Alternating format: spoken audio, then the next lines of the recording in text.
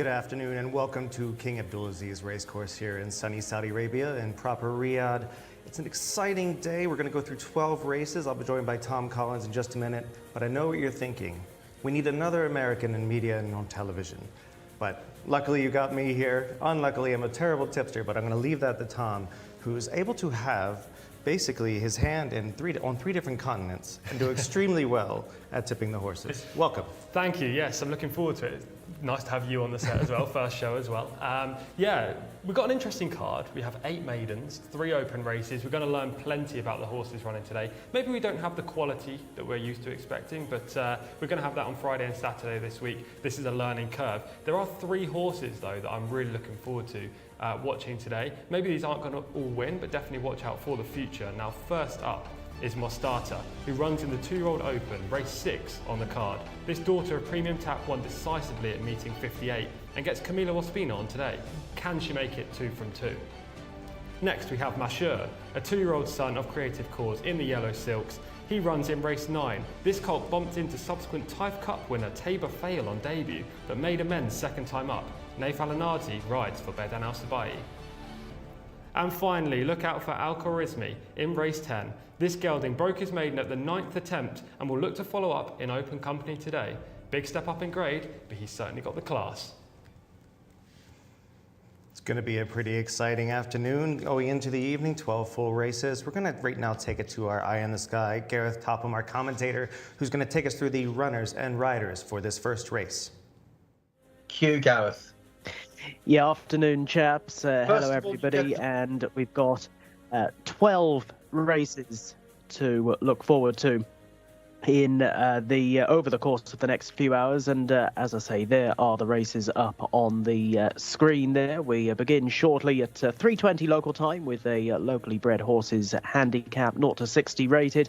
A fillies maiden coming up 25 minutes after that, and then another 25-minute gap to the locally bred horses maiden. There are 2 of those to be followed by a maiden at 5 o'clock local time. Locally bred horses open at 5:30 local time, an Arabian horses fillies maiden at 6 o'clock local time, and a fillies maiden at 6:30 local time. And over the page we have a couple of open races towards the end of the card to be followed by an Arabian horses maiden, and we conclude at 8:15 local time with a locally bred horses maiden. So as Tom was saying, perhaps not the quality that we're necessarily used to. It's a day where we're going to be seeing plenty of the younger horses, and it's going to be a learning curve. And in this first race, which is a locally bred horses handicap, this race for 0 to 60 rated runners, we have the runners and riders for you. Number 1 is Ard, the mount of Abdullah Al Rashid. Number 2 is Al Akademia with Ayad Al Tarisi. Number 3, Luffy, Tariq Al Mansour. Number 4 is Kaltar, the mount of Muhammad Al Shamari. Number 5 is May Shokat Al Riyadh with Ahmed Al Shrar on board. 6 is Haruf, the mount of Thurb Al Timyat. Number 7, Motawak with Abdullah Al Saidi. Number 8 is Fedan Naj, the mount of Fawaz Wanas. Over the page to number 9, Mo Hassan.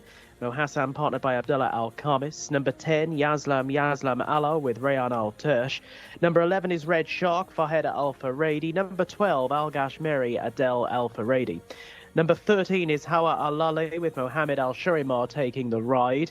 Number 14, I think this horse is a late scratch, and we'll confirm that shortly. 15 is Escobar Abdulaziz Al-Musa. 16 is Shard Khalid Al-Mamoni. 17 is Vision, the mount of Jose. And number 18 is Shakrawi, who we're just awaiting a jockey confirmation for. I can confirm that number 14, Agilar, has been scratched. They also go without numbers 19, 20 and 21. That leaves us with a field of 17 for the first of 12 races.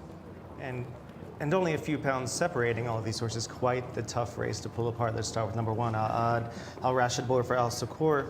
This first defense, 5-year-old gelding. Yeah, it's been running over 1,600 and 1,800 metres. Big drop down to 6 furlongs, 1,200 metres today. Probably find this a little too sharp. Al Academia, great name, looks well. 5-year-old mare taking on the boys. First try outside maiden company as well. Looked 1 pace last time up, went 4th, but certainly has the quality to win a race of this nature. Luffy, 3-year-old filly going here. Al Mansour riding for Garari. Finished 7th last time up at meeting 58. Shifted right from the gates that time. Has speed. That could be a good asset today. Kalta, daughter of the quick, sharp Azteca Al Shamari aboard for Al Samari. Decent couple of efforts recently, finishing 7th on both occasions, but has had a layoff since meeting 25. Fitness may be a concern this afternoon. We have Maya Shakat Al Riyadh coming in screen in just a moment. Spring and last 4-year-old filly, Al Sharar, riding for Fawaz. First try at the distance as well for this filly. She's drawn in stall 1. Probably not ideal, albeit you would think so. We have Haroof, 2 wins out of 69 starts. Al Tamat riding for Al Shamari, 7-year-old mare. She seems to be regressing now at the age of 7. Plenty of chances, as you say. 69 outings, not today. On the other side, you have only a 7-run maiden Motowak, Al Saidi riding for Al Thuaili. Had 8 months off the track, so fitness is a big concern. Best try came over 1,400 metres prior to today. Fadan Najid, Wanas riding for Al Sali, an art connoisseur, 7-year-old with only 8 starts. Only 8 starts, very interestingly campaigned. Had 3 years off the track before this season. 2 runs this term have been okay, but not spectacular. We have Mohassan, we missed there for a minute, 0 out of 13. Al Kamas for Al Taran. He just hasn't troubled the judge in any start this season. Islam Allah. Going the wrong way, by the looks of things, finishing 10th the last twice. Red Shark, 2 for 13. Al Faredi aboard. Needs to take a big step forward from the comeback 14th. Al Gashmeri riding for the 5-year-old gelding official visit. Looks like a 0 out of 15. No chance there? Well, I thought so, but then I saw that Adele Al-Faredi was on board. That's got to be a good sign. We have Hawa Alalai, Al Shamari aboard for Al Mamoni. 3rd run off the layoff today, but last run at meeting 10, so still has fitness to be a bit of a worry there. 14 is a non-runner, so we have Escobar in the shot there. 0 for 23. Must get a little better this time. Yeah, you'd think. 4th time up this season, long break between the last 2 runs. Very well named, but doesn't seem to be that talented on the track. Sha'at, only 5 starts, 0 wins. Al Mamoni aboard. Tough draw as well, stall 18 for a horse that's really inexperienced in a race of this nature. Going to be pretty tough to win from there. Vision 3-year-old gelding 0 for 10. Jose aboard for El Rashid. Going to struggle against this group. Finished 16th last time up, 8th the time before. Just hasn't shown enough ability yet. And last but not least, we have Shakrari 1 for 14. Looks like have a decent shot at its best. 4th quickfire run, having run at meeting 55, 61 and 65. Could be a top 5 finisher in this race, but again, it's drawn wide in 16. Really wide open race. Yeah. It's pretty impossible to pull apart. Who sort of sticks out to you as at least, top 3 or 4 that really have their best chances here? Yeah, exactly. As you say, there's only £3 that separates the top weight and the bottom weight in this race. So all of these horses are very much of a muchness, and there shouldn't be much separating them at the line. We should get a good close finish, which is obviously what we all want, an entertaining and enticing race. If we're looking at the major players, I like horse 12, Al Gashmi, just because I think that Adele Al-Faredi's booking has to be pretty important. Shakrawi, if he can negotiate from stall 16, is a player as well. And also number 2, Al Academia. This horse ran 4th last time at meeting 61. I love 3rd off the layoff angle. That's an angle I use worldwide, whether that be US, UK, or over here.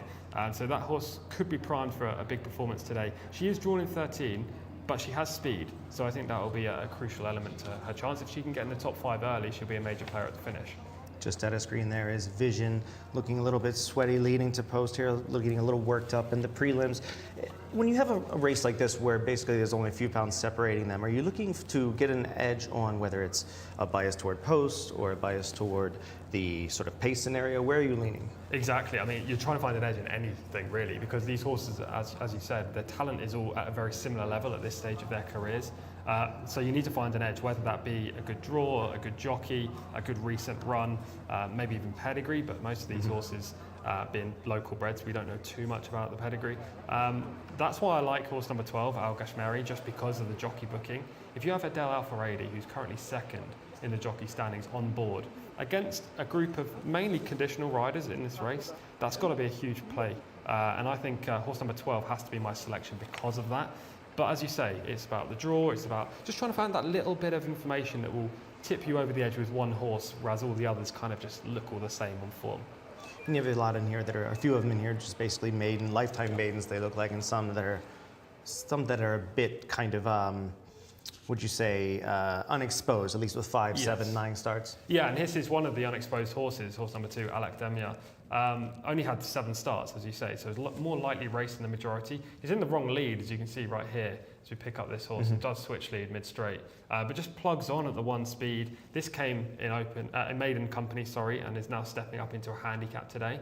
Now, sometimes that can be a good move because in maidens you bump into horses that are far better than a 0 to 60 barrier like we've got in this race. But at the same time, this horse has had 7 starts to get off the mark.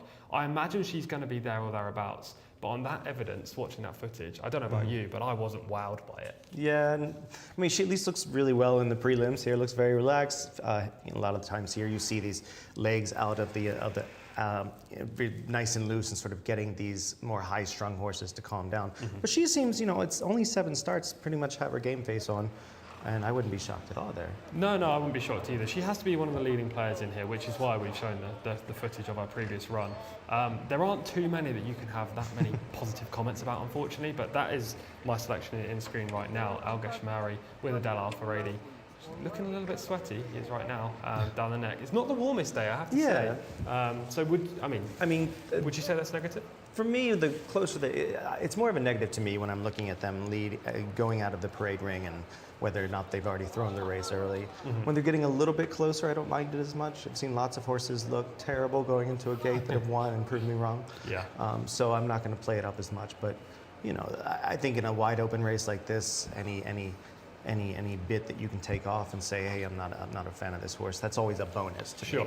Like, that just shortens your list, but that's your top pick, so good luck. Yeah, exactly. I wouldn't say it's the positive visual that I was hoping for with this horse, but I will stick with the 12, Al-Ghashmari. I'm very much in the mindset of when you come down on the selection not to change your mind.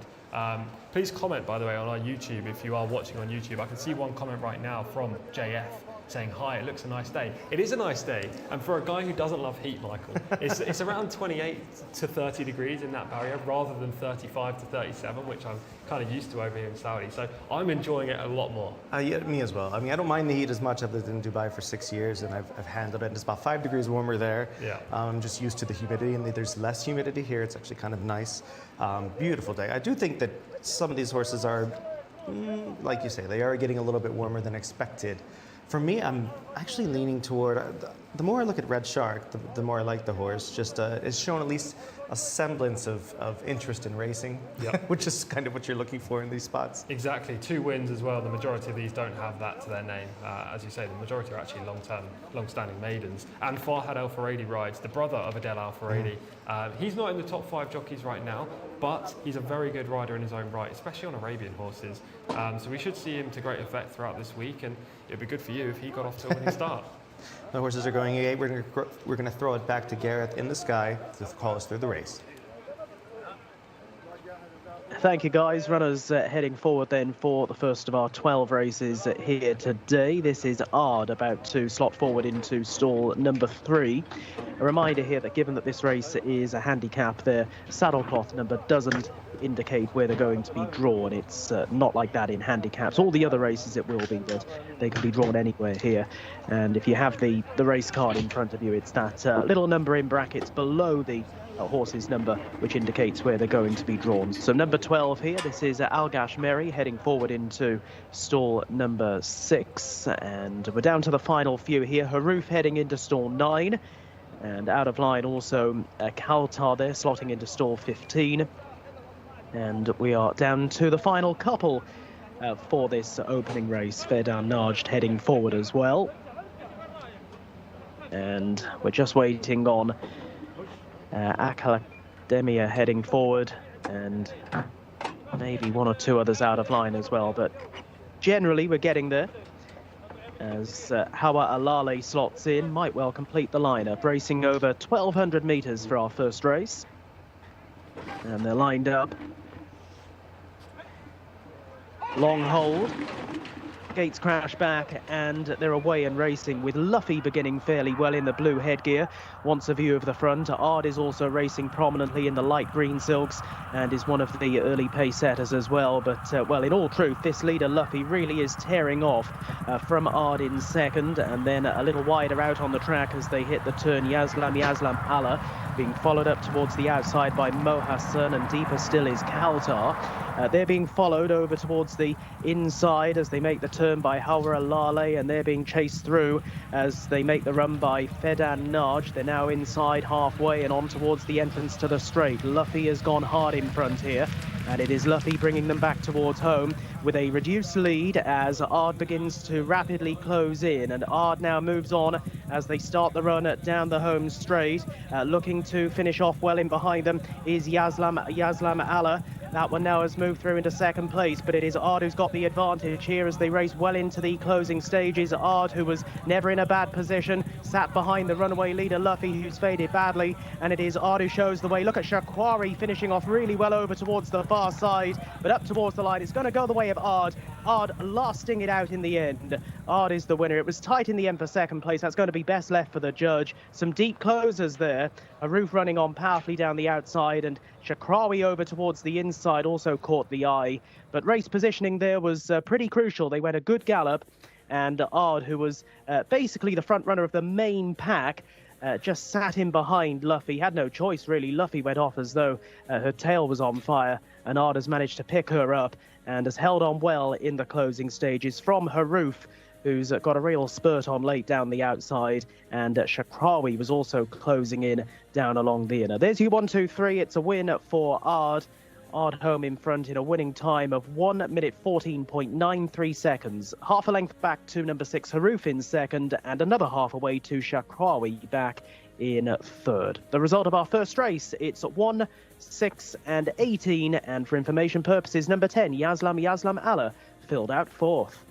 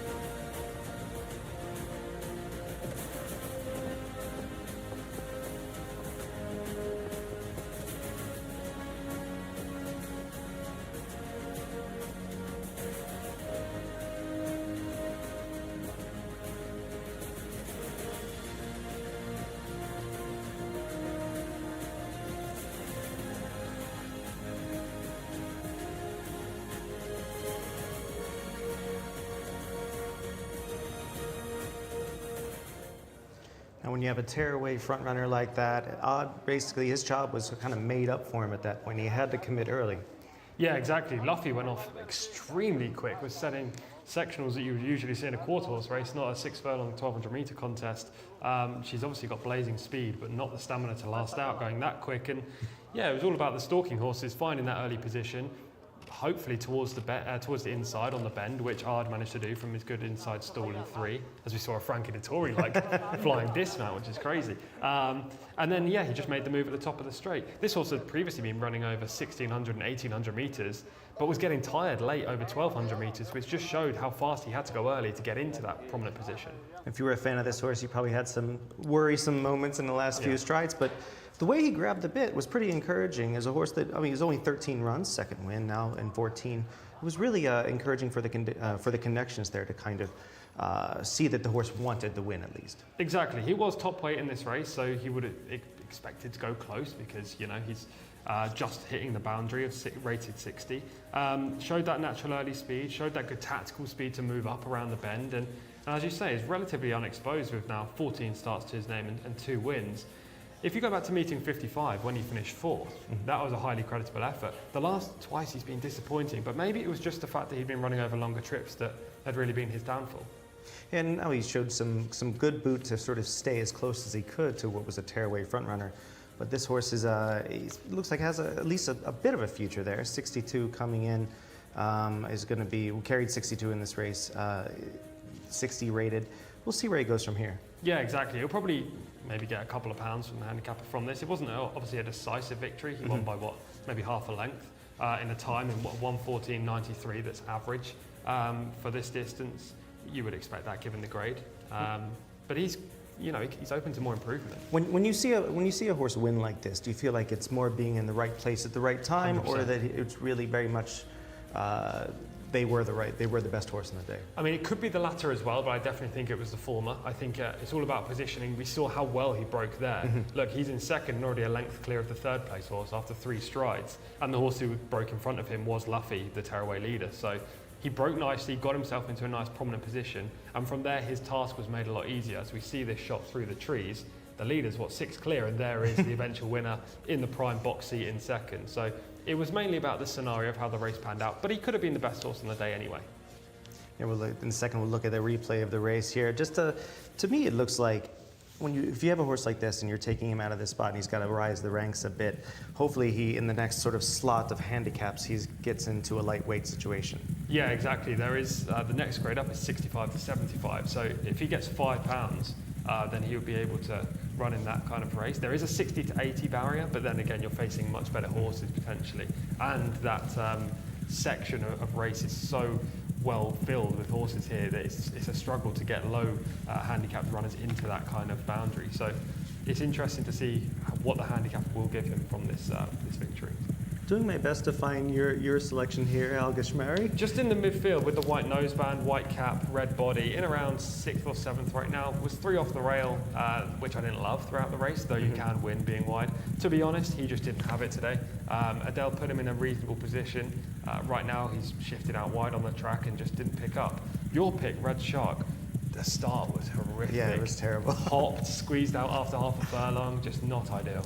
I would give him another chance next time, and especially in spots just like this. And he's right there as well. Like, he's only 4 lengths back at this stage of the race. So he's just gone out a shot on the right-hand side in the red and white silks there, the red noseband. So he wasn't beaten too far, maybe into around 6th or 7th. Very good run up the inside from number 18, Shakrawi, came flying up the rail. Yeah, exactly. The bottom-rated horse in this race. Got a nice trip there, you can see on the rail going round the turn right here, saving all the ground, and saved that kick right into the end of the race, passing the beaten foes. Looked like he was going to get there for a couple of strides, but he just unfortunately had a little bit too much to do. Saw a lot of the horses that were running well were running in the first 2, 3, 4 paths. Do you think the inside is going to be key possibly today? Yeah, maybe. Last time I was here 2 weeks ago, it didn't really matter where you were on the track. You could be 4 wide and still win, but that can change with different kind of weather. And as we say, it's a little bit cooler today. There has been some rain in the last week, I believe, so that can change the track dynamics, and the inside could be the place to be. Yeah, it looks like it's a pretty exciting way to start the day, especially with the tearaway front runner. Looking forward to hopefully more of that. We love to see when they go 114.93, a decent time for this kind of class. Yeah, exactly. We have a couple of 1200 metre races coming up. We've got one in the next race, for example, for 2-year-old fillies, so we can compare it then to see how well the track's riding. All right, we're going to move on soon to our second race, which is to me, it's going to be another wide open, really, really tough affair. We're going to have Gareth go through the runners in just a moment. Going through this card today, as not what we call a handicapper back in the States, what are you looking for as far as trends this early in the season? What are you looking for as far as the kinds of winners and horses that will be, will move forward, and especially in the handicap ranks? Yeah, for sure. I mean, I like to see Riyadh form in general because we had such a long period of time in Taif, and the track ride's completely different in Taif to here. It's a lot deeper and the form doesn't necessarily translate. I like to see the leading jockeys riding for the big owners. For example, Lou Morales has a ride in the next race for Prince Saud bin Salman on horse number 4, Al Jamanu. That's got to be a major sighter. And there are plenty of open races later on where we have horses rated towards 90 and 100 as well. So there is quality running today. It might be a bit sparse, not in every race, but at the same time, I'm looking forward to seeing whether those horses can develop and really become horses to follow for the second part of the season. Well, speaking of second, we're going to go to the second race, runners and riders. Gareth is ready for us. Let's take it to him. Thanks, guys. Our second race, slightly smaller field here, just the 11 of them. It's a fillies maiden, so a race for fillies who have not yet won in their careers. But for one of them, that's about to change today. Number 1 is Mumayyaza, Naif Al-Nazi on board. Number 2 is Tarakat Kir with Mohammed Al-Habib. Number 3 is Shatar, Abdulaziz Al-Musa. Number 4 is Al-Jamanu with Louis Morales. Number 5, Jamarat Al-Arab with Fawaz Wanas. 6 is Idawa, the mount of Ayad Al-Tarisi. Number 7 is Mutanamir with Abdullah Al-Khamis. Number 8, Chanda, the mount of Abdullah Al-Rashid.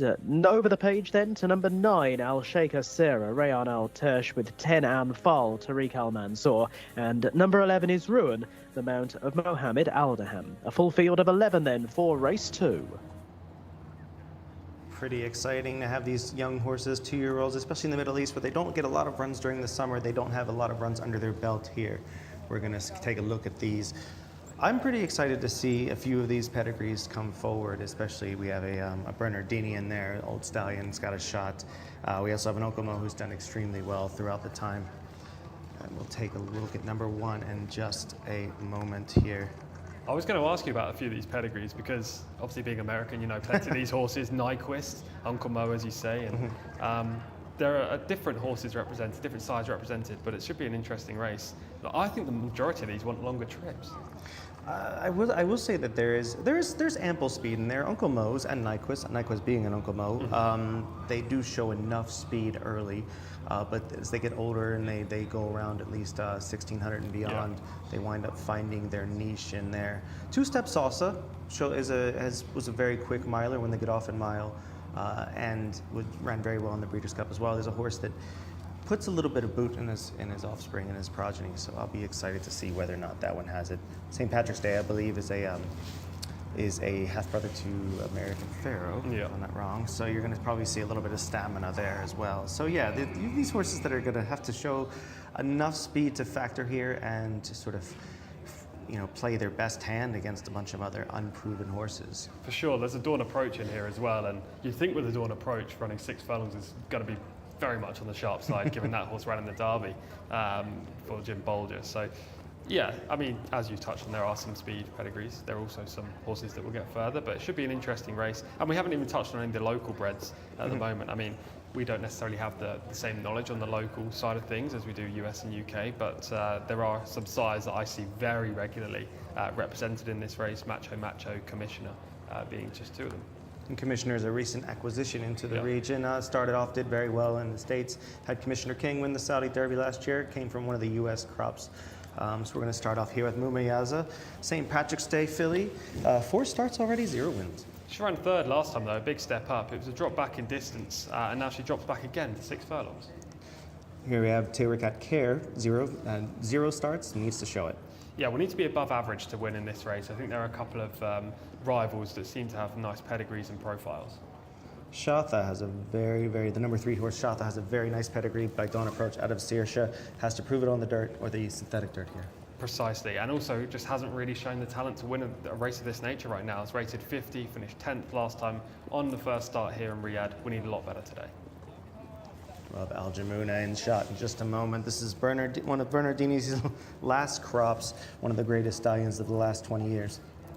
This horse beat a nice one last time up when finishing 2nd and meeting 56. Was ahead of Aya Dawa, who was also in this race. And I think he's a leading player with Louis Morales on board. Louis, in the last 2 weeks that I was here, had 5 winners, so he's a jockey in fine form.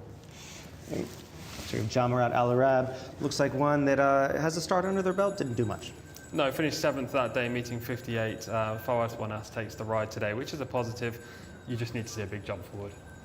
We have Ayadawa has one start. Sorry, pardon me. He has one start, and same kind of in the same boat as John Alvarez. Exactly. Needs to take a step forward. Hasn't shown enough so far to win a race of this nature. Motana Mia is going to be on screen in just a moment. 5 starts, has shown a little bit, it seems. Yeah, Taif ran well, finishing 4th on a couple of occasions at meeting 25 and meeting 37. Long layoff between the last run at Taif and this filly's first run here in Riyadh. Finished 13th that day. Has the experience edge, but you'd need to see a much better performance this afternoon than what we saw last week. Number 8 there we have Shonda, the commissioner we mentioned earlier, has no starts, but apparently commissioners like this track. Yeah, exactly that. That's got to be a positive. And this owner does very well with horses here. I wouldn't write this one off, I'll tell you that. First time up, but could be a player. I am a massive Uncle Mo fan. We'll have Jcsa in the shot in just a moment. 1 start, didn't show much at all, but do you give her another shot here? I think you have to. I mean, you can't completely write a horse off after one outing. As you say, it wasn't the best of outings, finishing 15th and meeting 65. But she's a filly who cost 70,000 from the Akala Spring Sale, and as you say, the pedigree's pretty nice. Dark Angels seem to run on everything and every surface, and we have number 10 here, Anne Fall, who is going to be making her 3rd start. Has shown a little bit. Yeah, 3rd start in Saudi, but actually 5th start in total. She was rated 69 for Tom Clover in the UK before coming over here. Still in the same ownership, Sheikh Abdullah Al Malek Al Sabah. I didn't really love her performance last time, but she's consistent, and she has the experience edge over plenty of these. Last but not least, we'll have in shot in just a moment. We have Rowan, who's a Nyquist. Nyquist is flying along right now. Had that nice Nysos, that 2-year-old that won the grade 3 the other day for the Bob Hope Stakes for Bob Baffert, and looks like a serious horse. This one has not had a start yet. No, Nyquist obviously being the 2015 Breeders' Cup Juvenile winner, 2016 Kentucky Derby winner. If this filly has any of his talent, then she's going to be bang there, but we just don't know with her right now. I just want to briefly touch on that horse that you mentioned there, Nysos. If I was to say to you right now, is he going to win the Kentucky Derby next year? What would your instant response be? A strong maybe. The horse looks phenomenal. I'd have to look more. Pedigree was looking at the bottom side of him and see whether or not there's enough stamina there. But I would look forward to seeing whether or not he transfers that 7 furlong form into the mile and a 16th, mile and an 8th races, because the Nyquist can go either way. Unlike Uncle Mo to me, his sire, I feel like the Nyquist can show a little more speed and be a little more on the 7 furlong, 6 furlong sprint side if they have a lot of speed on the bottom. Right. That being said, he did kick on like a proper horse. Yeah. And he ran a nice 95 by his speed figure, I believe. And that'll put him square in the talk for the top 3 or 4 horses for the Derby. Exactly. I think I completely agree with you. I mean, the key factor to him, and we are getting a little bit off topic with this race here, but he's not the typical Bob Baffert speed merchant that we've seen in recent years with these 2-year-olds. He came from off the pace, and he looked really good in that final furlong, didn't he? So. He did. He stretched on, and that's what you want to see, especially with these younger horses. Look at the horses in shot here. We have, speaking of stallions that know their way around the block, we have a Bernardini and Aljamana, and very tossing ahead a bit, showing a little bit of pep right now, a little bit of attitude. I don't mind it. No, I don't mind it at all. I like to see these horses ready to run, and yeah, I like a little bit of a personality. Lou Morales just kicked his feet out the irons and going down to post nicely. We have To Rocket Care. This is the 2-step salsa, who was a stallion that came over here, started in the States. The horse is always given a lot of speed into his best runners. We'll see if that one shows the bit.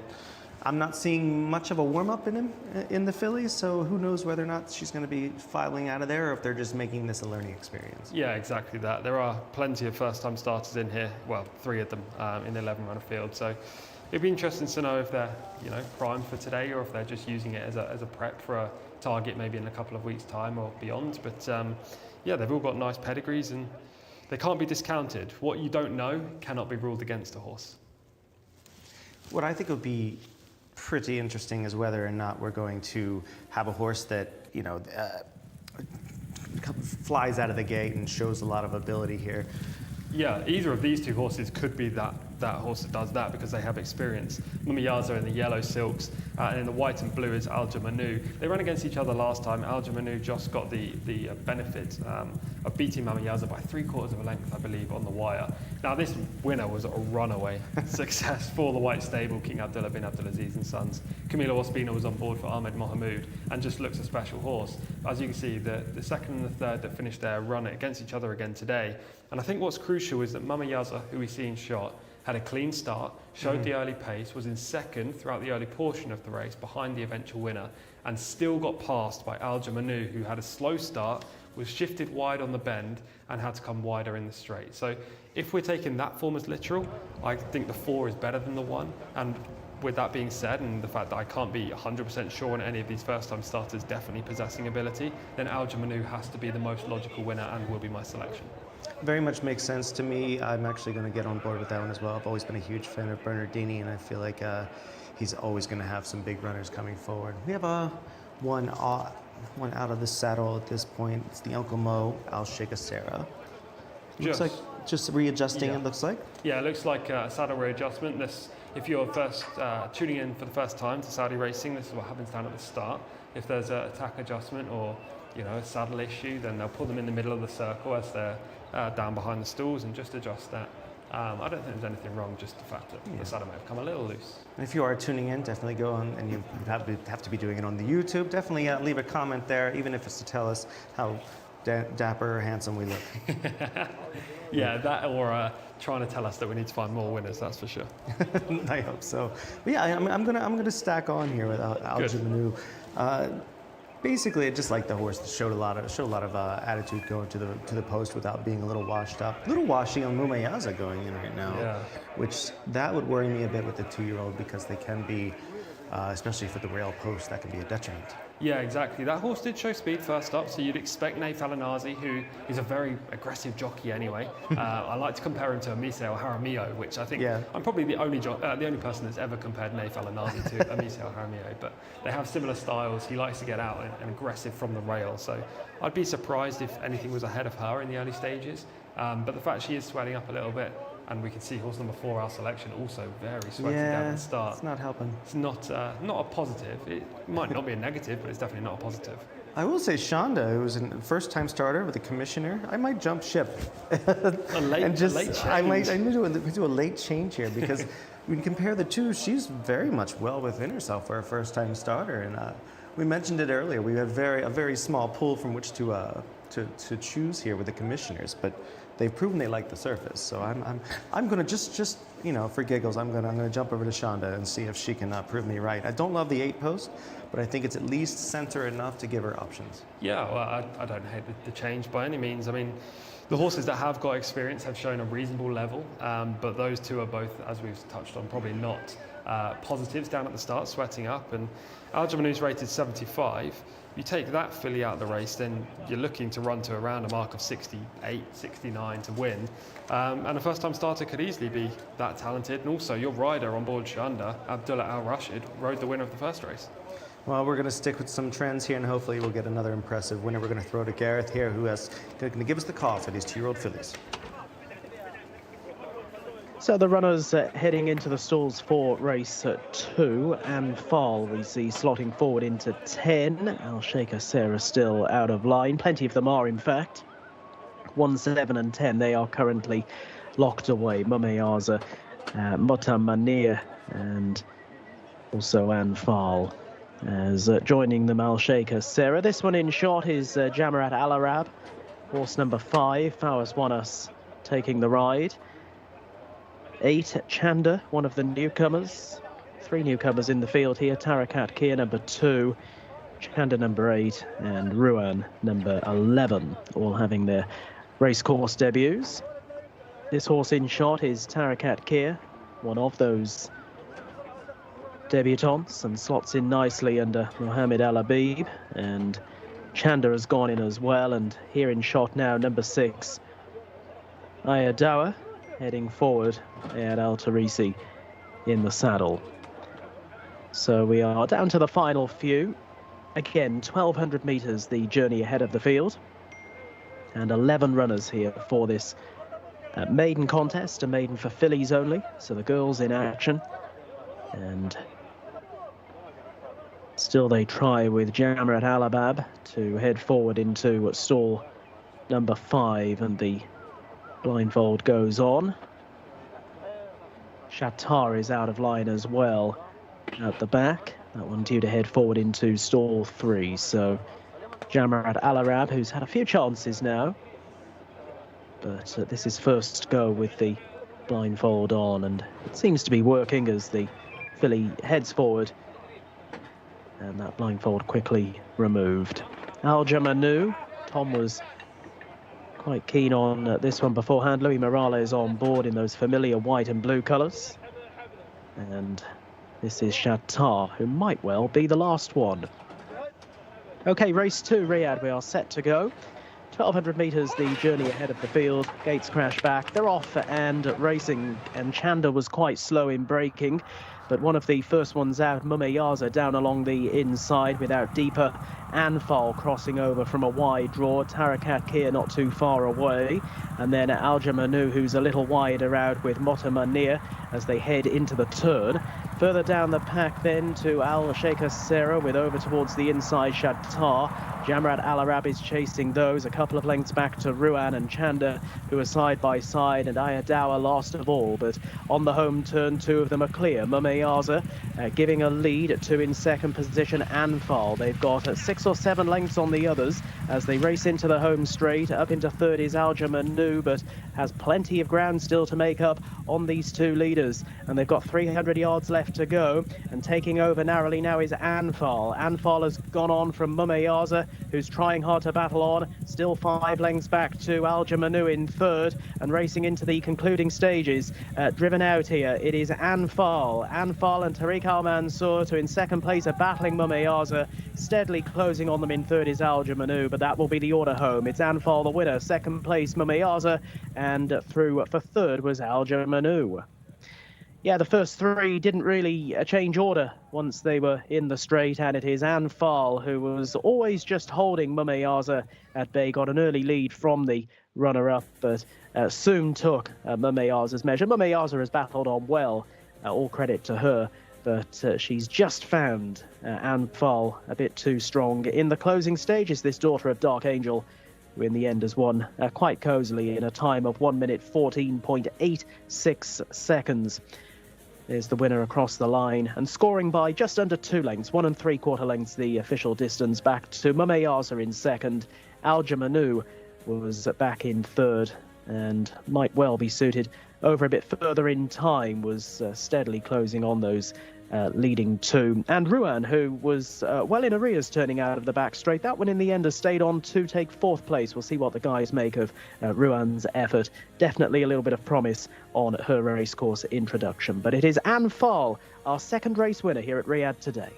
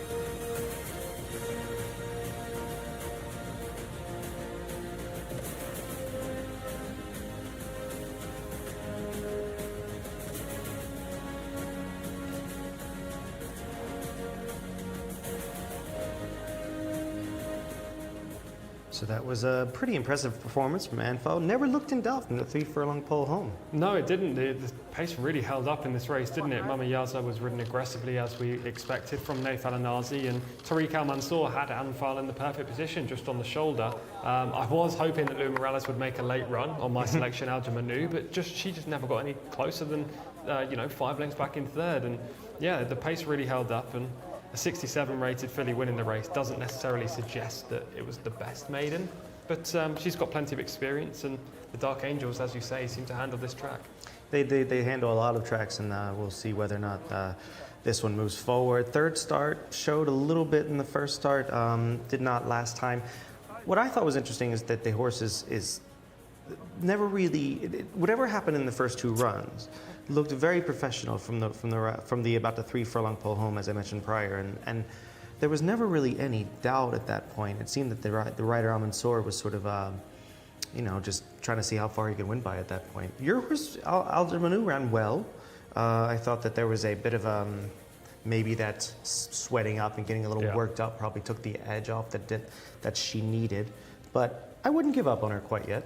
No, I think it's only a third start, so she's got plenty of potential still, and she wasn't helped by the fact that the horse up her inside. When we watch the full race replay, we'll see this, but Tarakat Kea was just up the inside of Al Jamanu going around the bend and actually didn't handle the bend overly well, as we see the race from the start, and your selection just didn't break again. What's happening, Michael? Just the kiss of death on a few of these, but really impressive start from Umayaz out the inside. She, it looked like Al Anazi kind of looked to his outside and said, I'm going to secure this spot as quickly as possible. Yeah, exactly. Made a beeline for the rail, and you can just see the top 2 are clear at this point. The eventual winner is under a snug hold in second, trying to rein back a bit of that speed. As you can see, my selection in the white and the blue cross belts, back and forth, just shifted 3 off the rail with the first time starter up the inside. Didn't really help, but at that point, I mean, Lewis is still desperate to get a little bit closer, and the horse just doesn't have any speed to close up that gap. He definitely read the notes about the pedigree because he knows that horse will stay, and got her moving a bit early. And she did come closing in the end. Looking forward to seeing her stretch out to a mile. Yeah, absolutely. Definitely needs a longer trip. Just doesn't have that early speed you need for a race of this nature. Naif Al Anazi, all action, as you can see on the runner up in the yellow and blue silks. The winner's actually on the wrong lead, but that's probably why she's hanging in a little bit. But she's got the job done at this point. Yeah, never really. I was very impressed with the jockey's his overall confidence throughout the race. Even though he didn't secure the rail and he broke running, he seemed confident that he was going to overtake Mumayaz at any point. Mumayaz ran well. I thought a move forward. Was third last time, second this time. Maybe next time gets it done. Yeah, showing speed on this track is crucial. So if you have that natural early, you're generally going to find a race that's suitable. Maybe she just bumped into one that's slightly better, and the figures did suggest that. Anfal being rated 67, Mumayaz rated 60. So on figures, she shouldn't be winning this race, and she is less talented than the eventual winner, but she ran great. And if Naif Al Anazi stays aboard, you know that she's going to be aggressively ridden. That's what she needs. Not a lot of excuses otherwise, just horses that basically needed the run? Yeah, I think so. The horse in fourth, Ruan, the daughter of Nyquist, actually ran home pretty well from an unpromising position. She could be one for next time. Again, a step up in trip. Maybe just a 1400 would see her in better light, but it's also a fact that she was probably a little bit green in the early part of the race. Showed signs of inexperience, and that wouldn't have helped. That's quite, definitely the one I put the star next to. Gareth pointed that out quite keenly. That was a horse that I think will, second time out, had the outside post. This time, looking forward to seeing her have her second run. The rest of them, not a lot of excuses outside of Chanda. Chanda just sort of chalked the start, and it was over from there. Wouldn't say she really ran on at that point. She kind of got pulled up at the end. Hopefully everything is all well with her, and the rest kind of just didn't quite get there. Wrong lead here. Does that give you any worry that she's getting a little bit tired? A little bit. I don't like to see it. It can be tiredness, it can be inexperience, but she has had plenty of runs. I know it says 2 on the race card, but she's had 3 more than that. They just don't show. They're in the UK. So you'd expect a filly with that little bit more experience to switch leads. And the fact she didn't has to be a little bit of a concern. But as you say, it could just be tiredness. One thing I do want to say is that the time was 1:14.86. The time of the opener was 1:14.93. So 7/100th of a second quicker. Now, this filly who won is rated 67. The gelding who won the first race rated 60, but he's an older horse and this is a 2-year-old. So, maybe you'd expect them to be around the same time. I was expecting a little bit slower, despite the loftier rating. Especially with the tearaway runner in the first race. Exactly. You know, I give all full marks to the winner. She got it done. She got it done the hard way in this spot. The rest of them, I think, just have to really improve from this. Handicaps could be the way as well with some of these, you know, because you can be running in maidens and bump into horses rated 67 like this, 75 in case of the third place finisher. But some of these could go into a 0 to 60 handicap in their 3-year-old season and do much better. You know, right now, just maidens aren't the best spot for them. Yeah, it's really exciting to see these young horses. Hopefully they can sort of carry on and give us something to look forward to. You know, the Saudi Derby's around the corner. Not that they're going to get into it, but it's exciting when you see the young horses run. We're going to move on and shift gears here to go to the third race. And hats off again to Gareth for pointing out Rowan. Hopefully that's his tip next time. And we're going to throw to Gareth here, who's going to go over the runners and riders for the third race. Yeah, a bigger field this time. 1,200 metres again is the journey ahead of them. And number 1 is Anna Al-Wafi with Turkey Alofi. Number 2, Kabab, Eddie Castro. Number 3, Abu Aidi with Camilo Ospina. Number 4, Lahib Al-Shok, Mohamed Suleiman. With number 5, Wad Rafar, Azuz Al-Yesh on board. Number 6 is Eurofighter, Hamza Saad. 7, Tamam with Al Kridis. Number 8 is Yatawara, F. Al-Dahazi. Number 9 is over the page here. This is Nomaz Nasser with Muhammad Al-Shamari in the saddle. Number 10 is Al-Mahabani with Alexis Marino. 11, Dabir, Khalid Al-Mamoni. Number 12 is Mahail, the mount of Mohammed Al-Daham. 13, Tikrit with Thurbal Timyat. Number 14 is Rose Aldareya with Rahid Al-Feroz. Number 15 is Mutezawi, Nawef Al-Mudiani. 16 is Shawesh, the mount of Abdulaziz Al-Musa. And the final couple, number 17, Wazam Al-Riyad with Adel Al-Faradi. And 18, Wazal Al-Mirad, partnered by Nawaf Al-Firuz. 18 runners then, a full field for our third race.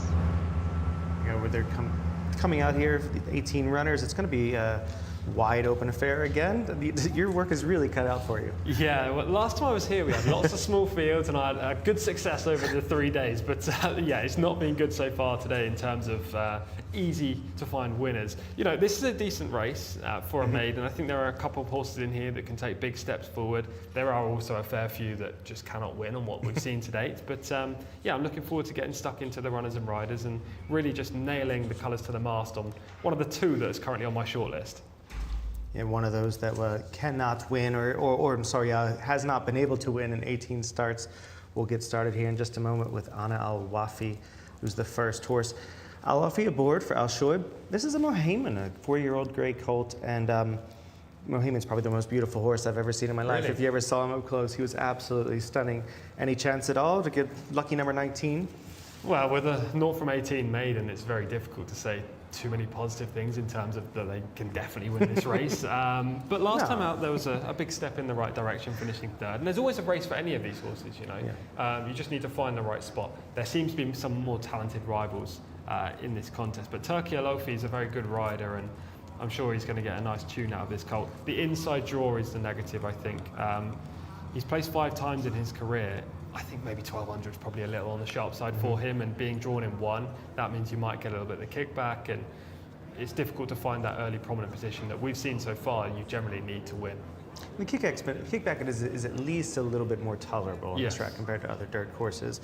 You're just thinking that the speed is not having enough speed is basically the issue. Exactly, because if you're drawn inside and you don't have that early pace, not only can you not get into the prominent position that generally you want to be in, it's so hard to close from miles off the speed on this track, but also you can find yourself shuffled right back into a position that's compromising your chance, and you need a lot of luck if you're riding a closer from the inside post. Yeah, I'm looking forward to seeing who could actually show the pace in here. Who are you leaning toward? Who's going to show the boot? I think Kabab, horse number 2, is the horse to show the pace. He got tired last time, over 1,400, but that came off a long layoff. Not only was it the fact that I don't think that the trip was ideal, and I think this cut back to 1,200 would definitely see him in better light, but coming back off a long absence would have seen him get tired in the closing stages. So with that fitness edge, and the fact he's now cutting back in distance with Eddie Castro on board from an inside post, he looks the likely speed play. I know, off we mentioned earlier, 0 for 18. It's going to have to show a lot of pace, as you mentioned. We're going to move quickly back to Kebab. This looks like a horse that you're leaning toward. Yeah, I think he's the top of my shortlist. There are two major contenders in here, but I like him for Prince Faisal bin Khalid bin Abdulaziz, the Red Stable, currently second, I believe, in the Owner Championship right now. And Eddie Castro, I've been the curse for Mr. Castro. He hasn't ridden a win at any time I've been in Saudi Arabia. That's 6 weeks in total. And I know he was having success when the other team was here. So I'm hoping today's the day for Eddie. Aboy Eddie makes its debut at 4 years old. Gets Ospina in the saddle, though. Exactly. They're my two main points. Debut at 4 is probably a negative, but the positive is Camilo's on board. Number 4, Lahib El Shak, 0 for 5, but looks like could just show something here. You'd like to see more than on the return when finishing 19th. It's rated 56, so has around 11 pounds to find with the best of these. Wad Rafaz only had 1 run, finished 10th. No early speed on that occasion either. You need this filly to show a little bit more life from the gates. Eurofighter, 0 for 6, was 9th last out. And was 9th the time before as well, last season, and 9th on the only previous start over this trip. So seems to be filling the 9th place all the time, maybe again today. Tamame, 0 for 4, number 7, you see on the screen, another first defense. The first defense won the first race today. Just seems to lack a little bit of talent though, unfortunately. At this point of his career, he's only a 4-year-old, but he's only had the 4 starts and his rate is just 38. Yatawara will be in screen, there she is. Almodovar, 0 for 15, kind of in the same boat as Ana Awafi. Yeah, Ana Awafi at least showed a little bit last time. Yatawara didn't. 0 from 15, rated 43. Hard to recommend. Nomaz Nasser, the 9 you see it, 0 for 16, and another who must show more. Yeah, long-term maiden, 4-year-old gelding, 0 from 16. At this point, I'm looking elsewhere. Amal Habani in the screen, 0 for 21. Really must show some more, but did show a little bit last time. Exactly. Second last time up and gets Alex Moreno on board, which is a positive. Could be a contender for a place. There are a couple of others I prefer, though. Tabayez, 0 for 20, was 5th last out. Pedigree just screams 1 mile on turf, so 6 furlongs on dirt, probably not ideal. Hasn't cut much ice this season, but fifth last time out was a step in the right direction. Mahayel, 0 for 9th last out. Improvement expected after that run coming off the layoff. Only had the 4 outings too. Tickrit's 0 for 9, was 10th last out. Yes, again, a quick return back from meeting 64. This time last week, in fact. You need to show a good sign of improvement from that. Motea Zawi's 0 for 13, trying to go lucky number 14 with Al Numeidi aboard. Yeah, that's horse number 15, Moto Zari. 2 starts last season, just the 1 this year. And number 14 was Rose Aldareya, finished 11th on the debut. Unexposed, but again, a 4-year-old filly who's just had 1 outing. A little bit of concern there why she wasn't racing prior to this season. There we go. Save me there. Shawesh was there, 0 for 5, number 16 in the screen right now. Al Musa aboard. He finished 15th last time on his reappearance. He didn't show enough last year to suggest he's good enough to win this race. Again, maybe one for handicaps. Wassim Al Riyadh, 0 for 6. He's a player. I just don't like the stall in gate 17. We need to be sharp from the gates, but has Adel Al-Faradi on board and had some good runs from last season on the CV as well.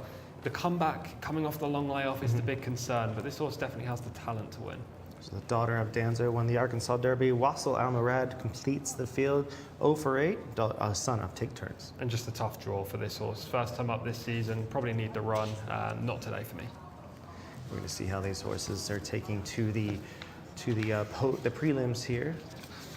For me, I'm like I mentioned before, I'm wanting to lean on your expertise on pace scenario, because it seems so far that you really need to be forwardly placed. Yeah, you're not wrong by any means. And actually, every time I've only been here to Riyadh for 1 previous 2-week stint, but when I was there as well, it seemed to be the pace horses, no matter whether you were inside or 4 wide on the bend, as long as you had that early speed, then you had a good chance of winning, and talent kind of came through in the end. Kebab has that early pace, and we can see Kebab right now in shot with Eddie Castro on board. And when we watched the footage of this horse last time out, Kebab showed that day that he had plenty of pace. That came over 1,400 metres, as I say, and we dropped back to 1,200 today is going to be a big positive for him. Hopefully Eddie can get him out from the stalls and show that blazing early speed, and from there he's going to prove hard to catch.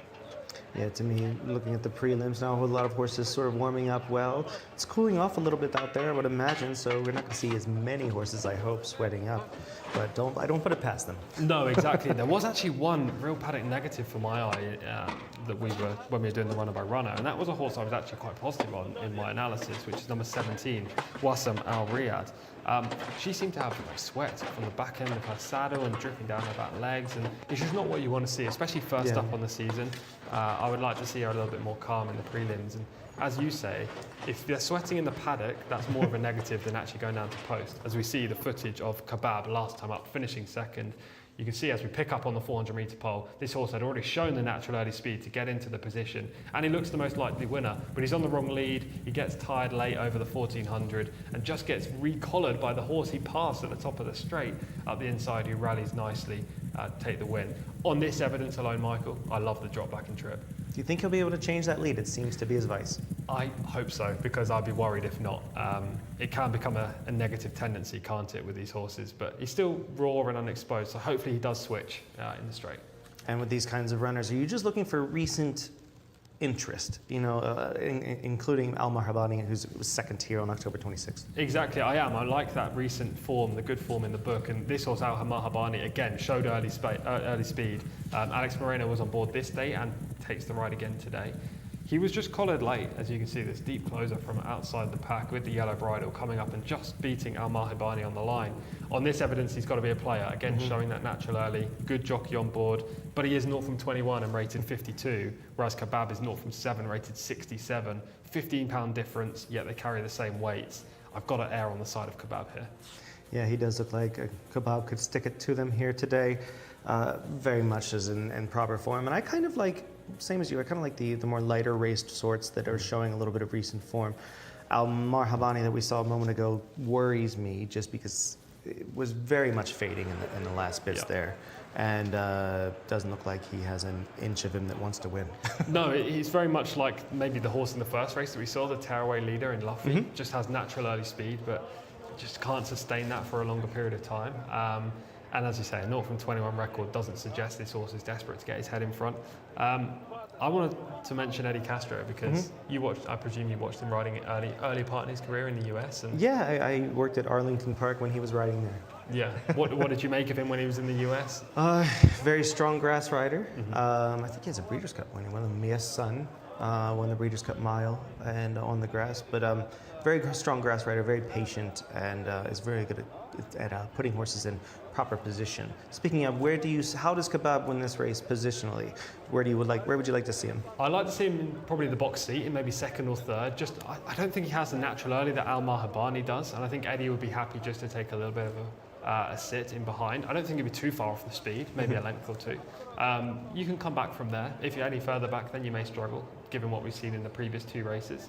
I'm sure that Eddie will want to grab that rail. I think that's his probably number one ideal outcome from stall 2, and from there he'll let the horse find the position and hope that he can run down the likely leader, which is Al Marhabani. But Prince Faisal bin Khalid and the Red Stable in general have had such success second time up with their horses so far this year that you would like to think that Kebab is going to take a big leap forward from that comeback second.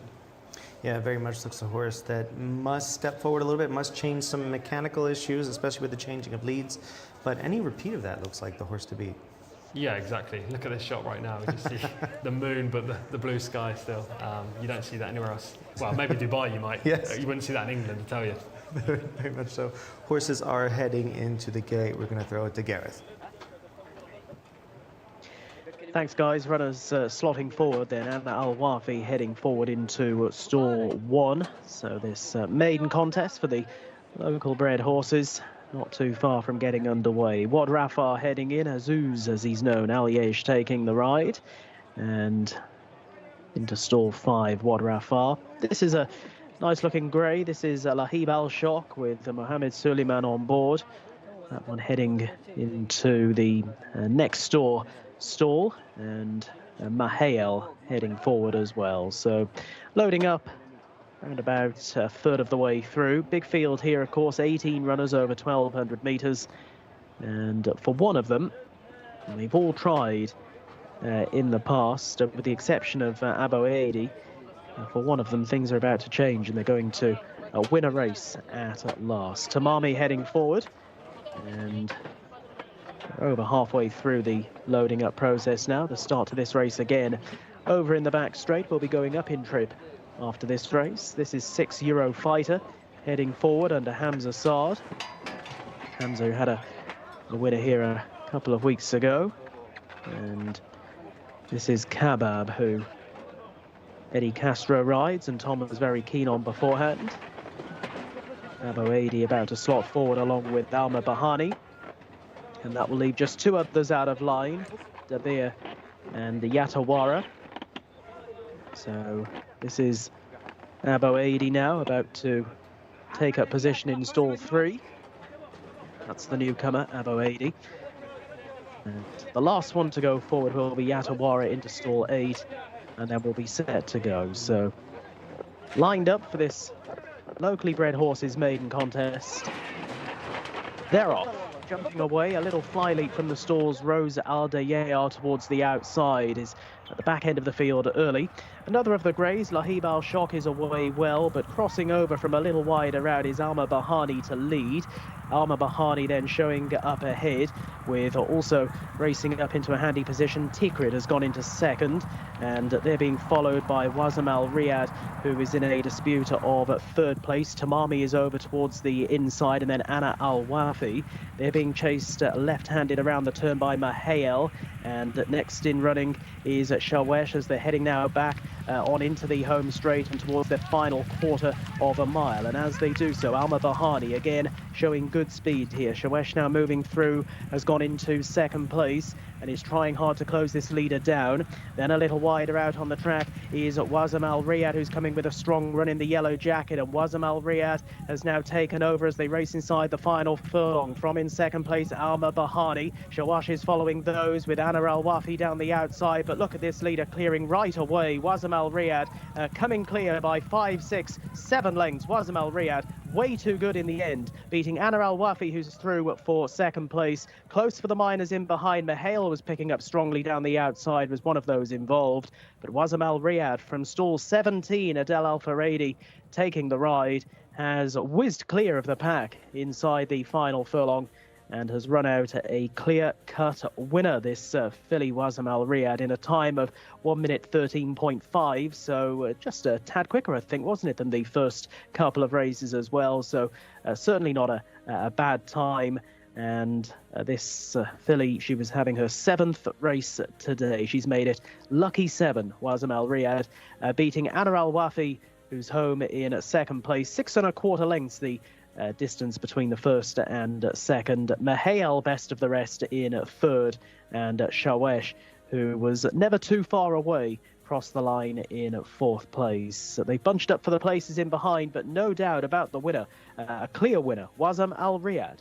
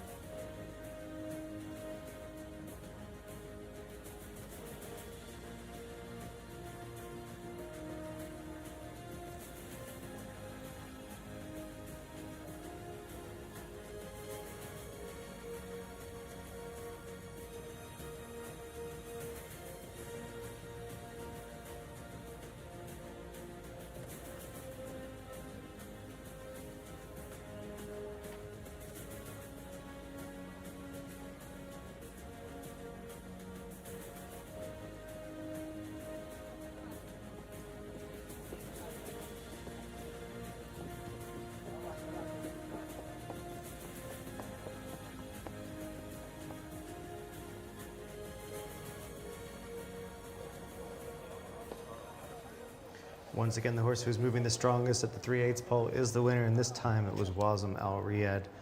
Al-Faridi aboard. This one just looked nothing short of dominant, actually. Yeah, exploded in the straight when she was given the cue by Adel Al-Faridi, who racks up his first winner of the day. Was always in a nice position as well, just behind the speed, despite the 17 post, which can be a negative around here. But as I say, if you're 4 wide on the bend, it's not as much of a negative as at other venues.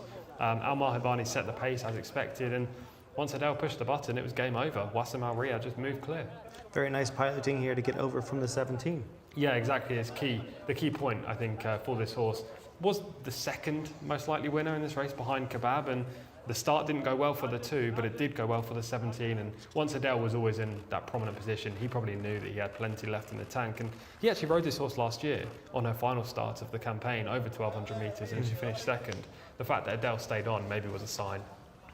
Yeah, this is a horse that obviously is moving in the right direction. Whatever issues were happening before with the 0-for-6 record seem to be over now. Yeah, she was running fairly, to be fair. It's just she was bumping into maybe 1 or 2 who were too good, and she earned a rating of 65 from what she did last term. And in this race, 67 was top weight, so she had every chance on the handicapper's opinion. And with Kebab not breaking well and finding himself in a terrible position in the early stages, she was the one to beat, and she really proved that in a good time as well, Michael. Very much, 113.5 and change here, 5-0 actually.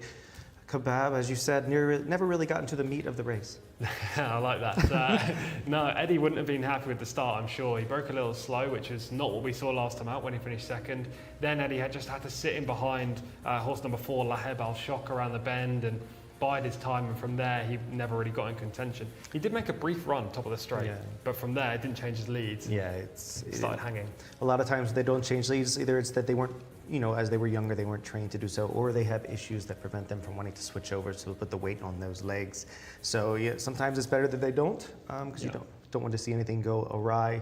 From the start here, we're going to reflect again on Kebab, who basically dropped out the hind end of the race here. Yeah, he's only ahead of 1, I think, at this point of the race. Now just moves forward. This is the horse in the red with the white, pinkish epaulets back in the pack, maybe just on the rail, 4 back on the rail right now. In behind the grey with the green sleeves, that was Laheb Al Shock. And I think at this point, Eddie Castro, who was riding Kebab, was hoping that Laheb Al Shock could really latch onto the back of Ana Al Wafi, the other grey. But that horse just didn't show enough speed, and therefore Eddie was just kind of suffering in behind. And as we mentioned before, Adel Al-Faridi came over tremendously from the 17 to get into the 2 path. Yeah, really good positional ride, and always in the prime position. At this point, off air, you were saying horse number 7, Tamame, is really tanking through the race, and that horse was, he's only rated 38, but he showed lots of natural early.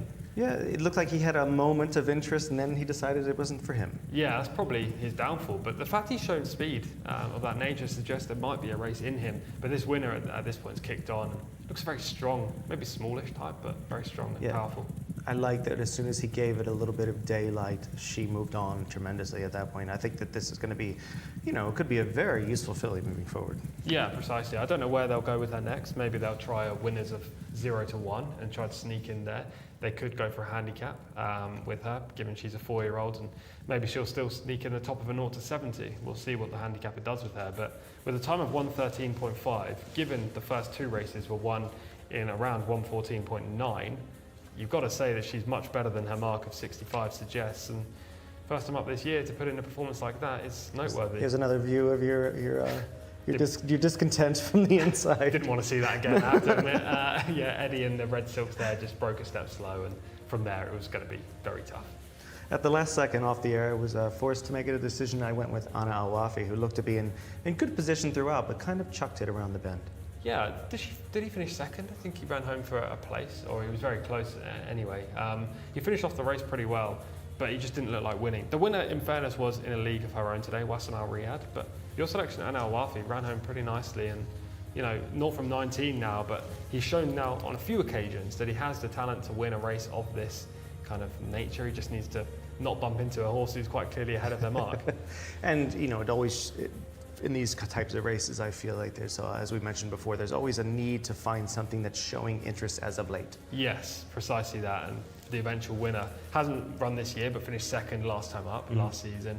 Ana Al Wafi finished third last time up. So there are 2 horses that are showing recent form. Al Mahibani, who's in the lead at this stage and eventually finishes 6th the horse in the blue cap. He finished second last time. So, as you say.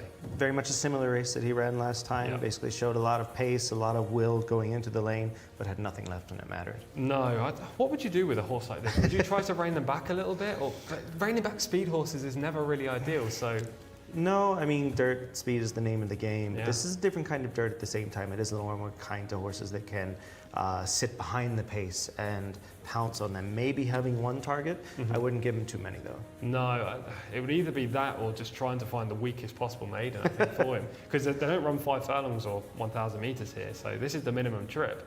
They're going to keep trying, I presume, at this level and hope that he can break through, but it seems to be a pretty stiff task given the way in which he's running his races at the moment. All right, we're gonna keep barreling on, much like the winner last out. We're gonna move on into race 4, and Gareth has the runners and riders. Yeah, it's amazing, isn't it, how the races just sort of roll rat-a-tat-tat once we're underway with these slightly shorter gaps. We're already on to race 4. This is a locally bred horses maiden. Number 1 is Antal Maqsood with Tariq Al Mansour looking for a double. Number 2, Anal Al Teeb, Abdulaziz Al Faradi. Number 4 is next because 3 is out. 4 is Rashid. Nawaf Al Mudiani takes the ride. 5 is Al Nashar Mohammed Al Daham with 6 Mutta Saned Alexis Marino. 7 Tazim Khalid Al Mamoni. Horse number 8 is Al Makaya with Abdullah Al Hussein. 9 Esther Webb with Fahed Al Faradi on board. Over the page to horse number 10, Ferry, with Abdulaziz Al Faradi on board. At number 11, Tahatum, Hamza Saad. 12, Abba Al Saad, Ahmed Al Shra. Number 13, Shibble Lady, Abdullah Al Ajmi.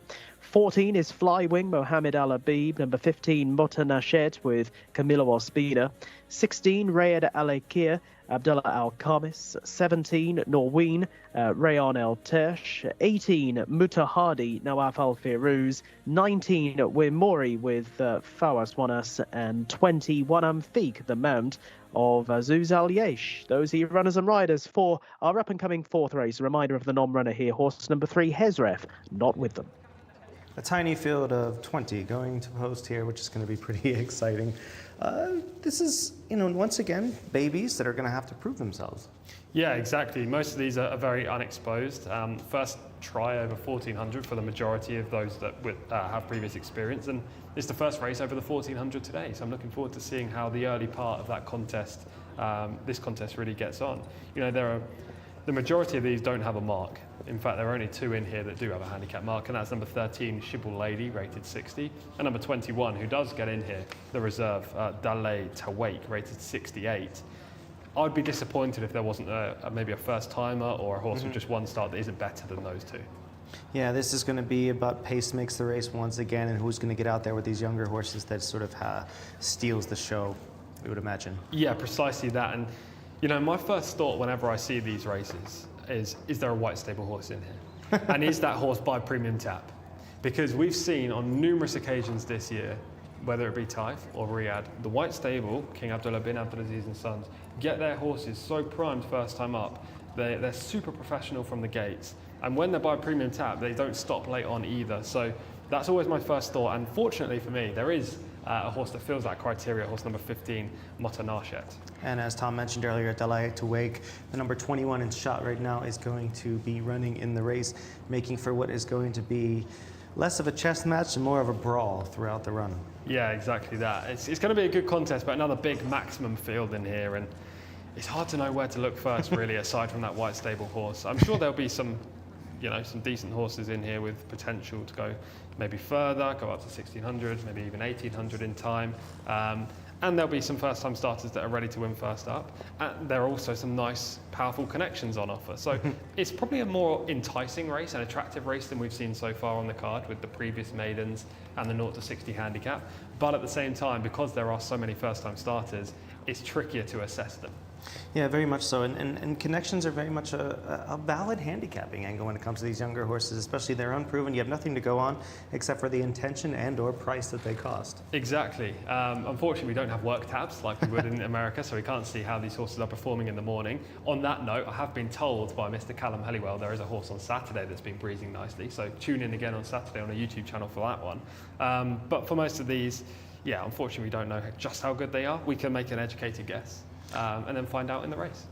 Yeah, it's pretty interesting. I'm intrigued to see what the 10A looks like, and B will run here, being Sharp Azteca out of a midshipman mare. This one screams early pace and an early 2-year-old. What do you know about Sharp Azteca? Because I don't know too much.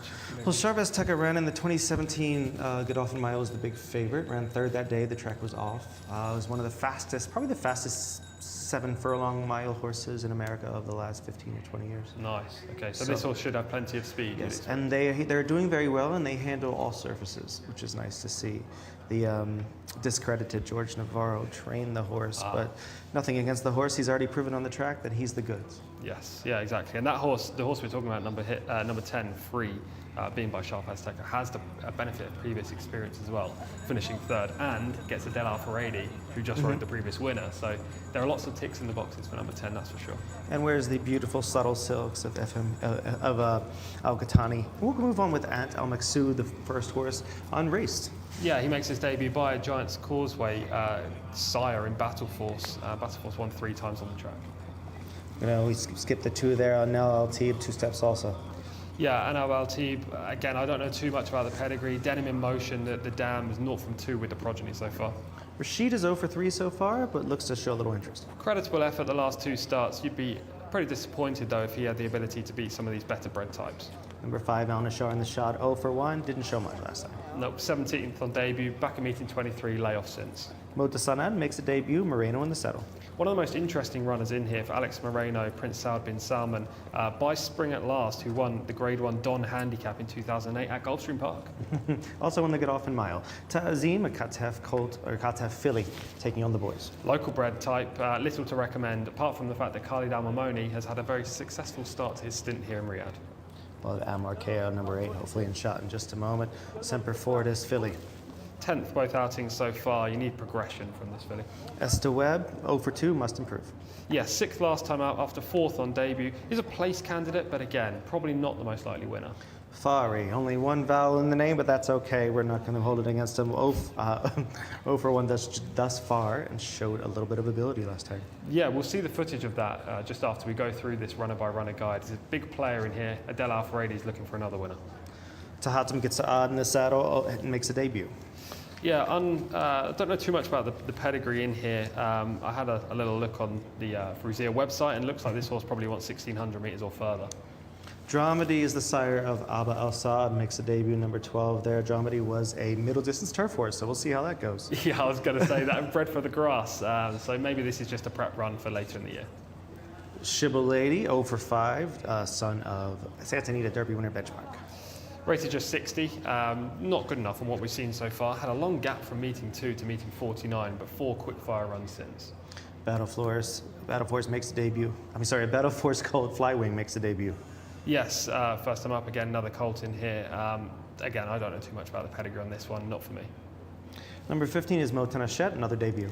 I like this horse. He's the most likely winner in my eyes, aside from Free, horse number 10, who is obviously the form play. By Premium Tap for Camilo Ospina, leading jockey, leading trainer Ahmed Mohamoud, and leading owners, the White Stable.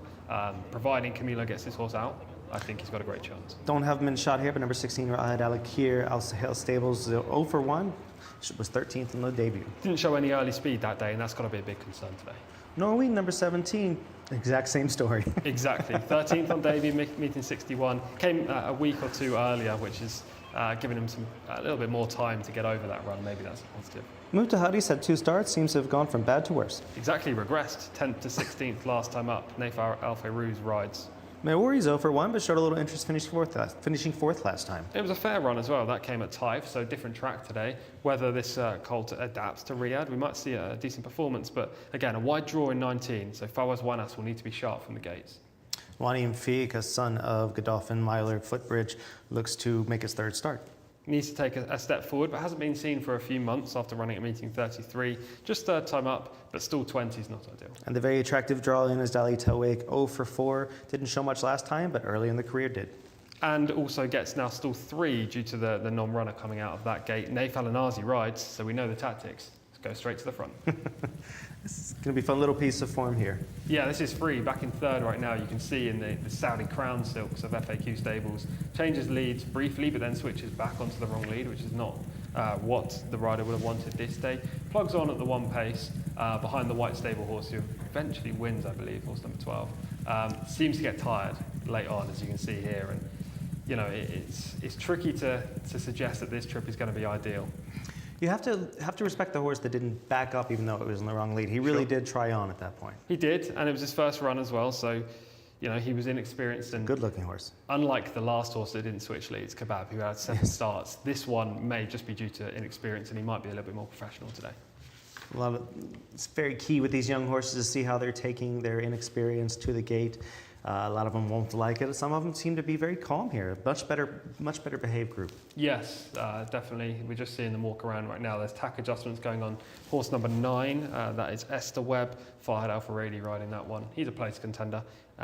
Just getting some tack adjustments to horse number 19 as well, Mawari with Fawaz Wanas on board. I'm going to stick with number 15, Michael, Mota Nashet in here, the premium tap. First time starter. It's a bit of guesswork involved, but these first time starters from the white stable do so well. They just dominate in these kind of maidens. So I'll stick with the 15. I presume you're going to be with horse 10? I'm going to be with horse 10, Fari or Fari. We'll let Gareth decide how to pronounce that in the running of the race, but I just think that this stable comes there to run, and there's no reason whatsoever that this horse will regress from the last race, I think. Exactly, and Adel Al-Faradi on board. We've already seen how good he is as a rider.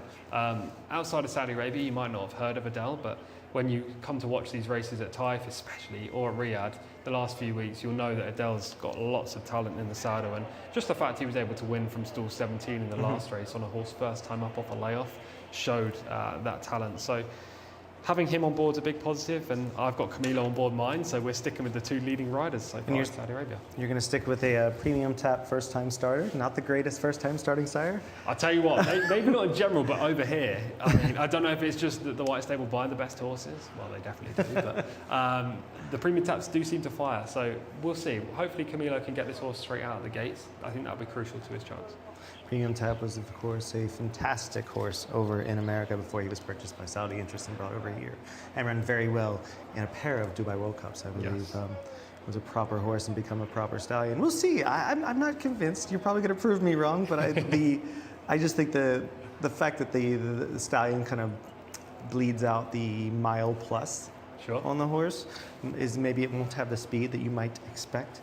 I'm going to go with the absolute, like I said, the absolute sharpest Tekka over just a midshipman. Midshipman as a broodmare sire is absolutely phenomenal. They're young, they're early horses that do extremely well, and they seem to show a lot of pace. So, and midshipman obviously won the Breeders' Cup Juvenile himself. So we'll see. I guess we'll give Gareth a chance to sort of weigh in and see what he thinks about these horses. Yeah, thanks guys. Runners at the post, and it won't be too much longer before we are underway. There's Rashid in shot, the yellow with the pink diamond.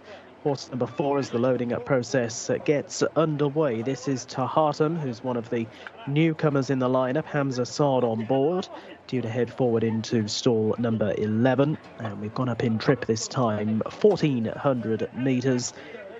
7 furlongs here then, and the start to the race over near the entrance to the back straight. Al Nashar in shot, about to head forward under Mohammed Al Dahan into stall number 5, and there is Camilo Ospina partnering Mota Nashet here, who's on debut.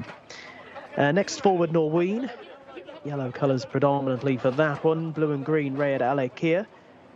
About to slot in as well. Similar to the old David Johnson colours over in the UK, those, aren't they? For those jump fans of you out there, which might be tuning in today. And in shot here, Al Nashar still hasn't yet loaded the starting stalls. And also heading forward, Fly Wing into stall 14. A reminder here that the 21 horse Dali Tawake does get a run. and will be coming out of stall 3. Takes the position at the start of the non-runner, which was number 3, Hezref. Number 10, Farid, about to go forward. Mike was quite keen on this one, and I can certainly see that angle as well. As they continue to head behind, Rashid is still out of line. They've been trying to load Rashid for a little while now, but about to get there, one would imagine. And also slotting forward the aforementioned Farid as the final few are heading in. In goes Tahatum. This is Motanachet, as Tom was saying, horses that run in these colours in these types of races first time up. They need the utmost respect. Stall 15 probably not ideal. Anal Al-Tib heading in as well. Final couple now, Motasaned and also Dale Tawek, who, as I say, although 21 is drawn in 3, takes the place of the non-runner at the start. And we are all in line and ready to go for race 4. So 1,400 metres the journey ahead of them. And they're off and racing. Rashid has begun brightly and is one of the first ones to show. Dale Tawek right along the inside is also well to the fore, the horse with the wide face. Motasaned is a little bit wider out, and deeper still Farid is in a good early position. And also working up into a nice sit is Motanachet, the green cap, up towards the outside. That one being tracked through by Raid Al Akir as they race towards the end of the back, with one Umfiq following those. That one also wide out on the track as they head left-handed out of the far straight. And Motanachet has now moved to the front from in second position Farid, with racing in third now Al Nashar, and they are a couple of lengths ahead of Motasaned. Dale Tawek suffered a problem going down the back straight and has been pulled up, making the run now towards the final 300 metres of their journey. And as they do so, with the advantage, and a clear one at that, is Motanachet. Giving chase in second is Farid. They remain a little way clear of Motasaned back in at third place, and then picking up his Flywing down the wide outside, the horse on the left, that one finishing with great purpose. They're into the concluding furlong, and it is Motanachet who still has a handy break on in second position. Flywing, who's still coming home strongly, has around about 2.5 to 3 lengths to find. The leader is treading water here. Motanachet. Flywing is bearing down with every stride. Flywing this side is getting up. Flywing's got there to beat Motanachet in second in a thrilling finish, with Esther Webb late on the scene, maybe just grabbing third ahead of Motasaned. Well, there we are. It's gone the way of Flywing, Mohammed Alabi. What a strong late run from Flywing, this son of Battle Force, and he had plenty of ground to make up on entering the final furlong of the journey, but Motanachet had been in front for a long time and was just paddling, going up and down on the one spot in the concluding couple of 100 yards, and has been collared by Flywing close home, who's up to make a winning debut. Both of the first two home newcomers. It's Flywing in a time of 1:28.58 seconds who gets home ahead. Motanachet in second gave it a good go. Esther Webb back in third. Motasaned in fourth place. The distance between the winner and the runner-up, half a length in the end. Motanachet losing nothing in defeat, has run a terrific race, but ultimately has found Flywing flying home and proving too strong in race 4.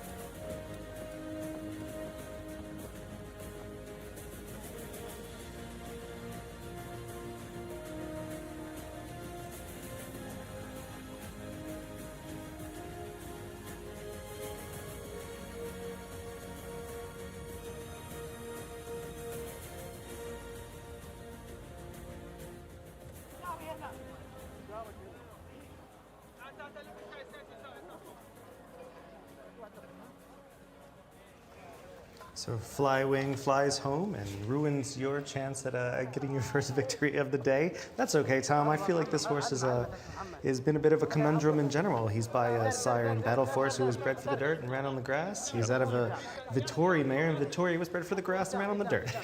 Yeah, not one I could have had. I had to say Flywing first time up. Connections aren't known for having first time up winners either, so maybe it's a little bit of a surprise. You can see all the jockeys trying to get involved here in this winner's photo. Must mean a lot to the rider and maybe Connections. It was heartbreak though, Michael, I have to say. I thought Camilo was home on Jcsa, a horse with a massive stride. It looked like he kicked clear off the bend and had the race won, but the final 100 yards came back to haunt us. Not to rub salt in the wound at all, not that I would ever do that, but Jcsa, what do you do with it? It was a beautiful run. The horse had plenty of pace. He looks like he'll go a distance of ground. He obviously has the pedigree for it and the size. What do you do with him? Do you give him another chance going a short distance, going 7, or do you stretch him out again? It's a good question. I think he could run anything between 1200 and 1600 generally, because he has early speed and he's by premium tap, so he should stay at least a mile. So the White Stable will find a spot for him. I'd probably keep him over 1400 because he had that tactical speed to get into a good position early on.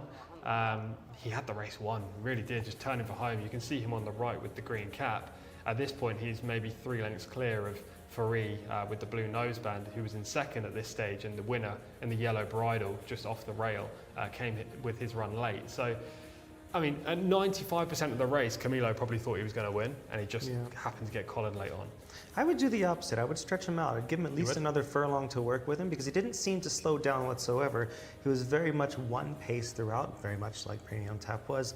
And to me, that he'll just be able to run horses into the ground and take advantage of their young horses, take advantage of their lack of stamina at that point.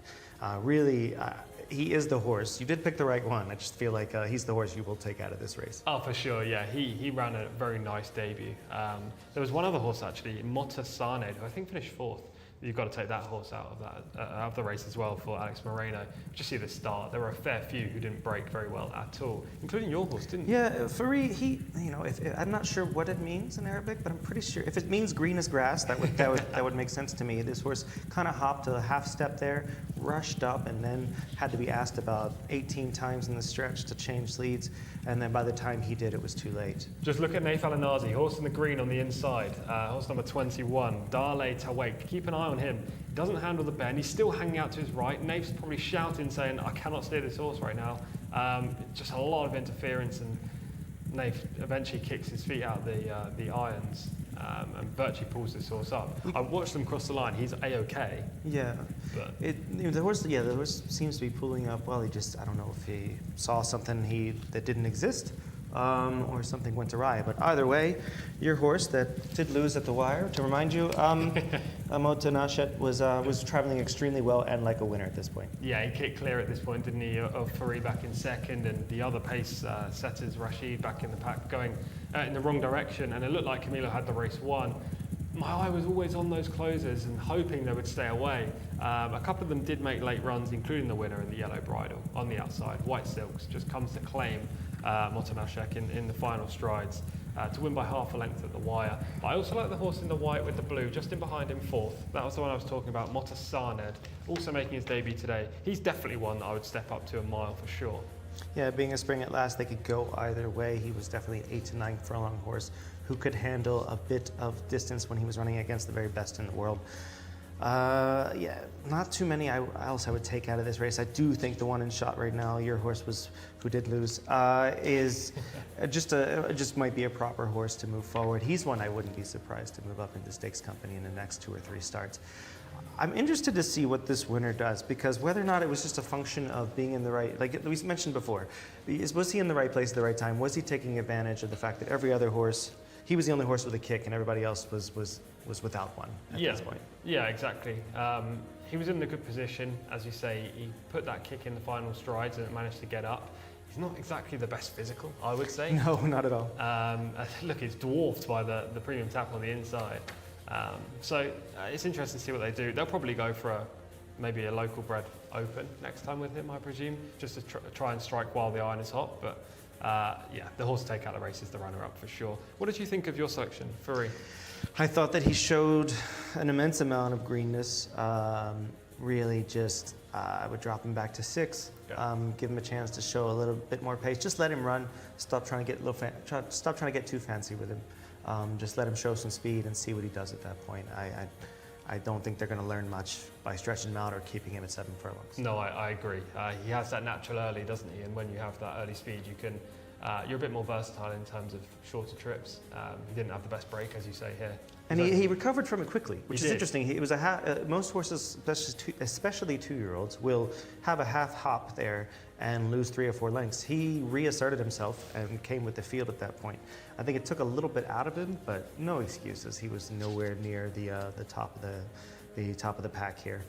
No, he's a horse I wouldn't necessarily write off though going forward. There are quite a few in behind that I would actually take out of this race. 3 being one if they drop him, Motasane definitely if they go up in trip, and obviously the runner-up Nashet, who just the most talented horse in the race and was unfortunate to bump into a horse with maybe better acceleration in the closing stages. We should say the ride on the winner was pretty good because he was 5 wide around the bend and managed to cut the corner slightly before really engaging overdrive late. He kept enough energy in the locker. I think that was key. And Al Habib basically just never gave up on the horse. And running from 14 isn't easy either. We saw 17 earlier with Alpharedi riding a great race. This was very good. And the horse did not have a chance to really save any ground whatsoever and came about and looks like an exciting win, but I'll take your selection, the runner-up, moving forward.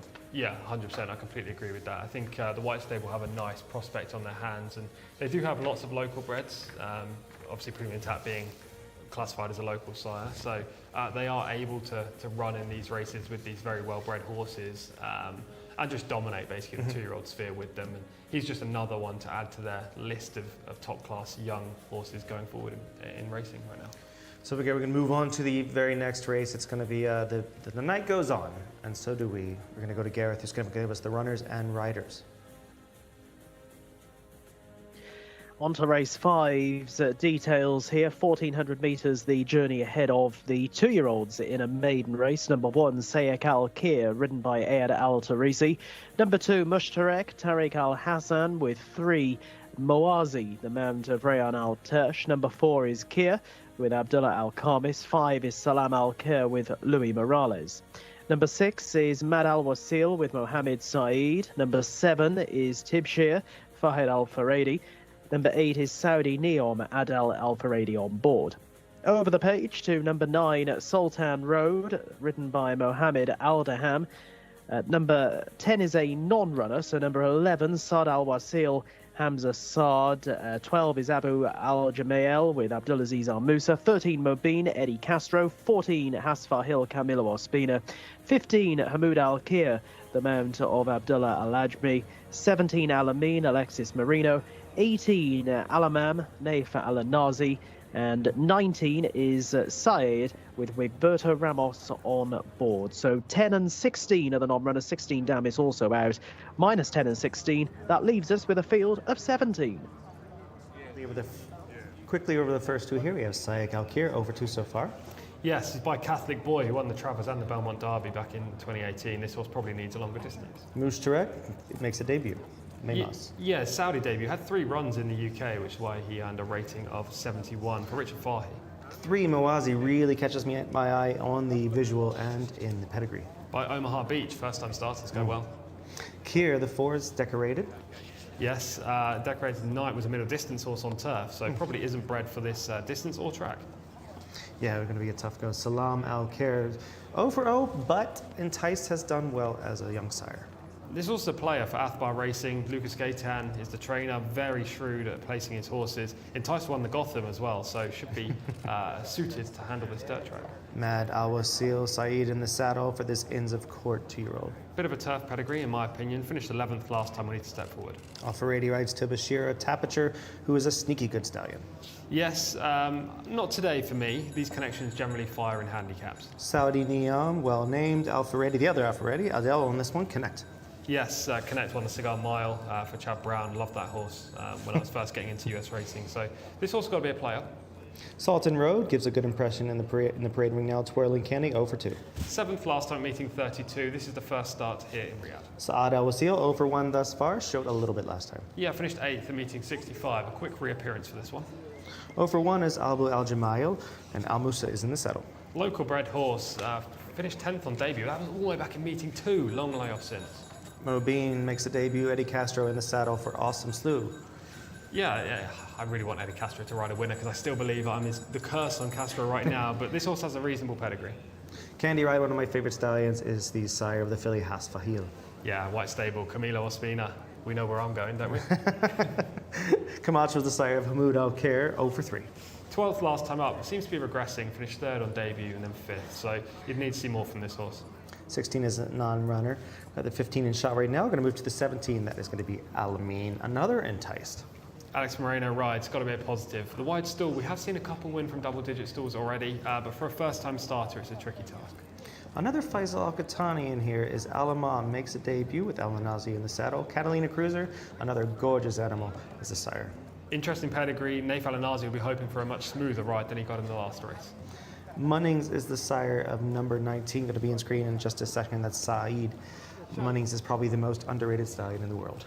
Really? That's a lofty claim, that. With Berto Ramos rides for this first time, on this first time starter. Connections will be hoping for a good run, but still 19, as I say, for a horse that's making their debut, it presents a difficult opportunity for them, and I think this horse will probably come on for the run a little.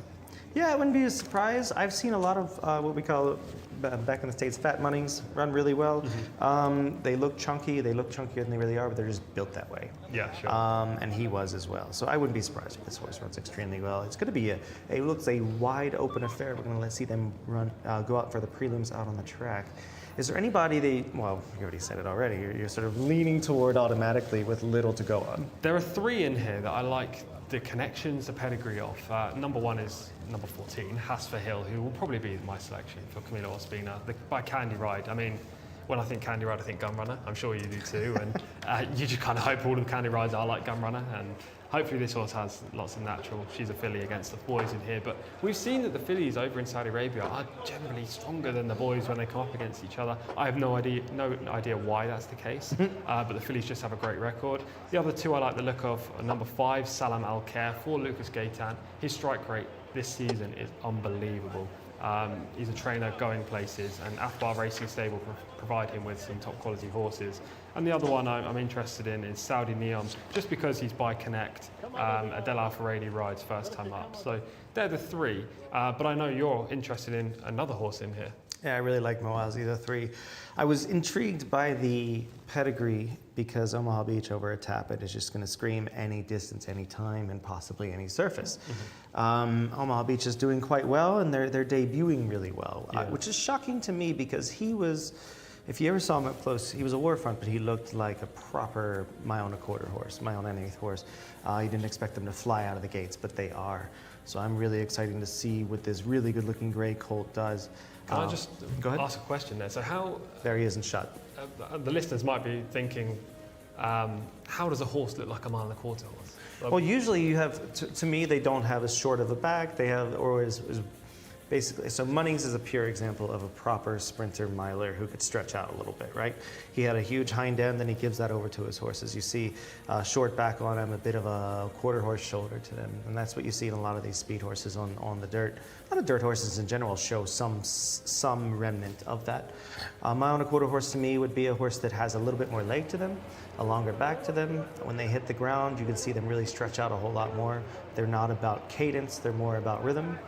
If that makes any sense. Yeah. And to me, he's that was Omaha Beach. He was just a stunning creature that we never saw the best of. So, first time starter by Omaha Beach. Obviously, they've been going well in the US. They run on both surfaces in the States, the dirt and the turf, extremely well. Would you expect him to be ready to go first up? Obviously, different connections, and it depends on whether they've got his fitness and primed him for this. But generally, It took me about 3 seconds of seeing him in the parade ring behind us to see that he has his head in the game. Like, I wouldn't be shocked. He's just going to have speed, you know, and he's going to have ability. But at least from what I can see from a first-time start, I wouldn't be shocked at all if this horse shows everything. And what's interesting with him, and I know this is completely not analytical in any way, and I do try to be analytical with all arguments, but he's named Mawazi, and his owner is Nasser Mawazi Al Tabib. So if you're naming the horse after yourself, even a little bit, that's got to be a good sign. Either that, or he just does that every 5 years with a horse. And it's just that this horse's number came up. The Omaha Beaches have not been cheap either. He's in shot again now. He is just a stunning horse. I really am looking forward to seeing whether or not he shows any pace out of the gate, because the ones that do by Omaha Beach usually are the ones that are the better ones at this point. Sure. He hasn't had a huge opportunity as a stallion to show a lot of stamina in his horses because they are in their first crop. But I wouldn't be shocked moving forward if this kind of horse that looks like he has a bit of leg to him, just like his sire, is one that can handle a bit of distance. Yes, exactly. So it would be interesting to see how he gets on. Riyadh Al rides. He's a very good rider as well. He sometimes picks up the mounts on the white stable horses when Camilo doesn't ride for them, which is a lovely link to Camilo actually. And Hasfa Hill, she doesn't look well. She's nowhere near as big as your selection here, Mawazi. We just saw her walking behind Mawazi down at the start. But she's by Candy Ride. I'm going to stick with her. Look, it's maybe default and if unoriginal, but the white stable first timers are just so professional that I have to pay note to that. And she gets 2 kilograms weight allowance being a filly against the boys. Yeah, one of the best selectors I know, and Peter Fornatel always tells me, select what you know. Exactly. And don't get too fancy with it, and you'll do a lot better than any other time. So what I know is, I'm going with Mawazi, but I do think, and you're obviously sticking to what you know, a horse that scares me a little bit, what I don't know, is Alamam. Now, you're a big fan of choosing of going on connection lines, Sure. which is valid, especially with these 2-year-olds. What are your thoughts on the jockey booking? Alamam gets the post of 18, Catalina Cruiser, huge pedigree on the bottom side, could show a little bit of speed, and is very good in the prelims. Yeah, I wouldn't write this horse off 100% for all the reasons you've just mentioned there. I like Naif Alanazi on board. We did see in the last race that Naif probably wasn't at its best, albeit the horse had 2 minds about the game. He's drawn out wide here, so Nath will have his work cut out. On first-time starters, as I keep saying, unless you're a white stable horse, you generally struggle to show that early to get right across. But at the same time, for these connections, with a horse with this kind of pedigree, Alamam cannot be overlooked. Naif Alanazi does generally ride FAQs, horses over here. All right, so we're going to go up to Gareth at this point, who might give us a selection of his own. Yeah, thanks, guys. I think Mushtarek ticks a few boxes here. First run and nicely berthed for it as well. Obviously, that draw can work 2 ways. If you blow the start from a low draw, you can find yourself very much on the back foot. But as we see time and time again with horses representing these connections, they usually revved and know their job, and I think Mushtarek could run a big race here as the field continue to load up. This is Mad Alwasil heading forward with Mohammed Saeed on board. This is Mushtarek, who's got a little bit warm in the preliminaries, but slotting forward now into stall 2, and with the aid of the blindfold as well. Still a fair few of them out of line. Sayek Al-Khair, the one closest to the camera there in stall 1. Ayad Al-Tarisi taking the ride on this one. A few out of line still, with Hasfa Hill, the filly, out of line. She's the only girl in the race here, with Camilo Ospina on board. Sad Al-Wasil, black and white jacket there in shot, and 17 Alamin going forward. Oh, Abu Al-Jamail, Abdulaziz Al-Musa. Sort of like a half unship, wasn't it, really? But Abu Al just proving a little bit of naughty boy down at the start. He's just had the 1 run so far. It was a fair old while ago, as Tom was alluding to. And they're now trying to load Abu Al-Jamail without the ride. That seems to have worked. Horse has gone in. Abdulaziz will get back on board shortly as well. Saudi Neom is out of line, and one of the last to head forward here. Hasfer Hill, and finally Alamam into the outside stall here. And we are just about set for a start for this 2-year-old maiden. Lined up. And for race 5, the long hold. Started just making sure they're all present and correct, and they're not going to be beginning any time shortly. Just wonder whether there's a small issue with of the outer stalls here. I think it's this Abu Al Jamayel, isn't it? In stall 12. Okay. Are we all right now, I wonder? Still we wait. And those who have been in for a while are all standing patiently and well. So, just wonder whether this Abu Al Jamayel is being taken out again. Yes, there we are. And Abdulaziz Al Musa up on the infrastructure of the starting stalls. And maybe just checking to see whether the horse is sound or not. It was a gamble, really. Obviously, yes, you need the horse sound, you want the horse sound, but it took a while to load him first time, so he's going to have another go. And this time with Abdulaziz on board, but yeah, maybe he just knocked himself a little bit, but all seems well now, has gone in. And finally, for race 5, we're off and running. And he flies out as well as Abu Al Jamayel. Is one of the first to show in that green-coloured jacket. Hamoud Al-Kir wider out of him is also pushing forward, with Moazi, the grey horse, along the inside of Salam Al-Kir, another well to the fore. They're being tracked through by Mushtarek, who's over towards the inside. Alamam is wider out in a light-coloured jacket as they cover the first couple of furlongs. Also deep out on the track is Hasfer Hill, and Saeed is also a member of this leading group. They are well strung out as they prepare to turn left-handed out of the back straight at getting on for 65 kilometres an hour. And up front, it is towards the outside Alamam and through along the inner Salam Al-Kir, the leading two, with Hasfer Hill closing up, although obliged to race wide around the home turn. Syed is in the mix as well as they're about to straighten, and the grey horse Moazi is also well there. 5 of them are clear as they come into the home straight, the others being headed off by Tibshir, who's staying on. Down the home straight they race, and it is Salam Al-Kir in front, finding plenty, giving chase. Saeed has now gone into a clear second, with Hasfer Hill down the outside. Saudi Neom is running home very strongly in a yellow-coloured jacket from a long way back. It is Salam Al-Kir trying hard to battle them all off. Saudi Neom, though, is closing in strongly. Rapid finish here from Saudi Neom. Will get up close to the finish, and in the end wins going away. Breaks the heart of the runner-up, who gave it such a good go. Salam Al-Kir home in second, and there was a little break at back to the third. It's gone to Saudi Neom. Saudi Neom, Adel Al-Faradi on the score sheet again. And, well, goodness me, where did Saudi Neom come from? The replay will most definitely be interesting when we see just how far this winner has come from, because they were well strung out. I think they went a very good pace in the early stages of this race, and the winner has returned in a time of 1 minute 27.44 seconds, just picking up Salam Al-Kir, who was a member of that leading group throughout, and Saeed was back in third place. That was a good run from the bottom runner as well, with Berto Ramos on board. Tibshir, another deep closer, best of the remainder. Saudi Neom has prevailed by 2 lengths as we see him in a slow-mo across the line.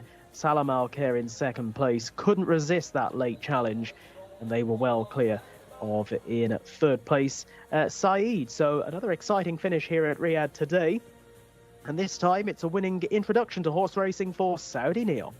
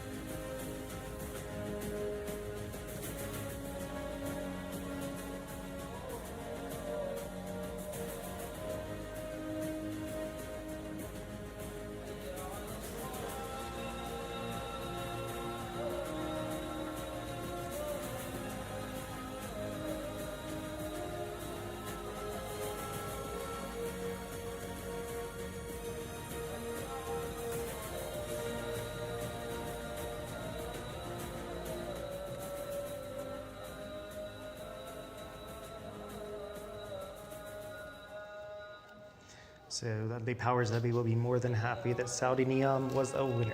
Yes, Adel Al-Faredi with the second winner on the card. He's now slightly eroding the deficit in the jockey standings behind Camilo Ospina, who is miles clear at this stage. But every winner counts, and Adele will be happy to ride a double. This colt stayed very well today over the 1400, picked up what looked like the surefire winner, who eventually finished second, Salam Al-Khair, ridden by Lou Morales. Yeah, first-time starters go first and second. 2 horses to really look forward to. Yeah, exactly, and the third as well. The 19 finished third under Roberto Ramos, first time starter by Munnings. Exactly, he did well from that wide draw in 19. So it's a race full of future prospects. Your selection, Mawazi, ran well for a long way. So did mine as well. Hasfa Hill, she was right there on the bend. There are plenty of horses to take out of this one, I think. Yeah, these young horses, especially when they haven't had a lot of experience or that they shifted yards and shifted continents, it's not exactly the easiest thing to get used to running here. But Saudi Neom took to it like a fish to water. A Connect. Connect was a horse that definitely stretched out extremely well. This one has the build to do so. Yeah, the mile was probably the next port of call right for this horse. Stayed powerfully over the 1400 today. Connect screams at least a mile. Won over a mile, his biggest success came over a mile. So step up trip is almost certain to happen next time. Maybe it goes straight to an open race. This colt is well bred, and Adel Al-Faredi will want to keep the ride, that's for sure. Yeah, this was, to me, the kind of race that you see there's not a lot of sad stories here. I didn't see a lot of horses that didn't have really too many excuses. I mean, what about you? No, I agree. There weren't hard luck stories as per se. I mean, I was watching my selection, which was Hasfa Hill, so I was paying extra focus, and Camila did have to check off the bend, but it didn't cost her a place by any means. She was out on her feet in deep stretch. The time was pretty good as well, I think, 127.44. The last race was 128.58. So about 4 lengths? Yeah, 4 lengths, and the last winner was that first-time starter Fly Wing beating Motanashet. So this race is going to come out better. It looked full of good first-time starters as we see the start right now. The winner missed a kick in the yellow silks right in the centre, was second slowest away. So a little bit of bad luck as well. Far back we have, who was that? That is the 7, Bashir, who did not take the start at all, but did not get slammed at least. No, I'm very surprised that Adele managed to actually get this horse home in front, Saudi Neon, because at this stage he's in probably 13th, 14th position, just gone out of shot there, and maybe 15 lengths behind the lead. We just haven't seen that so far. And not exactly saving ground either. He's 4 deep at this point. We can't see him quite yet. He's out of shot, but it looks to me like that he might have been much the best. Yeah, much the best. I mean, at this stage, it did look like it was between these top 5. Your selection, the big grey on the inside in third. Yeah, ran like a bit of a out of shape fat horse, but I like the interest that it showed early in the race and broke well for a big boy. Precisely, and mine's in 5th right now with the green cap, just about to get checked on the bend. Camilo was trying to make his run at this point on the filly. They both kind of stopped at the same point of the race, as we can just see the interference there between 2nd, 3rd and 4th. And it looked like the leader at this stage, Salam Al-Khair, had kicked for home under Lou Morales and had the race won. You can just see the 2 horses that started slowly. There he comes. Moving into the bottom of the picture. We've got Bashir on the outside in the green and Saudi Neon making a huge late run. So Bashir, we definitely have to put a star next to as well. Yeah. Another first-time starter, and this one a Tapature, as to me is another underrated stallion. They do extremely well. Yeah, exactly. He broke really slow and must have made a lot of ground. This horse is going away. Wow. Yeah, he needs a mile or further, right? This horse was indeed much the best, and I think Bashir was probably very much the second best in this race. Yes, yeah. I don't want to take anything away from the actual second, which was Salam Al-Khair. We can just see in the back of shot with the blue bridle, but he had the run of the race throughout. And the winner and the other horse we mentioned, Bashir, didn't have that luxury, yet they still finished off their race the best. Always nice when you see a classy first-time starter and one that sort of pricks his ears and looks well. Love the body language here as well. Yeah, exactly. Everything about that performance suggests he could be pretty talented. The fact the race was full of well-bred horses, first-time starters, the time, the fact he was interfered with, the fact he had a slow start, didn't cover the least amount of ground. So he's a horse with a lot of potential moving forward. We're going to take a moment here and look at the standings while we have a second and a little bit of a break between these two.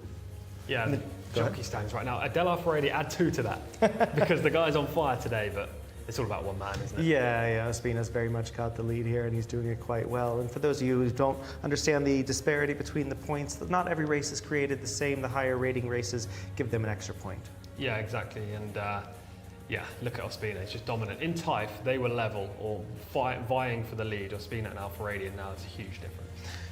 The trainers race, Mahmoud very much with a sizable lead, you'd say, pretty not insurmountable. Not at this insurmountable, no, but Mutlaq bin Mishrif, who's currently second in the standings, only trains Arabian horses, and there's only 2 Arabian horse races a day, so the amount of races dominating he can those. Win, oh yeah, exactly. But the amount of races he can win is limited, whereas Ahmed Mahmoud trains for the White Stable, has lots of horses in his barn, and he's always going to come out on top from here. We have Albada, Almosa, and Almondale, and hoping by the end of the season in the top 5 we see Jimmy Jerkins, my countryman, at some point make it in there.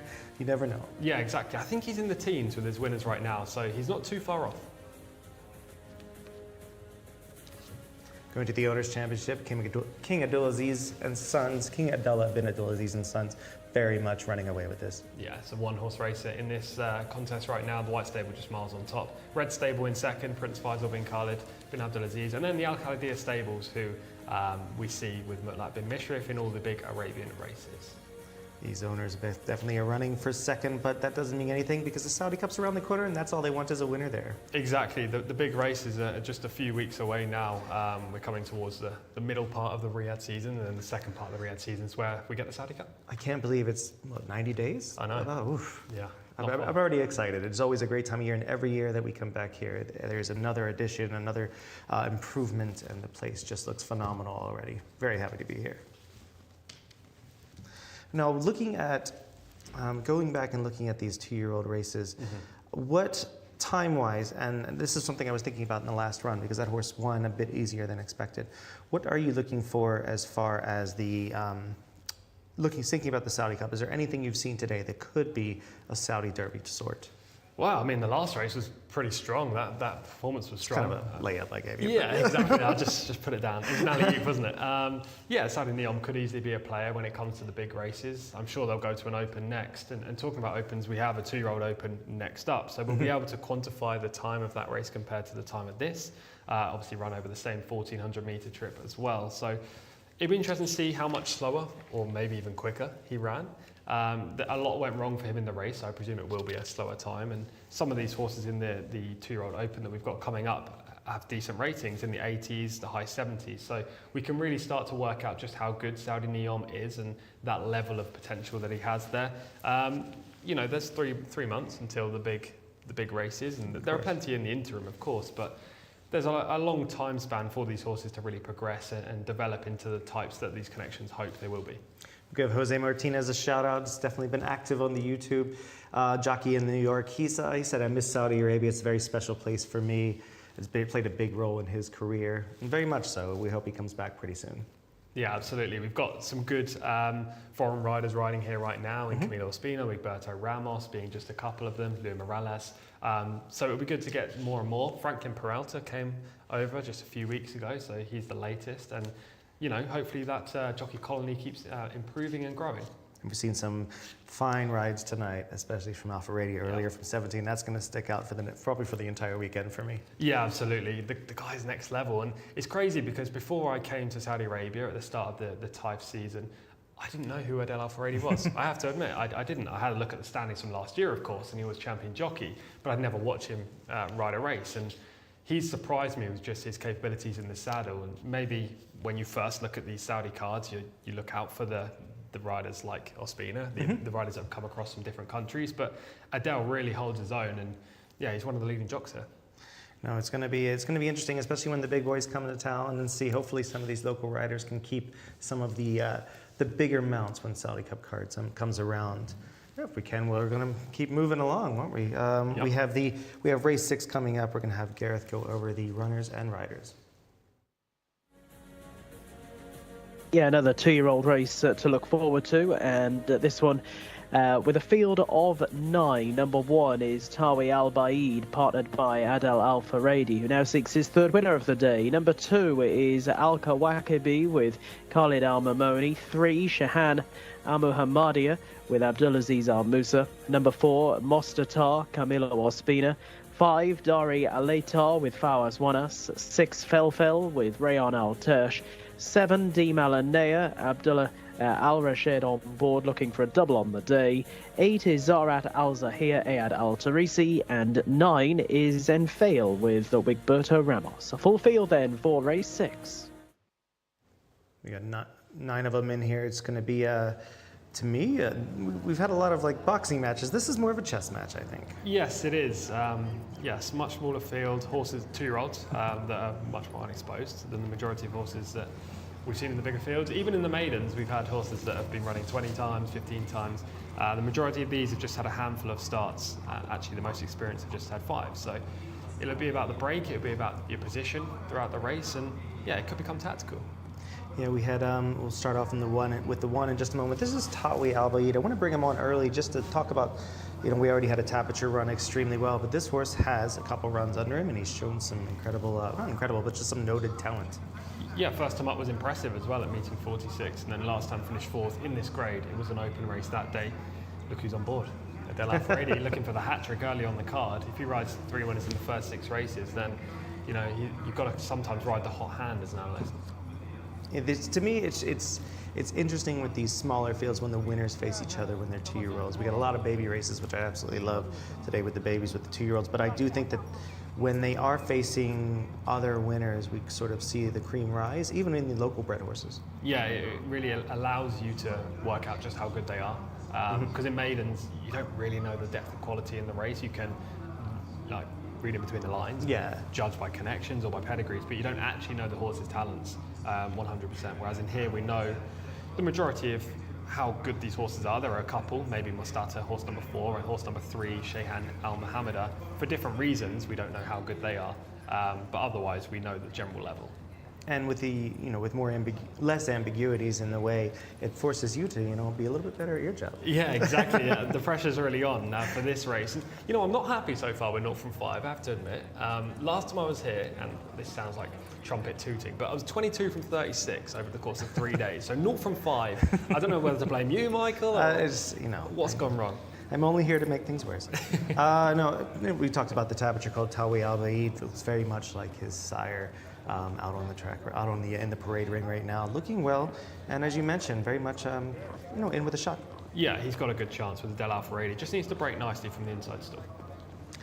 Al Kawakabi, 1 for 5 thus far. One of the best named horses in Saudi Arabia. I love this horse's name, Al Kawakabi. Won back at meeting 21, but last time was a little bit disappointing, meeting 60, finishing 6th. Maybe that layoff in between his last 2 runs was the issue there. He is rated 87, the top rated horse in the race. Shahan Al Muhammadiyah is the 3 horse, 0 for 1, 15th in the first start. Yeah, that came at meeting 43 in Taif. It just seems to be a very optimistic piece of placing to run in an open race after finishing 15th in a maiden. Not today, but we'll be able to see just how talented this horse is, whether the connections believe he actually is open quality or not. Mosata is probably the one getting most of the attention right now. I mentioned him earlier in the show at the opening. Very much looks good in the pattern. Yeah, premium tap filly in this race, Camilo on board for Ahmed Mohamoud. First time up, debut winner. The runner-up finished 3rd next time. Didn't exactly boost the form. I would expect that runner-up to go a lot closer, but Mustata's unbeaten, so you have to pay note. Daria Leta'az, 0 for 4 and hasn't shown much in the last couple of starts. Yeah, just disappointing, especially last time when finishing 12th on debut at this track. Rated 72, but I think there are much more likely winners in here. Felfel's 1 for 5. Yeah, rated 76. I was here when Felfel last ran at meeting 60, finishing 8th. Didn't really play a part in the finish that day. First try in an open race today. Demel Anaya, she's shown a bit of ability in all of her starts thus far. I think she's a big player. She is on her toes a little bit, and she's got the earplugs in, so maybe she's a bit of a fizzy type. Last time I selected her, back in meeting 58 when I was here, and she stumbled at the start, yet still managed to get the job done. You can mark up that effort. Zarat Al Sahih has gone from bad to worse in 2 starts. Yeah, again, optimistic placing. I think Maiden's a much better spot for this filly. Nafail's the one that really confused me here. It looks like it might have a shot on its best. Finished 7th in the Taif Cup, a meeting 39. That form has worked out remarkably well, with a lot of those 2-year-olds coming out and running very well in Riyadh since the season started here. She then finished 2nd against the fillies last time up. She's moving up again to face the boys as well as the fillies here. The issue with her is she's got no early speed, nothing whatsoever, but she finishes well over this distance. If they go hard up front, she will be the fastest closer, but we've seen that 9 times out of 10 the closers don't get involved in the finish here. in these types of races. Are you know, we have two kinds of horses. You have Alka Wakabi, who's already got a bit of a decent rating on him and has shown a bit of ability in 5 starts. Do you lean more toward that this time of year at the end of the 2-year-old season, or more toward a horse like the filly Mostata, who's just done nothing wrong and one very good start? See, I'm always drawn in by inexperience. I like the unexposed horses just because I have this imagination where I can believe that they are open to far more potential and improvement than the likes of Alka Wakabi, who's had the 5 outings. We know how good Alka Wakabi is. He's not going to take a huge jump forward here. Now, his rating of 87 suggests that he should be the horse to beat, but at the same time, I don't know whether that rating is a little bit lofty maybe for what he's achieved. Maybe he's a low 80s horse, and if that's the case, I think he's beatable. Very much to me, it's I mean, I could narrow it down to 2 or 3 of these horses, like we mentioned, Mostata, Alka Wakabi, like Nafael really is the one that kind of jumps off the pages, could get a surprisingly sort of good setup, and Wiggy in the saddle definitely helps that effect. Yeah, don't rule out as well number 7, Di Malanaya. I think those are the 4 in general that we should be focusing on here. Di Malanaya, as I say, stumbled at the start last time, but still showed that early speed. Stayed the trip pretty well as well, and is by Commend. Commend is a sire who this owner, Tariq Mohammed Anaya, was talking about in a pre-race interview. It was a post-race interview for another race on the card, but pre the race that Di Malanaya won. And he was saying that he was hopeful of getting lots of winners that are progeny of Commend. So this filly probably means quite a lot to Connections. They like breeding their own horses as well. And albeit she isn't the best looking type in the prelims, we can't see her just yet, but the camera will pan back to her. I think she's got plenty of talent, so she's got to be a player. I don't mind Nafael as well, but she needs the right setup, as you say. Mostata's just the obvious one, right, for Camilo? Yeah. And speaking of her, if we can get a bit of form on the front here, we have Mostata, who won nicely last time. To me, it was a proper performance. She really didn't do anything wrong. She went out to the front. Hopefully, we'll get a view of it in just a moment. But what are your thoughts on her having to face winners and her having to show the same amount of speed against proper horses? So I imagine she'll show the speed. She's a white stable horse by Premium Tap, and as I say, albeit they're not in the US, they wouldn't be known for it. Over here, the white stable Premium Taps are just electric from the start for some reason. She was dominant in that debut run, but as I say, the form wasn't necessarily franked with the runner-up coming out and finishing 3rd in a maiden. She probably didn't beat much that day, but you never know how far these fillies are going to step up from the first to second outings. And the fact that they've pitched her in an open race rather than a horses who've won 0 to 1 race suggests they think that she's pretty talented. We will see this footage when they go out to the track, I'm sure. But she was good. She will need to take that step forward because she's facing horses in here with lots more experience, other horses with plenty of speed, as you've already touched on. But I imagine she's going to be leading the way. Post 4, do you like for her? I do like 4, especially considering she's outside of Colt, who's shown nothing so far. So technically, Camila will be in 3 because I imagine she's going to break miles on top of Shihan Al Mohammeda. As we see the replay now of her victory, she was in front from the outset here, broke from 4 that day as well. She moved off the bend, it moved the length clear. The runner-up didn't switch leads and was hanging into the left, and also had to switch wide coming out around the gates. So I don't know. That runner has subsequently disappointed, and look at the difference in the gap.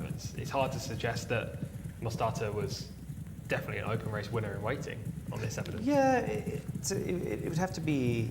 To me, I'm gonna try to beat her this time because I think she's getting a lot of support, and I just like to be a contrarian. I'm actually gonna lean toward this the 9 in this shot right now. This is Nafael, and this is her run where she was 2nd last time. Yeah, you can see that she just showed no early. She has no early, but at this point she's what, 6 lengths, 7 lengths down on the eventual winner, who is Hala, a horse I really like out in front. This is a Taif. Hala was tired in the closing stages. As you can see, she's on the wrong lead and she drifts out even more to the right-hand side. But Nafael stays on powerfully. And to get close to Hala, and I know picking up this visual, Hala doesn't look great, but she is a very talented filly. To get this close is a big tick in the box. Track is a bit deeper over at Taif, so you would think that this race would bring her on tremendously. Yeah, I remember Shamila, obviously I was at Taif and I saw the track myself, but Shamila was on the track and she said she went down to the start once and her feet got completely submersed in the dirt. That's how deep it was. And you like Di Malanaya? You think she has a big shot? Yeah, we didn't get to see this in the footage, but she stumbled at the start and had to muster that early speed to get to the front, and she managed it. At this point, she's clear. She stays the trip well. She doesn't ever look like she's really tiring at this stage, and actually she's moving further away from her pursuers. I thought it was a very good run. Prior to that, she finished 5th at Taif in a much better maiden than this was, and then finished 2nd on her debut behind a white stable horse who's pretty talented. So I think she's a major contender. And as you say, you like to be a contrarian. Normally, I mean, I do, but I tend to try and be a little bit more on the side of predictable. But in this race, I'm going to be the contrarian as well and go against Mostata with Di Malanaya. Yeah, I figured that was where you were leaning at this point, but yeah, very much so. She looked. What I did like about that performance is that she was straight and true throughout the final furlong, which to me says that there was probably more in the tank, and she very much could move forward. A little bit buzzy right now. She's got her head up in the air, feet out of the stirrups for the rider. Is that a little bit of earplugs in her as well? Yes, yeah, earplugs as well. So she's definitely probably got some opinions about what's happening around her, and they're trying to keep her as calm as possible. No such worry, it seems, with Mostata. She seems to be very straightforward. Again, this is common practice around here. The feet are out of the stirrups to calm them down as they head forward to the start. But I do like to see. Well, I like to see what the 9 is doing right now. I like the feet in the stirrups, and I like to see a nice, decent warm up. And she's going to need it because she has no pace early. No, exactly. She's going to be right out the back. And actually, bearing in mind she has no speed, still 9's probably not a negative at all, because she could be drawn anywhere and she'd end up being right at the back. Roberto could save ground if he wants. I imagine he might come a little bit wide around the bend just to avoid any kind of kickback, because he's going to be, you know, if you're right up the back of another horse, the kickback wouldn't hit the horse in the face, but if you're a few lengths off it might, and Roberto will try and avoid that at all costs. Yeah, it's going to be a bit, like we mentioned before, a bit of a chess match with these young horses, these riders, trying to get them to do what they need to do to win. For me, Nafael needs to, I'm going to select her, I'm going to stick with her. Loved her finish last time over a deep course. She can't have that style completely again. She's going to have to save ground around the bend, because these horses are not coming from way out and doing extremely well today, most of them. Yeah, Saudi Neon came from a mile back, but I think he might be pretty good.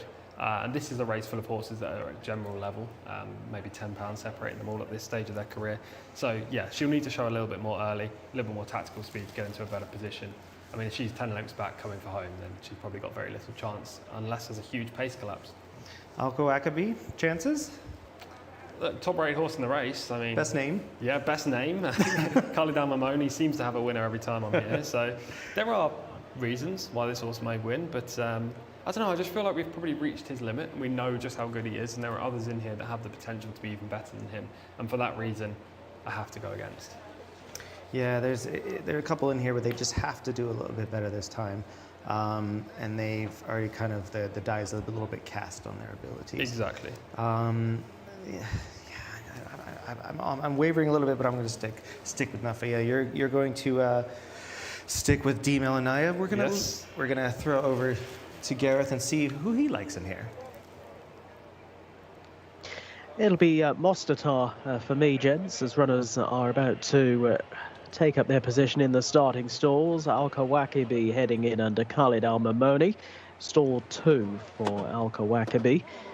With Tawi Al-Baid about to slot forward. Treble seeking Adel Al-Faradi taking the ride. Adel being in great form so far today.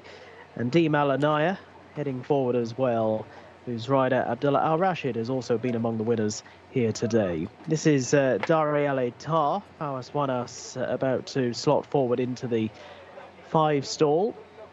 Just the 9 of them here, so much smaller field than we're generally used to. This is Fel with Rayan Al-Tosh about to head forward into stall number 6. Son of Patriot Act, and he's had a few goes as well. It's actually one of the more experienced runners in the field. But they've all had a try or a few here, and we've got several winners in the lineup as well. This is one of them, NFL, as the field continue to go in. We're actually down to 8 now because Zarat Al Sahir is a late scratching, so take out the 8 horse Zarat Al Sahir. In goes Mostata, unbeaten in 1 so far. That win came at meeting 58, and still Enfail about to take up her position. one out at the back here, Shahan Al Muhammadia, hasn't yet gone forward either, so it won't be too long before we're ready, hopefully. Shahan Al Muhammadia, Abdulaziz Al Musa, it's just a late change, late adjustment made there. He, I should say, has got a little bit warm down at the start, but as Tom was telling us earlier on, sort of 28 degrees sort of an hour or so ago, might be cooling off, but it's probably warm enough, isn't it? And the runners just about ready to go. So scratch the 8, leaves us with 8 now, lined up. And they're off. Mostatar getting out pretty well. And so too Al-Kawakabi, the black cap, and through along the inside Tawi Al-Baid. They are the first 3 to show, ahead of Dari Al-Tar, and then out wider Fel, and deeper still Dimal Anaya in the yellow and black colours. Tracked out wide by Enfail, and Shahan Al Muhammadia is a couple of lengths adrift. Continuing their progress, going down the back straight at around about 63 kilometres an hour. Tawi Al-Baid along the inside, showing just ahead with Al-Kawakabi, Mostatar, and on the outside, Fel prominent as well, and Dimal Anaya going 5 horsewidths off the inside running rail, very deep as they make the journey back for home. A quarter of a mile left to go. They're beginning to get away from Enfail, the other 2 also with lots to do, Dari Al-Tar and struggling Shahan Al Muhammadia at the back. Now the front runners beginning to take a bit more shape as they swing for home, and Tawi Al-Baid has now lost his lead, and going on is Al-Kawakabi with Mostatar now in second, and then towards the outside Fel trying hard to come forward in company with Dimal Anaya. They're well into the closing stages though, and it's Al-Kawakabi and Khalid Al-Mamoni 4 or 5 lengths clear of Mostatar in second. Mostatar has the rest stone cold but can't get to Al-Kawakabi. Al-Kawakabi runs out a 4 or 5 length winner. Mostatar through for second, and then running on late Enfail down the outside, probably just getting third ahead of Fel fourth. Al-Kawakabi it is who goes on to win, Khalid Al-Mamoni on board. This was one of the more experienced runners in the race. He did have a win to his name. That was a few outings ago, but he's done this rather readily and has come right away from Mostatar. There was a big wall of horses across the track turning out of the back straight and on for home. And it's Al-Kawakabi who fares best of that leading line to score in a time of 1 minute 27.56 seconds. Beats Mostatar by 4.5 lengths in the end. And they were, in turn, a little way clear of the other runners, with Enfail picking up some late gains. That one a further 4.25 lengths back in third, and Fel crossed the line in fourth. But there's the winner in shot, Al-Kawakabi, winning our 6th race and winning it in good style.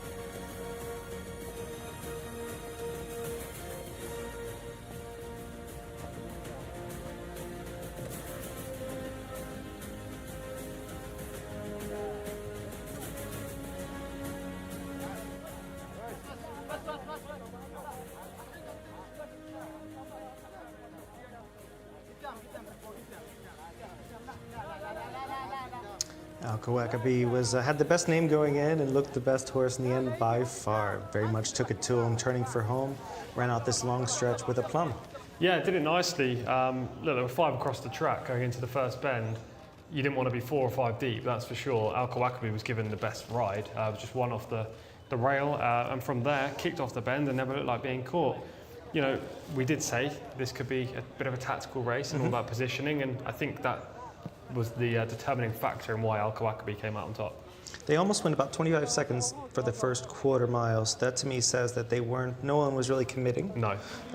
Everybody was looking for someone to follow, and they wound up stacking up, as you said, 5 deep. Probably some tactical errors on all their parts, but he was in the second path, so he definitely had the not only the best path, but the best kick when it mattered. Exactly, that's kind of the place you wanted to be, just 2 off the rail. Camilo wasn't in a bad position on the eventual runner-up either. Mastata just 1 outside, 3 off the rail, and your horse finished third, Nafael, who was miles out the back. Had no interest in running the bend. No, still somehow managed to pick up some of the front runners. So, I mean, she ran well, but yeah, can you trust her going forward? Yeah, no, not at all. But you know, we'll trust her to pick up checks, as we say. You know, finish second, third, fourth in her runs. But she's going to have to really have things fall apart for things to go her way. She switched leads nicely on the outside, but she was about 10 wide on both the bend and in the stretch. So I don't think that there's a lot to look forward to from a winner's perspective. No, there's the start. We just see the horse that had no previous form. She had Al Muhammada just completely mess up the start, and actually that colt never got involved. I watched him trail over the line about 30 lengths behind, so he was just in the wrong place. He should be in a maiden rather than this race. Already separated into 2 groups with Nafael, Dalray, Alatea, and the aforementioned Shihan Al Muhammada in the second group, whereas there were 5 abreast up front, with the eventual winner in the red, black, and white, just 2 off the rail. So this is really interesting to me, watching the sort of drone footage here. You have Al Mamoni, who really forces the 5 wide to happen because he doesn't give up his spot and he doesn't ask his horse to do too much in the process. And at the same time, the second side of that is that Mostata and Ospina did not ask his filly to do any more than she had to really go. He could have asserted and gone after the lead at that point and sort of made, and probably should have in retrospect, made the winner's life a little more miserable. Yeah, I think so. Obviously, it's easy to say this all in hindsight, but that's our job, right? And Camilo should have moved probably across until the 2 path, meaning that Khalid Al-Mamani had just had to sit in behind. He'll go back into the jockey's room, and I'm sure think that too. But Alcoacabee eventually wins by 3 lengths at the wire, and you know it was a performance that suggested this horse was miles the best in the race, despite the tactical advantage. However, the time. 127.56. For an open race for the 2-year-olds, this horse had prior experience and is rated 87. The previous maiden, won by Saudi Neon, first-time starter, who missed the kick, didn't get a great trip, 127.44, 0.12 seconds quicker in the maiden than the open race. I think it sort of backs up what we've said, you know, a few minutes ago, about a half an hour ago, that said that if there's a 2-year-old looking forward to from a stakes perspective, it was Saudi Neon. Yeah, absolutely, and it named shows accordingly. It shows that he could have run. I mean, a completely different race setup, but he could run in a race of this nature now with no experience and be there or thereabouts, if not win it. With that experience of today's race under his belt, he's a horse that I imagine will win an open next time. Yeah, it's going to be fun to see which ones of these, with so much. Well, they all had a little bit of pace to them. Which ones of these can you see stretching out a bit? Probably the White Stable horse, just purely on the fact that by Premium Tap probably gets a mile. I think Camilo would be a little bit annoyed that he didn't go across, because as you can see here, Khalid Al-Mamoni is half a length down, and if Camilo wanted to assert, he could have, right? I think at this point he's hoping that the eventual winner will back up and he can get where the winner was. She's got her ears. You see her prick her ears right there, which means she's not going all out of the gate. She's doing what he wants at that point. So on what you said there, obviously I'm not a jockey and I've never ridden a horse, so I have to put that as my disclaimer before people start saying. But as an analyst, I like to see jockeys be proactive rather than reactive. And yes, you can hope that a horse just takes a pull and sits in behind, but if you want to make the move, you should make the move. And I'm not criticising Camilo generally, because he's a very proactive jockey. He likes to go out in front on his horses and he gets them into good rhythms. But in this race, as a sole little bit of evidence, I think he'll want this one back. I think he should have moved across. he would have been in a better position around the bend. He would have stopped the winner from making that dream trip, and maybe forced Khalid Al Mamoni to then go 3 or 4 wide, which could have led to him being beaten. Yeah, to me, it just shapes like a series of unfortunate events for Ospina, and he just kind of, picked the wrong, he picked the wrong strategy at that point, and he couldn't really recover from it. And his filly is definitely one to enjoy moving forward, because she will probably stretch out well. She looks like she has a bit of quality. She just didn't have the kick on that the winner had. And speaking of riders, we're gonna move over to our YouTube comments. So we talked about Jose Martinez, former jockey, earlier. His son, Joey Martinez, said that he basically, good morning from America. He says, no racing today in New York, so I'm watching us this morning, his time. And he'd love to come over there one day. That'd be fantastic if he did come over. His father, quickly campaigning for him, said, my son, Joey Martinez, is hoping to join Jcsa soon. Great opportunity, and it indeed is a great opportunity. The racing is excellent this evening in particular, with these 2-year-olds who are just showing us, especially Saudi Neom, some exciting future prospects. Yeah, exactly. Today's card didn't really scream quality, but we have seen some good performers so far, and I think Joey follows me on Twitter, and I definitely follow you back. And I've seen you breeze a couple of horses, and you seem to have a lot of talent in the saddle as well. So if you have the opportunity to come over, definitely do. I'm sure you'll get some good rides, and the prize money's not too bad either. Yeah, if anybody wants to help him do that, I'm sure they'll be listening. No, there's a lot of opportunities here, and for me, the racing in particular is exciting because it blends the sort of idiosyncrasies of dirt and idiosyncrasies of grass racing and all weather all together. Yeah. And it makes your job extremely difficult. The fact that you have such a great strike rate kind of speaks to that. That's why I'm ribbing you as much as possible today. Got to lower their self-esteem a little bit sometimes, just keep them in their place. But yes, just top-notch racing, and it only gets better from here on out, leading up to the world's richest race. Yeah, I'm really looking forward to this weekend, for example. There's a couple of cup races on the Saturday. Had a brief look at the card. Haven't done the homework on that one just yet, but had a brief look at the card, and it looks pretty chocked full of good horses. We carry on with the maidens today, so winners might be harder to find. But what I always say is, when we're looking at races, even if you don't find the winner on the day, it provides you so much knowledge going forward that you can use for all of these horses, and you'll know just whether they're in the right spot next time, whether they're in the right distance, jockey, etc. So what you don't know on the day, you learn for future reference. And learning that, like I said, what I find is most fascinating about the dirt surface here is that some of the jockeys can ride it sort of like a turf course, almost like a soft ground course, where they have to be within range but they can still produce a bit of a turn of foot. But it's still, at the end of the day, most of it is sand, most of it is dirt. It's all about momentum. Yeah. And the horses, like the winners we've seen today, have all had the momentum. Exactly that, and speed obviously plays a big part in this. And you know what's going to be interesting? When we start running on the turf here, the turf track isn't ready to go just yet, but when we do, how well some of these horses move across. Obviously, there'll be some horses that haven't run at all this season and just waiting for the grass, but there'll be a lot of horses that have been running on this dirt track, maybe even the dirt track at Taif, and we'll try to translate that form to the turf. I think it makes our job a lot harder to find winners, but I love turf racing. It's my number one love in horse racing, so I can't wait for the turf track to get ready. Well, we're going to move on from this, but we are halfway done, which is sad to say. We've been enjoying it so much. We're going to go to Gareth, who's going to give it the runners and riders for the 7th race. And back to a very sizable field this time for race 7.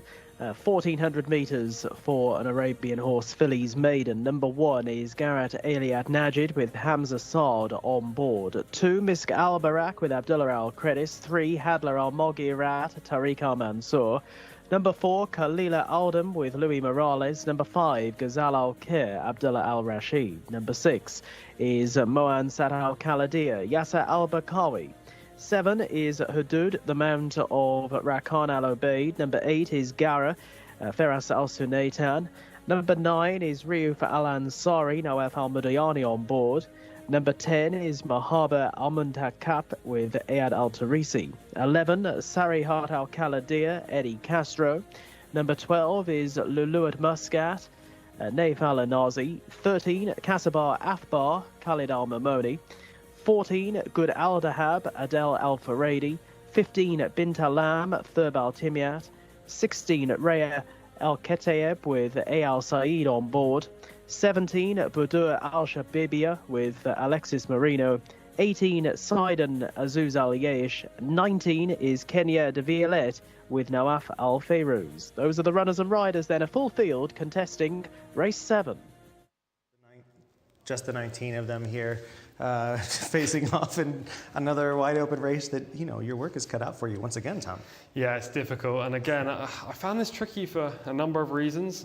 Firstly, there isn't a white stable horse to just default onto in this race, so I had to get a little bit more creative. The horses with prior experience, especially those that have had more than one run, don't set the bar overly high. I mean, we're looking at a mark of around 70 for horse number 9, Riyadh Al Ansari, 67 for horses 3 and 4. Who've had lots of prior efforts. And all 3 of those horses I've just mentioned there have had 6 or more runs. So, you know, in an Arabian race, I don't like those horses that struggle to win. I would rather take a shot on one that's a first-time starter with an interesting connections or a good draw or vice versa. Yeah, it's starting off with a couple of these in just a moment. They'll be headed out. Gariad, Iliad Najid, and Misk Al-Barak. You know, they're just 2 of the examples of horses with no form quite yet and no way that you can possibly pull apart except for looking at connections and jockeys and post positions. Exactly. And the issue that I have with this is that with an Arabian race, I don't know as much about the pedigrees as a thoroughbred race. So not only have they not started before, I don't know too much about their pedigree, apart from the fact that horse number 2, Misk Al-Barak, is by Thaya Al-Khalidia, who was a relatively useful performer on the track. So it just adds an extra little veil of mystery about this race. I do think it's always worth noting the connections as well, Yes. and the ones that are the homebreds from high-end connections, because they do have the better mares. Yeah. I think that's probably where I'm going to lean in my eventual selection. I'll let you know. But to me, it's a wide open race as always, and these Arabian races, they just the jockeys will tell you, you don't force an Arabian to do anything, you ask it to, and sometimes they answer in kind. Yes, exactly. I was fortunate enough to see an Arabian horse, and I bring this up every time I'm on air, so people are probably bored if they're tuning in regularly, but fortunate enough to see Asfan Al-Khalidia twice at Taif. That horse is different gear to any other Arabian horse that I've seen so far since I've been in Saudi Arabia, but he's rated 125, whereas these horses are nowhere near. That horse right there looks like he needs to run. Yeah, he looks like he's eating at the same place as I am. But with so we're looking at the wide open affair, 19 runners here. This is where your strengths may come in here. I'm putting the pressure onto you now. I watch a lot of Arabian racing. You do, and also you're a paddock judge. So you can tell us which ones look definitely the best, and also some of these have the best pedigree, right? Arabians are so hard. It's just because you'll see ones that they look like they're just sweating bullets the entire time, and they win by 10 lengths. So there's no way to really. It's not the same. Literally not the same breed. Yeah. So it's extremely difficult. So I try to go with. Usually repeat offenders, like people that I know are just going to have them ready, or a proper post with a proper rider. I feel like we might be going to the same horse in the end here, but we'll get there when we do the runner by runner. Judging by all of what you've said so far, you're ticking the boxes for my horse as well, so we'll see. And I don't necessarily, with an Arabian, I don't mind an outside post. No, I don't either. If they get too, they are pack horses in particular, and they get a little bit, a lot more than, or band horses rather, a lot more than thoroughbreds. So they get a little bit stuffy and opinionated when they get around other horses, especially ones that seem to be a little more alpha. So it'll be, I'm excited to see this because it's the first Arabian race of the evening. There's going to be it's a full field and anything could happen, and we're probably going to be dead wrong, but I'm very excited to be proven wrong. And if we get it right, you know, the broken clock is right twice a day. Exactly that. Hopefully we can get some of these horses in shot. I do think that first-time starters, though, with Arabians, I will lean on a whole lot more, because we have a few of them, on the higher-end yards, or at least the yards that are known to have the stakes level horses. Because a lot of times they are a little bit better at getting them ready. They do have just the better breeding for it. I don't know. To me, it's always kind of wide open, but it's also it's also, you got to lean on logic, because some of these riders and some of these trainers and owners have been down this road before with the same sorts. Yeah, I completely agree with you. It looks like the jockeys are getting on board, so maybe we should just run through the runner by runner now. Okay, we'll go. Number 1, we have Garat Al Najad, first-time starter. Same for number 2, Misk Al Barak. Yeah, these two are hard to quantify. The number 1, Garat Ali at Najad's inside draw, I consider a negative in the Arabian Horse Maiden, especially with a big field. So that filly will need to break well. Horse number 2, Misk Al Barak, again, probably a learning curve today, but is better bred than horse number 1, that's for sure. Hala Magirat has shown some interest in the past with 3/3 in the last year. Yeah, rated 67, kind of sets the bar and gets Tariq Al Mansour, who's a good jockey. Consistent without really looking like she's ever going to push through. She's a contender for a place, but just not to win today. Kalia El Daham, 0 for 11, but has shown a little bit of interest. 2 back was second. Yeah, that was a good run as well. And then last time up at meeting 64, another creditable performance, finishing 5th in a better race than this. Lou Morales writes, he had a great time in Arabian races when I was here last. Ghazal Al Khair, 0 for 1, didn't show much, but I kind of like the second time out angle. Yeah, I do too. You get that experience and fitness on your side. 8th on the debut, just needs to show a little bit more early in the race. Mohamed Al Khaladia hasn't shown much in 3 starts. No, 10th, 12th in 3 runs. Just no chance on what we've seen so far, but these horses can improve a great deal. Hadood has shown a little bit of ability, finishing 5th in its first start, 8th, 7th, and 8th proceeding. I think this filly might stand more chance if it was 2,400 rather than 1,400. Gara has had 1 race and finished 14th that day. Not the best. No, didn't do much on that debut either. We'll need to take a marked step forward. Not for me today. Riyuf Al Ansari shown a bit of ability. The form setter in here with a rating of 70, finishing 5th, 6th, 4th, 3rd and 4th this season. 1 run last year was fine as well. Consistent, definitely has a chance. Best name, Mahaba Muntakaba, 0 for 1, finished 10th. Lovely pronunciation as well. Not today for me, Swish. but she finished 10th last time up, and as I say, you can always take a big step forward from those first runs. Sariyat Al Khaladia and makes a debut. Yes, by Laith Al Khaladia, good sire for Arabian horses. Eddie Castro rides. Can you finally get that winner? Lulu at Muscat, same deal. Naif Al Nazi on board, tick in the box there. I just saw this one playing up a little bit in the paddock, so that's got to be a bit of a negative for me. Kasaba Athba, first-time starter for the powerful Athba Racing Stable. Exactly. Lucas Gaitan, Athba Racing Stable, Khalid Amamoni, who won the last race. Lots of ticks in the boxes for this one. Good Al Dahab, 0 for 1, but ran 7th last time. It wasn't a bad effort either, just faded a little bit late on. Adel Al Faradi looks for the hat-trick. Bint Alam, 0 for 1, finished 8th first up. Gets a wide draw today in 15. That's not going to help her cause. Waya Al Katayab, 0 for 8, and 9th last out. From those horses in here with plenty of experience, she's got the least chance of winning. Budar Al Shabibia, first-time starter. Again, wide draw in 17, but Alex Moreno is a positive. Sedan is 0 for 1, finished 14th last out. Qatari bred, we've seen a few of those win in these kind of races, so that's got to be an interesting angle. The first time 14th place finish doesn't give you much hope though. Kenya de Violette, great name. Has had 0 starts, makes a first-time start, 19 post. And didn't look overly fit in the prelims. Yes, looked to have had one too many snacks. We're going to take a look at a little bit of form here. We have Riyuf Al Ansari was 5th on August 25th. Yeah, it was a fine effort. I can't really give you a better word than fine for this because she didn't show like she was going to win at any stage, and she kind of just plugs on at the 1 speed. As they do. Yeah, as they do, exactly. There's no acceleration. But her 1 speed isn't overly fast. That's my issue. She's consistent. She could easily run a place. One thing I will say is that the horses in front of her look like decent animals. They're not absolutely dreadful Arabians. Exactly. But do you not think there's probably one in here that's at least that? Yeah, that's completely valid. We'll take a look at another piece of form here. We have Kahila Al-Adam was 5th as well on November 16th. Showed speed, which is a positive for this filly. She'll be up there in the firing line early, and Louis Morales likes to be forward on his horses, especially in Arabian races. She does hang a little bit boring out in the straight to her right-hand side, and I just don't like the finishing effort here. She loses 2 places in the final 100 metres. Yeah, not for me. I don't think she's got the best form in the book of those. I mean, I'd rather Riyuf Al Ansari, who we just saw prior to this. I mean, it's hard to say because sometimes coming out of a race like that, you expect them to move forward, especially when they're sort of younger horses that don't have an amazing amount of knots in their belt. With Arabians, though, I sometimes think they also need even more. They need you can run them more often. They need even more runs. They don't get an amazing amount out of their gallops in the morning. Yeah, I can imagine. I wouldn't imagine they're the most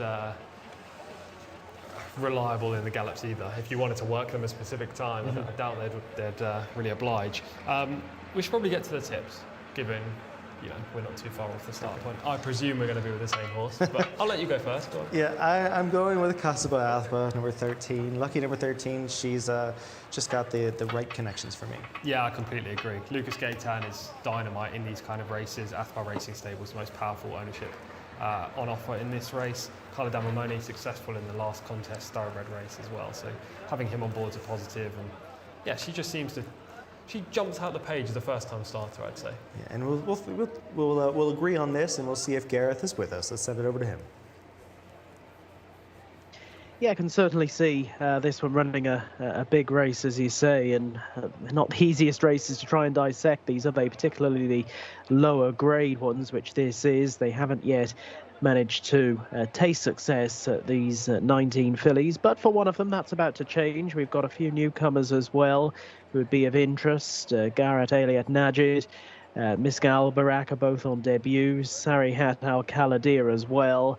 Lulu at Muscat. Kasabar Athbar, who we talked about, and Badur Al Shabibia. Also Kenya de Violette, all having their first race course outings this evening as the runners are circling at the start, and very shortly we'll be loading up. We've got a couple of them just being attended to in the middle of that circle at the moment. There in shot is Garrett Aliat Najid, who's being followed round by Sidon, who's partnered by Zuzal Yesh, and they're in the light green coloured jacket. Lulu at Muscat, Naif Al-Anazi on board.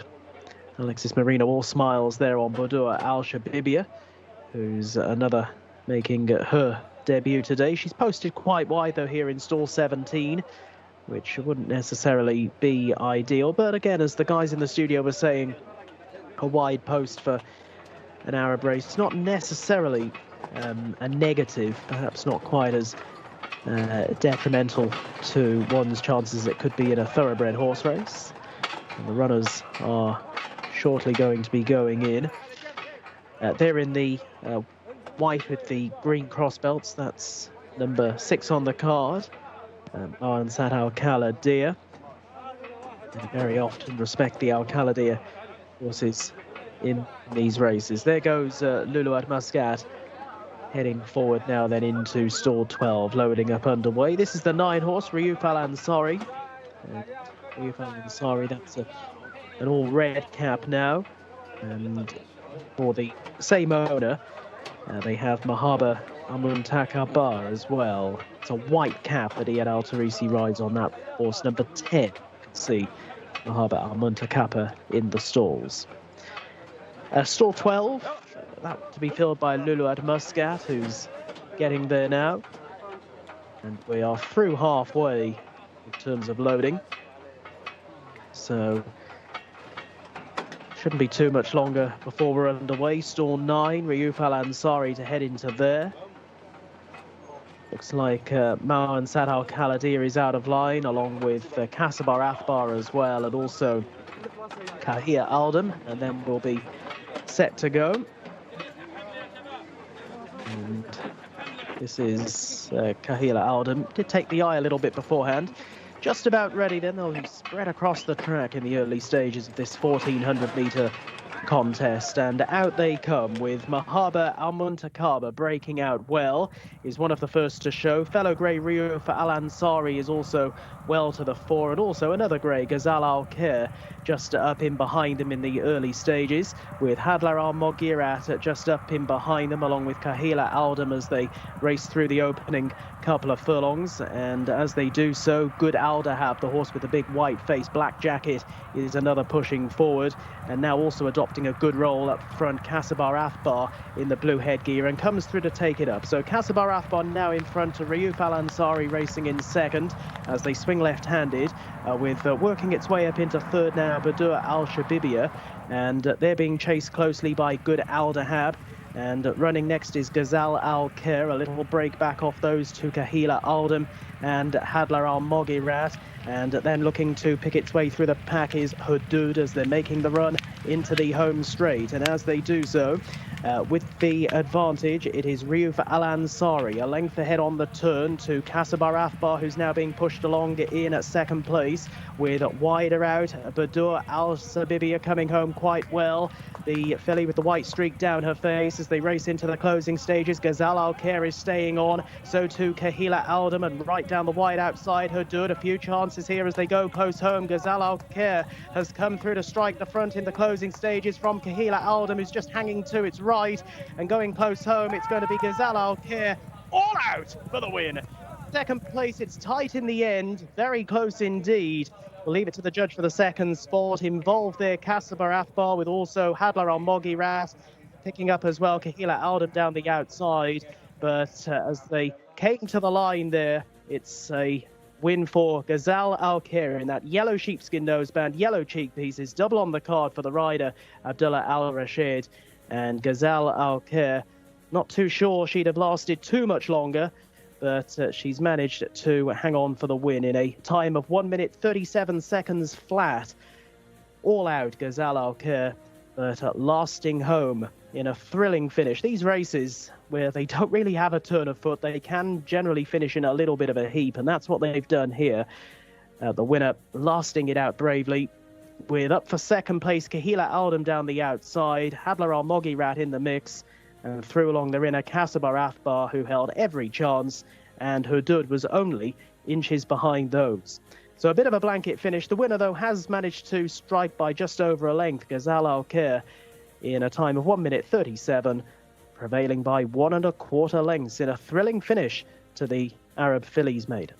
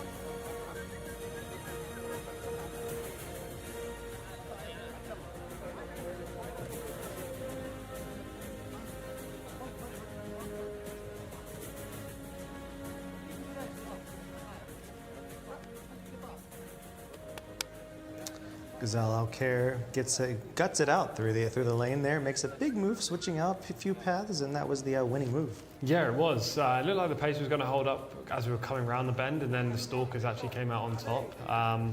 We did say in the runner by runner that a horse in an Arabian maiden that's just had one start can take a big leap forward, and this filly has done after finishing 8th on debut. She's broken through at the second attempt. And I think that's key when you talk about the difference between pure Arabians and the thoroughbreds. Sometimes of an Arabian that finishes, somewhere between 5th and 8th, 9th, that's okay because they've shown a little bit of interest. A lot of times when they finish well back, 14th, 15th, 16th through 20th, they've shown very little interest in being a racehorse. That's when you have to worry. But I did like seeing that first start, and we mentioned it in the prelims that this second time up, sometimes they can surprise you. We got it wrong. We decided to go against her, and she burned us properly. She did. She just moved out from underneath horses there and really managed to find a second gear, which was quite interesting, given most of these just plug on at the one speed. She obviously has all the aids. She has noseband and cheek pieces, and maybe focus isn't her number one priority, but she got the job done. And she did have to gut it out, as we mentioned before, but at the same time, you're saying she has to have a little bit of focus with the cheek pieces there. I wouldn't be surprised if they put blinkers on her eventually. She's possibly had more to give, maybe a length or two, and was waiting on horses at the end. Yeah, and I think she's probably rated maybe in the 70s now, or like maybe 70 exactly, or 69, because the second and the third are both rated 67 and had prior experience. So we know that that's kind of their level, whereas this filly was unexposed, and she's shown that she has the talent to be a 7th rated performer. We just see the start, and horse number 2, Misk Albarak, completely missed the kick, not in the shot at this stage on debut. Horse number 1, Garat Eilat Najid, also just about to drop off the bottom of the TV. So those two didn't show any early and had a little bit of unfortunate beginnings, but otherwise there was a good pace, and our horse was right up there. And the winner at this point is in a perfect spot, just letting the speed go burn itself together, which included our selection Kasaba Athba, who ran an admirable race considering she had to do the hard work. I know this might sound a little bit biased, but I do think she was the best in the race. She hopped a little bit at the start, and then there was a brief stumble. Then the jockey, Khalid Al-Mamoni, who rode the last winner prior to this, asked her for a lot of effort early to get up into the position, and she duly obliged. She showed the early speed to get up there. Khalid wasn't able to move across to the rail, even if he wanted to, with the horse up his inside. But when she looked beaten in the straight, once they turned in, she actually rallied in the closing stages and beat the other pace horses to finish 4th. So I think she probably shaped like the best of these. She just didn't get the ideal trip. Here's the winning move. He was full of horse in the turn with the winner, Ghazal Al-Khair. Shifts out 3 paths into the 4 and basically just gobbles them up. Let's see if she waits a little bit, because that's always the tell on the... I love this angle because it can tell you. Right now she's got a full neck, half length. She doesn't see the horse on the far outside. She is waiting a little bit right here. She's not running away. He's trying to keep her mind on business, and does it just enough. Yeah, she seems to stay in a straight line. It's just she switched leads twice there late in the stretch, and yeah, she didn't power clear, which is what you'd like, but this happens sometimes in Arabian races. I thought the runner-up and the 3rd place finisher were both some of the best pieces, had some of the best pieces of form coming into the race, so at least that provides some strength in terms of the winner's performance. And actually the form setter on official ratings, Riyadh Al Ansari, was the horse that showed the early speed and just faded into around 6th or 7th at the wire, so she wasn't too far off either. And actually the fact that she showed the pace and then faded in the late stages was a boost for the 4th place finisher, our selection, Kasaba Athba, who tried to match her early and stayed on and beat her by maybe 5-6 lengths at the wire. And that was interesting when watching our selection, Kasaba Athba. She basically pricked her ears after the wire. We noticed that, and basically saying she can handle it again. She's got plenty of stamina and plenty of speed, as she showed earlier, the boot that she had. I look forward to seeing her come back. I think everybody's going to be on her at that point. Yes, yeah, I think so too. We would have to be contrarians and look elsewhere. I know. Next time. She's got an Arabian 3-year-old filly's maiden in her for sure. Probably next time she breaks a little bit better. Don't know if we can see it from this shot.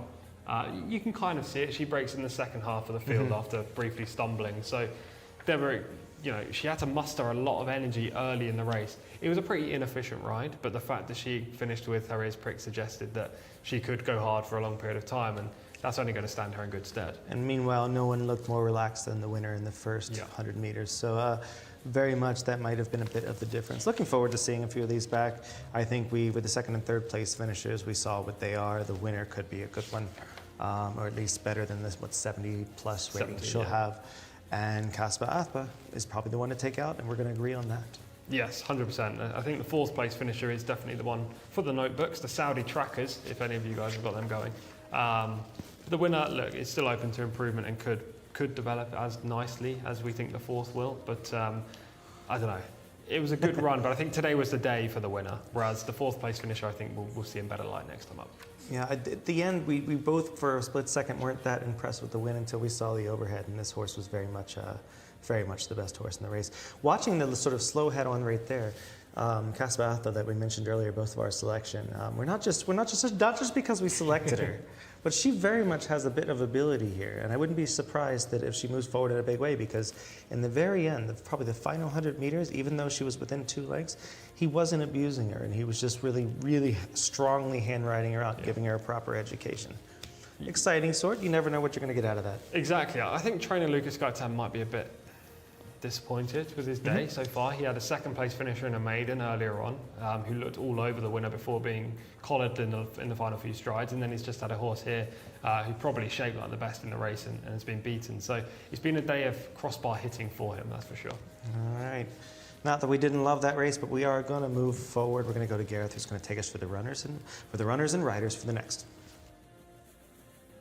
Yeah, another big field here. Fillies maiden this time, and number 1, Queen Stride, the mount of Abdulaziz Al Faradi. 2, Slayel, Naif Al Anazi. 3, Al Fatimiyar with Fawaz Wanas.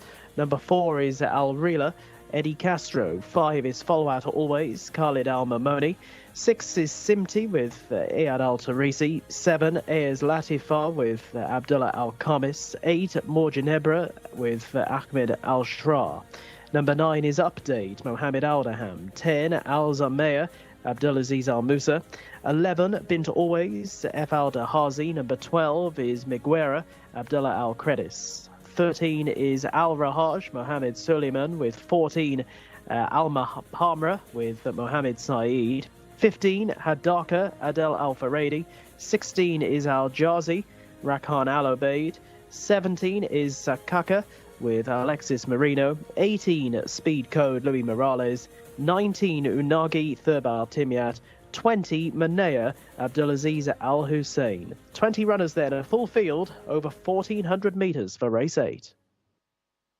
So no lack of contenders in this spot. They're on a standstill right now in the saddling enclosure right now, just all behaving themselves despite all being 3-year-old fillies.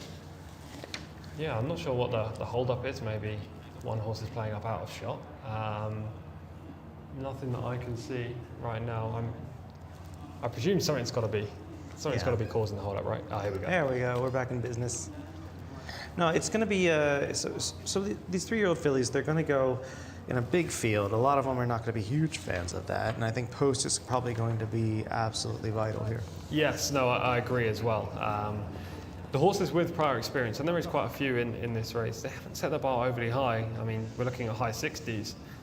So my initial thought would be to try and find an unexposed horse, maybe a first-time starter or a horse that's had just one start. Mm-hmm. I just really struggled to find one in here that stood out. So I ended up going for a horse with prior experience.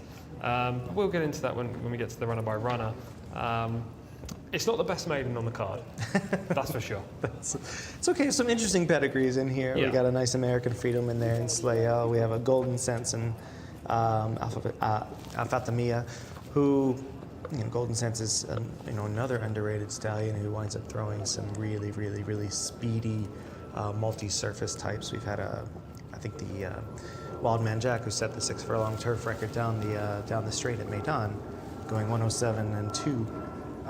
Was a Golden Sense. And Golden Sense himself was a proper dirt miler who could handle anything down to 6 furlongs if given the chance.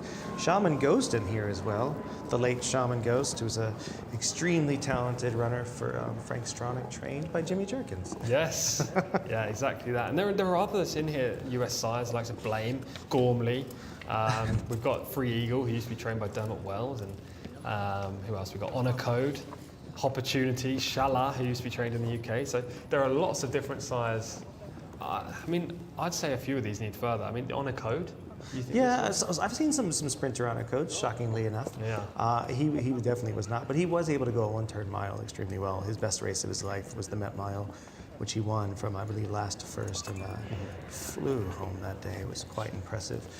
Blame, who is the sire of Queen Stride, will be the first one we look at in just a moment, is always a confusing pedigree line for me because you don't know where they're going to land distance-wise. They usually have a little bit of stamina to them, but some of them are just milers. They're not going to go beyond that. I hope Gareth gives it the old Trevor Denman if this blame's up there.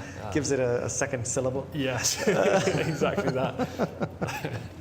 No, yeah, that was for all of us that were backing Blaine that day. It was everyone hated us when we won the race. Poor Zenya. It was very sad. So Slael, we mentioned Queen Stride already. Slael's in the shot there for FMQ. It's 0 for 4, but was third last out. Yeah, that third came over 1,600 metres, so a slight drop back in trip today. Nathan Anazi rides, probably one of the leading players. We have Alpha Atamia, we mentioned earlier, Golden Sense, 0 for 4. Rated just 45 and needs to improve, but the third time up this year, I don't mind the angle, albeit it's been a pretty long way off since the last start back at meeting 37. Aurela will be in shot in just a moment, is a daughter of Flashy Bull, who was a very useful giant son of Holy Bull. Yeah, and this filly dropped back to 1,200 last time up when she finished second back at meeting 59. You'd expect her to improve from that run, and she seems to have improved from 2 to 3 on that evidence. The extra distance, I'm not too sure. I think she's a 1,200 metre filly. Follett always being shot in just a moment, number 5, 0 for 1 thus far. 3-year-old reappearance today, might need the run. What do you make of a physical right there? Unsure. It's fine, nothing to write home about. A little bit slender in the back. Probably needs the run. Yeah. Gonna move on to number 6, Sint, Practical Joke. So Sire's done extremely well on multiple surfaces and multiple distances, but they do tend to be a little more on the speedy side. She's 0 for 8, but has shown interest. Yes, good pedigree, 0 for 8, as you say. Rated just 55, and the 5th place finish last time was fair enough. She could be a top 5 contender today, but there's got to be one in here that's better than her, I think. Aya's Latifa in the shot there. This is a daughter of Shaman Ghost, we mentioned earlier, who was a proper Santa Anita handicap winner, a really good horse for Jimmy Jerkins, and had a lot of size to him. Yes, Aya's Latifa stepped back in the wrong direction, though, from debut to second start. 4th first time up, and then finished 10th. It's been off since, maybe there was a slight issue, or Connections could have just been waiting for the right race in Riyadh. More Ginebra is a daughter of Santa Anita Derby winner Gormley, and is 0 for 4 thus far, with the 18th last out. Finished last of 18 that day as well. Didn't really show too much, and it was a big step in the wrong direction. Maybe this track just doesn't suit her. She showed better form in Type, or maybe she was just in a race that was far too strong. Number 9, Update, seems to need an upgrade. She's finished 12th and 18th in her 2 local starts. I think she probably wants distance as well, being by Free Eagle. He was a horse that would have got a mile and a half on turf as well, so this probably isn't the right race for her. Al Zamea is 0 for 4, hasn't shown much thus far. Yeah, rated just 35, first time up this year, not today. Bin's always on shot there. Was 4th and first up, and then was 11th last up. Yeah, very similar to a horse earlier on, number 7, A's Latifa in that regard. Again, just needs to go back to that debut and build on it. Miguar is 0 for 1 and 14th in that lone start. Just no chance on the debut, but we've already seen in the last race, albeit it was an Arabian race, these horses can improve drastically from first time outing. Wouldn't say that's a paddock positive. Al Rahaj, Stormwolf, daughter, 3-year-old filly, 0 for 7. 4th last time, wasn't a bad effort. Could be a top 5 or 6 contender in here as well, rated 59. 3rd time up on the year, I like that angle. Similar boat, Alma Hamara is 0 for 5, 13th last out. Rated just 39, not shown too much so far. Hadaka makes her debut, a daughter of New Line. Good jockey booking and trainer for a first-time starter. Interesting horse in here with Del Alfaredi on board. Wide draw for a first-time starter is the only thing that would put me off her. I'm going to look elsewhere, but I think she's a contender.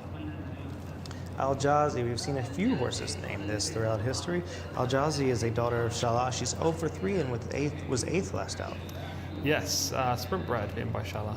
Jimmy Jerkins going to get a winner on the board today? Possibly, let's hope so. Yeah, she must have a good chance. She's rated 60. Sakakar is a daughter of E.H. Indy. 0 for 13 though. She missed the lucky 13, she's got to go to 14. Yes, 9th the last 2 outings. Showed relatively good form early in the season in Type. Alex Marino rides.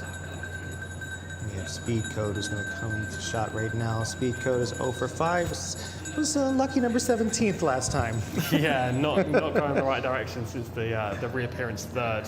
Lumarella's rides for a good, powerful team, Prince Sultan bin Michel and Shala Aladiani.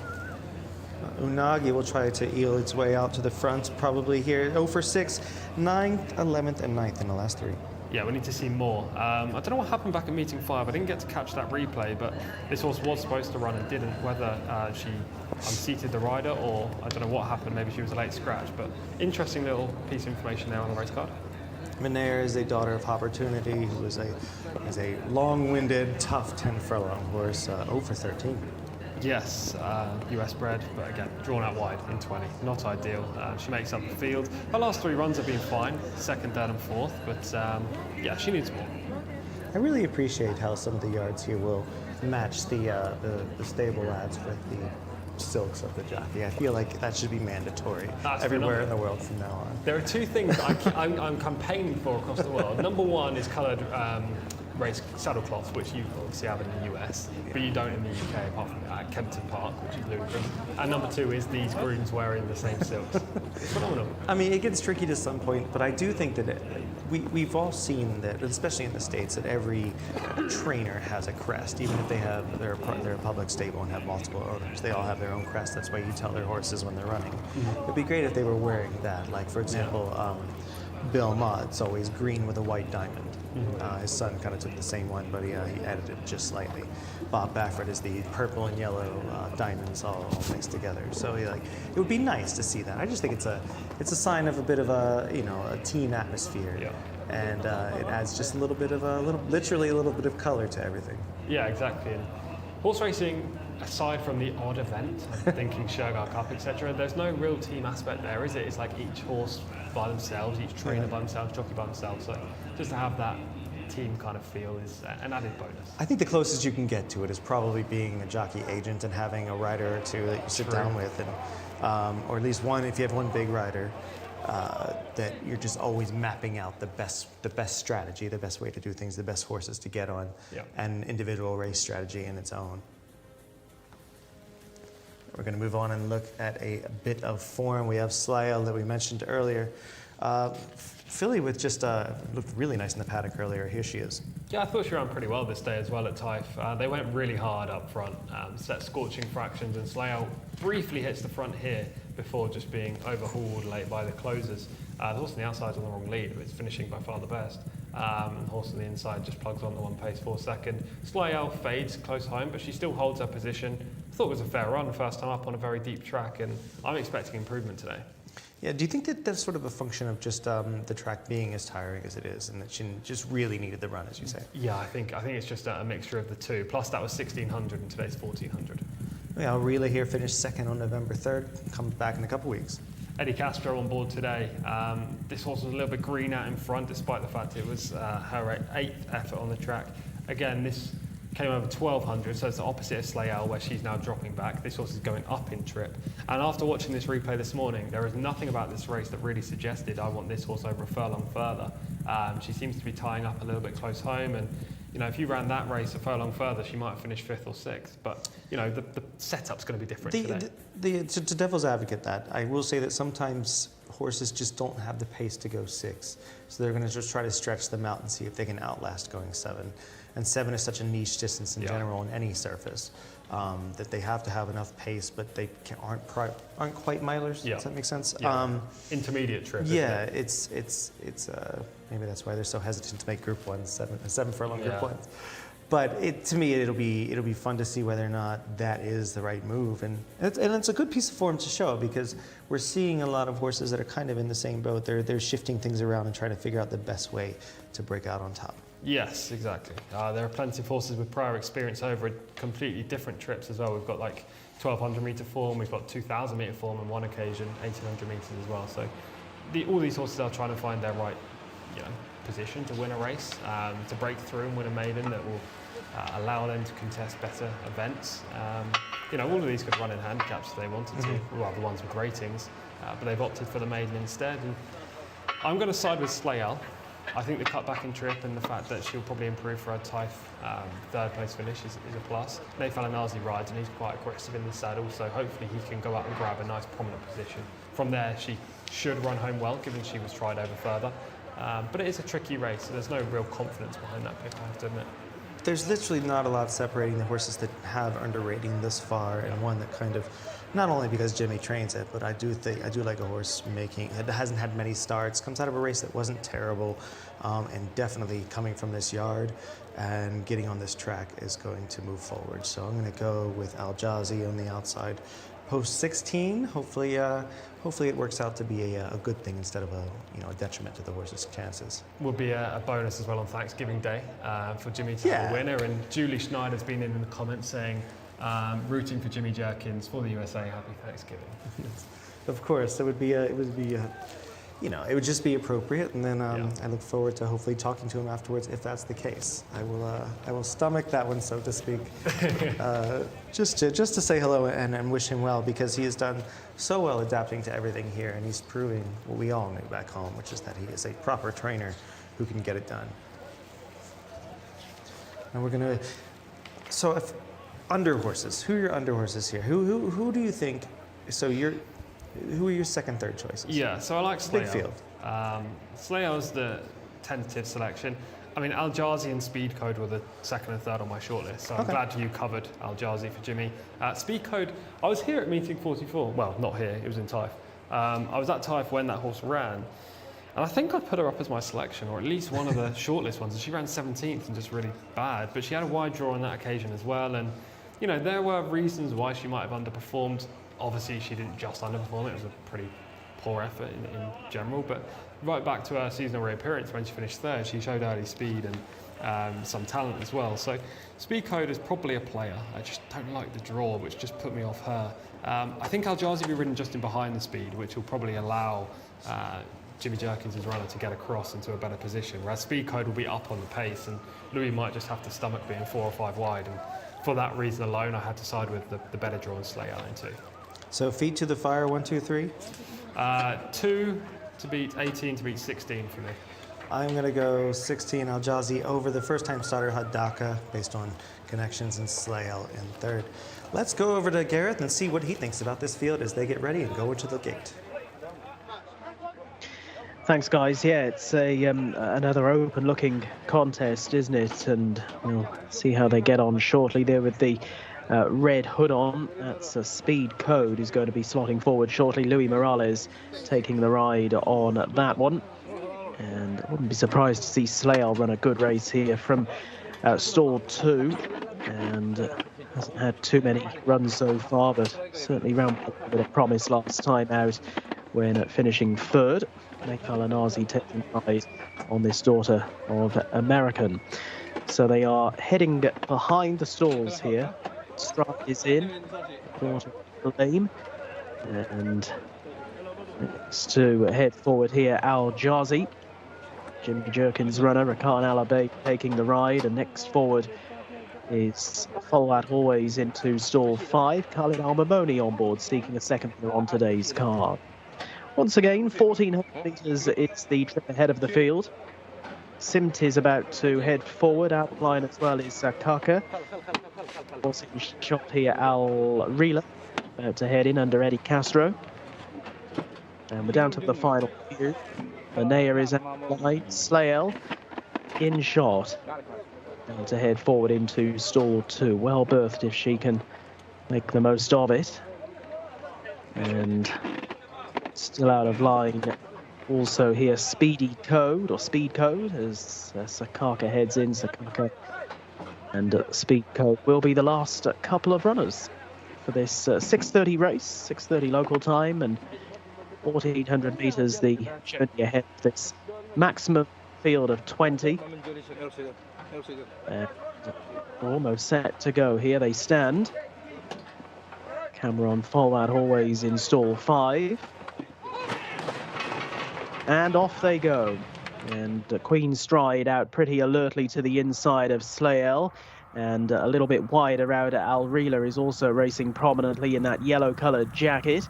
From much wider route, Unagi is looking to get across together with Speed Code, and with those Sakaka and also Al Jazi as they make the journey on going down the back straight. Al Rahaj is also bang there in a light blue coloured jacket as they sort themselves out. Miguara now just tucking in behind, so preparing to turn left-handed, and as they do so, Speed Code in the black jacket up around the outside of Al Rahaj in the light blue, and in the yellow down along the inside of them is Al Rila. They are the leading few, with close up towards the running rails. But bang there on the home turn, Slayel. They're being followed next by Al Jazi as they're making the turn in. And as they do so, Al Rila heads for home with a neck advantage. Over in second position, Al Rahaj, who's looking poised to cover the move. Slayel is back in third now, switching to the outside to come with a run as they gallop down the home straight. Back in behind those is Speed Code, who's ducked over towards the inside. They're racing into the closing stages here, less than a furlong to travel. And with the advantage, it is Al Rila. Al Rila pulling out plenty here. Al Rila shows the way. Here now is Borjanebra coming home from absolutely out the clouds and is getting up. Borjanebra, Ahmed Al-Shra times it right. Oh, Eddie Castro has been beaten again. This time into second position on Al Rila, who ran well. Close for the miners in behind. Simti was also picking up with Al Rahaj, who was prominent throughout, but Borjanebra has come with a wet sail towards the outside. And it looked, I thought Tom was going to be present there for an Eddie Castro winner. Al Rila looked to have it won and had fought them all off, but Borjanebra has come home from out of the clouds, really. Again, we'll see on the replay in a few moments' time just how far back this Borjanebra has come from. Has had a few tries, and that's an improved performance. 1:27.46 the winning time. Gets up to beat Al Rila by a length and 3/4 in the end. Al Rahaj, who was never too far off the pace, that one ran well from a fairly wide post in third. And Simt was back in fourth position. It is Borjanebra then who's gone on to land the prize and has won, going away by a little under 2 lengths in our 8th race on the card.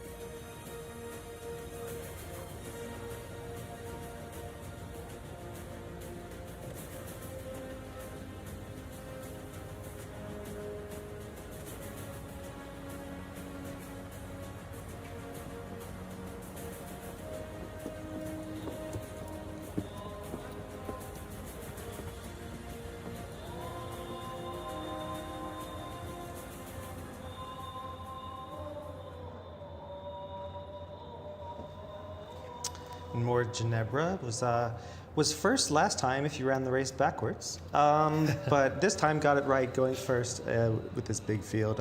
Graduated nicely at 5th asking. Yes, didn't see this one coming, I have to admit.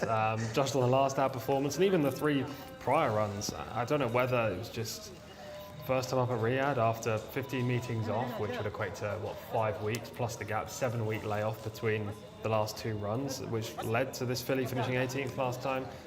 I don't know, but there must have been excuses because it was too bad to be true given what we've just seen there. She's flown home. Yeah, very much a big shock there. There was a bit of pace in front and a bit of it did flatten late where it kind of fell into her lap. But at the same time, she closed really well. She did. Showed signs of her sire, Gormley, who was a nice late runner as well. And, earned it, full marks to her because she kind of figured it out at the right time. Yeah, she did, and she rallied from the top of the straight all the way to the line. And to be fair, with 250 metres to go, 300 metres to go, it looked like she was going to get on top. Alrila ran a great race under Eddie Castro. I am still the curse for Eddie. I apologise if Eddie ever sees this clip or watches back. But I have been the bad luck, I think, for him. He will break through and get that winner, and he'll be disappointed that he didn't hear on the horse in the yellow silks. But she just gets run down into second. And third was Al Rahaj, who is another that took a big step forward from her last outperformance. She was maybe much the best here. The winner was because if you look at, she's slightly out of shot at this point, but she had to alter course a couple times throughout the stretch, and maybe it's because she was running erratically in Greenway. You never know, but it wasn't the most straightforward victory for her. Alrila obviously ran, big race. Seems to just be a bit unlucky. Winner wins here on the incorrect lead. If you do ascribe to that, and I do. And what happened to Slael? Showed early speed. I mean, it was kind of a pace collapse. I'd like to watch the whole replay again so we can really see where this winner came from and where the runner-up was in the early part of the race. But actually, I think the runner-up was up with the pace, so that horse may have ran very nicely. Slael was pushed up from the inside stall. As you can see, Naif Alanazi just on the left-hand side of the silver silks that look almost white from this head-on shot. He gets aggressive on her and tries to get her forward, which is probably the right move. She holds the rail. But coming for home, she has to check in behind the eventual runner-up, and from there switches out even wider and just couldn't really sustain her challenge. She ran fine, she just wasn't the best horse today. The winner is currently not in shot at all. The runner-up is in the lead, so there's a completely different set of trips for you in this race right now. Yeah, this was very much where is this horse coming from at this point, and how is it going to get there? I would have never, in my 30 years of being in horse racing, I've never seen. It's very rare that we see anything like this. This is it's the horse that won the Kentucky Derby 2 years ago. Leave it with me. But it just came out of nowhere while the race fell apart in his hands. And this Rich time Strike. Rich Strike, there you go. Rich Strike. Fine equine specimen. Look at it. Finishing down the outside. She shifts out 2 paths. She's He takes her out flying. even wider because she can't keep a straight path. So he's overcorrecting and hedging his bets. He's got a short rein on the right, which means he's just trying to get her home. He's not even worried about the lead because he knows that she might get there, and B, that he's having enough trouble keeping her in a straight line. It's crazy. I mean, you can see, occasionally you see something like that in the UK, but it's not dirt racing. In the US, very rarely. I mean, Rich Strike is a prime example, but they went super hard in the early part of that Kentucky Derby. I don't think they went that hard here because the pace relatively held up. The runner-up was the front runner in the early stage of the race. It's just, she seems to have rocketed out of nowhere. I would love to see like the head-on from the start, just see actually how far back she was. We know she wasn't within the first 10 and maybe 6 lengths of the leader, but we didn't really gather from those drone footages just exactly where she was in the early part of the race. Well, I mean, where's this come from, Michael? She's rated 55. It might be running style. It might be just she's figured out, or she might be just fit enough at this point. There are lots of sort of conclusions you can come to her, but fact of the matter is she hit the wire like she was 2 or 3 lengths the best, as it were. So here's a question then. 1,400 metres with her today. What were you doing next time? Sticking over the trip and hoping? I would stick over the trip. Similar scenario? Yeah, because if you stretch her out a little bit, sometimes you may not get. She had a healthy pace. It wasn't rapid, but a healthy pace to run at this point. And I wouldn't be afraid to even make a 1-drop run over 6 furlongs with her either. Maybe she's found her niche as a 1-run back of the pack sprinter. We did say that 7 furlongs is a unique distance, especially for sprinters who maybe don't have the early, but want to put in that late burst, but want the pace to chase. So this could be the right trip for her. And those 6 furlong horses ahead of her really came back to her when she needed them to. Exactly. So for what it's worth, as we said, full marks to winners, but especially this one because she shocked all of us. I don't think she's there. She is. There she is. She's ahead of 1 horse, 2 horses, 3 horses at this stage of the race. So yeah, she only had 3 behind her, and 20 runner field. So she was, 16th in the early stages, or 17th. So, yeah, crazy to win from there, especially on this track. I mean, how many races? I think I've probably witnessed 200 plus races in Saudi Arabia at both venues, and I can only think of maybe one other horse that came from miles back to win. So it's a rare occurrence. Yeah, and one thing that might happen here that you often see at Meydan in Dubai, the track, I hate to say biases, but sort of the leanings of where people or horses are coming from, it will change as the sun sets, as the humidity changes. I don't know if that happens here, but I've seen, since the sun has gone down, more horses closing from outside of the forepath. Before then, I saw a lot of horses on the inside. Yeah, speed inside was dominant early in the card. Yeah, the only other horse I've seen do that here is a horse called Modern Artist. I think that's the horse's name. She used to be trained in the UK, but is now a one-run deep closer. And she's the only other runner that I've seen in Saudi Arabia produce a finishing kick like this. Now, I'm not hyping up the horse by any means. I mean, I'm not saying she's a world beater, but she's done very well to win from that position. And whether maybe it is the weather and the track is changing slightly, or whether it's just she was miles the best over this trip, that's to be seen. But she's done very well. I think we can mark up her display given her starting position. We'll give a brief shout out. Give a brief shout out to our friends who are watching along on YouTube. They're having a right conversation in there. We a lot of chat about Jimmy Jerkins whenever he comes out and runs. So hello to Julie Schneider, and also Mitch Friedman and Jose Martinez still getting in on the action. Thank you for following along, and I hope you're enjoying the action so far. And if you had that winner, then you are far better than we are. Exactly that. We've got some good races to come, though. Yeah, just a few more races, 3 more to go, and we're going to go over to Gareth now, who's going to lead us through race 9's runners and riders. Thanks, guys. 4 more to go. We're not clocking off early, are we? Anytime soon. This next race, though, we've got a slightly smaller field here. 7 runners for race 9, so they're all on the one page. Number 1, Birkan Adel Al Faradi. 2 is Altai Abdulaziz Al Musa. 3 is Sahar Wigberto Ramos. 4, Mashur Naif Al Anazi.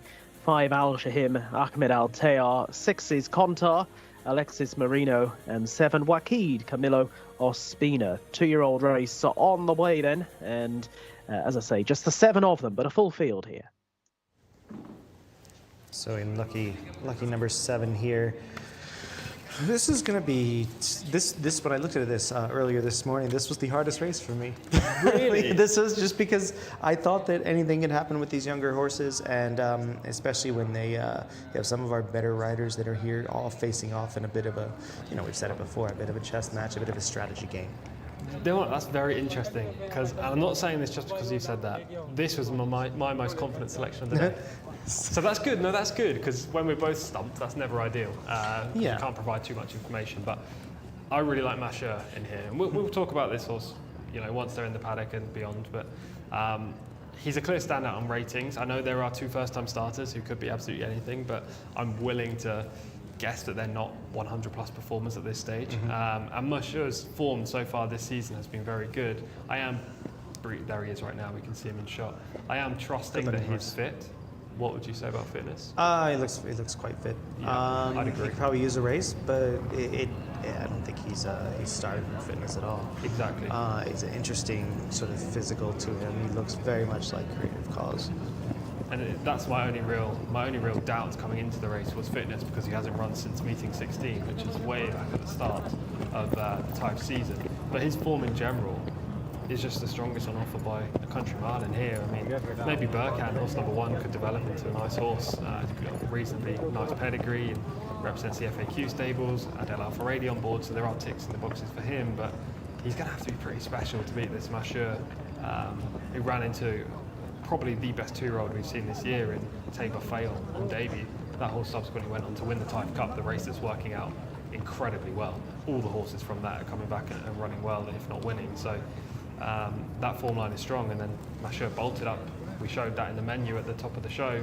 Last time up, won by like 7 lengths. So on that evidence alone, I think he's a clear standout. But we'll see. We'll see. And I think that on the other side, you have a horse like Wakid, who has done very little run, comes in off of a nice win, and we'll show that in a few moments. But is a horse that these premium taps, they love it here. They do extremely well. He's going to love every second of this distance. To me, there's nothing really wrong with him. I like the outside post in a small field. Don't love it usually.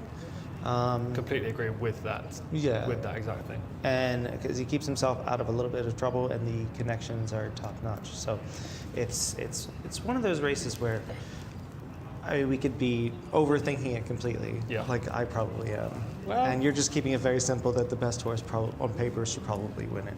But I'm going to try to go against him and do what I can to beat him.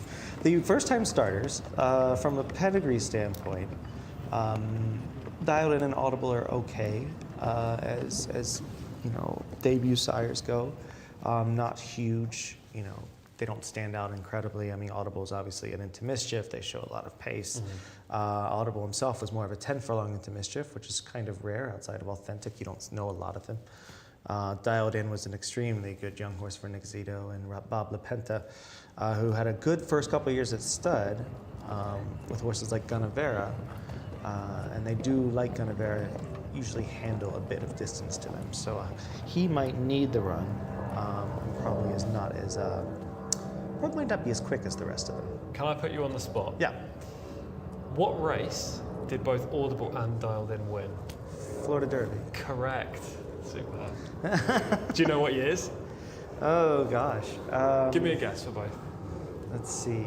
Audible 2016. 2018, close. And then Dialed In maybe 2012. 2011. Very good, to be fair. They're very good. I don't actually. I need to clarify. I didn't know that off the top of my head. I studied that last night. So Not fair. yeah, good, very good guesses, to be fair. And obviously Florida Derby being the right race. Yeah, and I mean they were both extremely talented 3-year-olds that needed to kind of ease into their sophomore campaigns, and this is a late 2-year. I mean this is the back end of the 2-year-old season for this horse. So we'll see what they do. For Burkhan and Altai rather. Mashur being a creative cause. Creative Cause can go one way or the other. The horse has already shown that he has a bit of ability. Creative Causes can usually handle at least a mile and can go possibly up to 9 furlongs. Very rarely beyond 10 furlongs and beyond. Creative Cause is an incredibly talented horse himself. And a Giant's Causeway on top of that, so he's got a little bit of toughness. Yeah, I mean, the pedigree wouldn't really put me off or put me on Masho. What about the Ulysses horse in here? What do you think? Yeah, I like his form. I think his form is clear standout. There was nothing to necessarily in the pedigree say no to me for Masho, and I like the connections too. Bedan Al-Sabai probably doesn't have as many good horses as some of these other trainers like Ahmed Mahmoud, so we're not talking about him all the time, but he's right up there in the standings. So Burkhan is in the shot right now, actually looking really well. I don't mind. A little warm in the neck right now. But Burkhan is the son of Audible we mentioned earlier. Makes his first start with top connections. If you put him in a match with Altai, I would say that Burkhan's the winner. That's yeah, my analysis. I will not fault that whatsoever. And I really like what I see right now, and I'm tempted to come off Wakil and go on him just on first start and drawing the rail. Andy Serling, obviously in New York, absolutely loves the term fuzzy, and I would say he's a fuzzy, a horse we don't necessarily know too much about that could be good. Yeah, I think he's a well-made horse. And the Audibles have, the jury's kind of out on them. They've had a few decent ones, but no super standouts. Altai, we see, dialed in, just like a sire, got a nice dark coat to him. Out of a fantastic mare named, on name alone, in Squib and Bucket. Squib and Knocket. This is, technically a dark bay that, could be anything. Yeah. I don't know if it's the camera angle or if the groom's smaller, but that horse looks a lot bigger than Burkhan.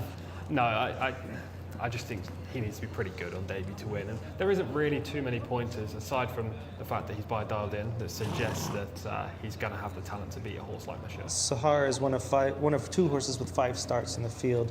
His first 3 runs showed a bit, and his last 2 has tailed off. Yeah, he lacks a little bit of early pace. That's his downfall. He's rated 77. Could be a player for 2nd or 3rd, not a winner. There's your Mashur looking exquisite, actually, in the parade ring right now. Still going to try to beat him, but he looks outstanding. And 2 runs has done nothing wrong. Yeah, he's a nice looking horse, and he's the clear form setter. That win last time, we'll see it in a minute, but he won by a country mile that day in the prior second. You know, you can always fault a horse for anything really as an analyst, but he ran into a very good one in Tabor Vale and was clear-cut second, so there is no negative for Mashur. Best pedigree in the race is Al Shahim, in my opinion. This is a Union Rags out of Lady Tappet. Union Rags so often throws horses with a lot of paint on them. You can see that in his legs and in his face. And the Tappet probably throws a little bit of attitude on the bottom, but this horse has 2 starts, not shown nearly as much as his pedigree. Exactly, that would have been my synopsis too. Brilliant pedigree, not brilliant on the track so far. Kontar is 1 for 5, son of Gelded, son of Ulysses, comes off of 4th and was a winner before that. I think he probably needs further being by Ulysses, a horse that stayed a mile and a half. This horse broke his maiden at the 4th time of asking, and it was a relatively good performance, but last time up just wasn't as good, finishing 4th. Alex Moreno rides. This is the first try and open company though. Stepping up a grade against a horse rated 102, not for me. Well, showing a little bit of warmth, but all in all, this coat looks really well. Wakid is the son of Premium Tap, who is so popular here, comes for top connections. Yes, this horse is probably second best, in my opinion, in this race. We'll watch the footage of last out and I'll explain why. But he's got a win to his name, which some of these don't. He gets Camilo. The wide draw is obviously good, and connections are all top of their current standings. So there's a lot to like about Wakid, but I just think he's more of a stayer. He's more of a one-pace plugging on type rather than a quickener that I think Mashur is. I mean, they are going 1600 here, so that might work to his advantage if two riders get a little bit questionable up front. For sure, yeah, I can see that happening. Camilo will try to be aggressive on him, because he always is. He'll try to be maybe in the top 3 in the early stages. I don't think he's got the early speed to lead. From there, I think he'll probably be on the pump coming around the bend, but he will stay on, and that is something that we've seen not every horse do here. They tend to falter in the final 200 metres, and that won't be the case when it comes to Wakid. Yeah, speaking of speed, Mashur, do you think he's going to be sort of on the engine all throughout? Yeah, I do.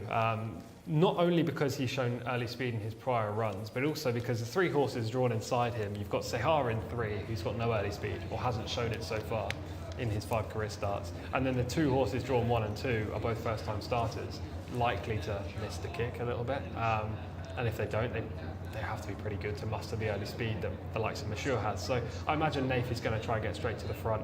I imagine Konta, horse number 6, will try to get at least close, maybe on the shoulder, and then Camilo on the outside or tuck in just in behind. That's how I imagine the pace scenario to work out here. And the 102 rating, do you think that's pretty lofty for a 2-year-old at this point for Mashur? I mean, do you agree with that? Do you think that kind of sets him up for failure if he doesn't quite live up to it? They've put that rating on based on the second place to Tabor Vale, I'm pretty sure. Tabor Vale is the best 2-year-old we've seen so far, colt. Hallard's been very good. There's been a good gelding as well called Al Mottahed, hopefully. Well, he ran when the other team was here covering the racing. He was my favourite horse I saw at Taif, but he's a gelding, already gelded 2-year-old. So Mashur, I think, is second top-rated 2-year-old colt in the country right now, behind Tabor Vale, and hopefully he can justify that here. And hopefully we'll be able to see, we'll put on a bit of form here in just a second. We're going to look at Mashur's run last time if we can. Now, what I'm interested to see is whether or not somebody, say, a horse with a little bit of, say, a little bit of substance to their form, say like a Sahar who already has a bottom to him, he's already got 5 starts, just decides to go and kind of make his life miserable from the inside, or even the first-time starter Burkhan takes advantage of his inside position. Yeah, that could happen. I'm kind of guesstimating that Burkhan won't have the natural early to match Mashur, but obviously that comes with risks because I don't know for sure that that's going to happen, being a first-time starter. Adel Al-Faredi, if he can, will try to hold the position like every jockey does from the inside stall. I mean, if you're drawn next to the fence, why would you want to come off it? But at the same time, the horse will have to be there for him to do that. If Burkhan does show early, I mean, tells us one thing: this horse has potential, and it might throw a spanner in the works when it comes to this race. But I imagine that Nath Al-Anazi, who we can see in shot right now aboard Mashur, will be going out there hoping to make all the running. And even if this horse doesn't, I think he's tactical enough to earn a trip. We can see him winning his maiden, and you can see he was right on the burner, but he immediately kicks off the home turn. Between 400 metres and 300 metres to run, he puts 3 lengths between himself and the horse in the blue and white silks, who's albeit very tired and hanging out to his right-hand side. But Monsieur just keeps burning and burning and burning away in the straight, and eventually gets eased down with still 100 metres to run, beating a white stable horse decisively. Nathan Anazi blows a kiss to the crowd, and it was almost like an open race when it was just a maiden. Yeah, the only worry about that is maybe he didn't get as much out of it as you would prefer. And I didn't love that both of the times he was struck hard in the lane, he rejected it. He didn't quit running or anything, but he definitely physically rejected it, so he might have been a little bit more tired than it appears.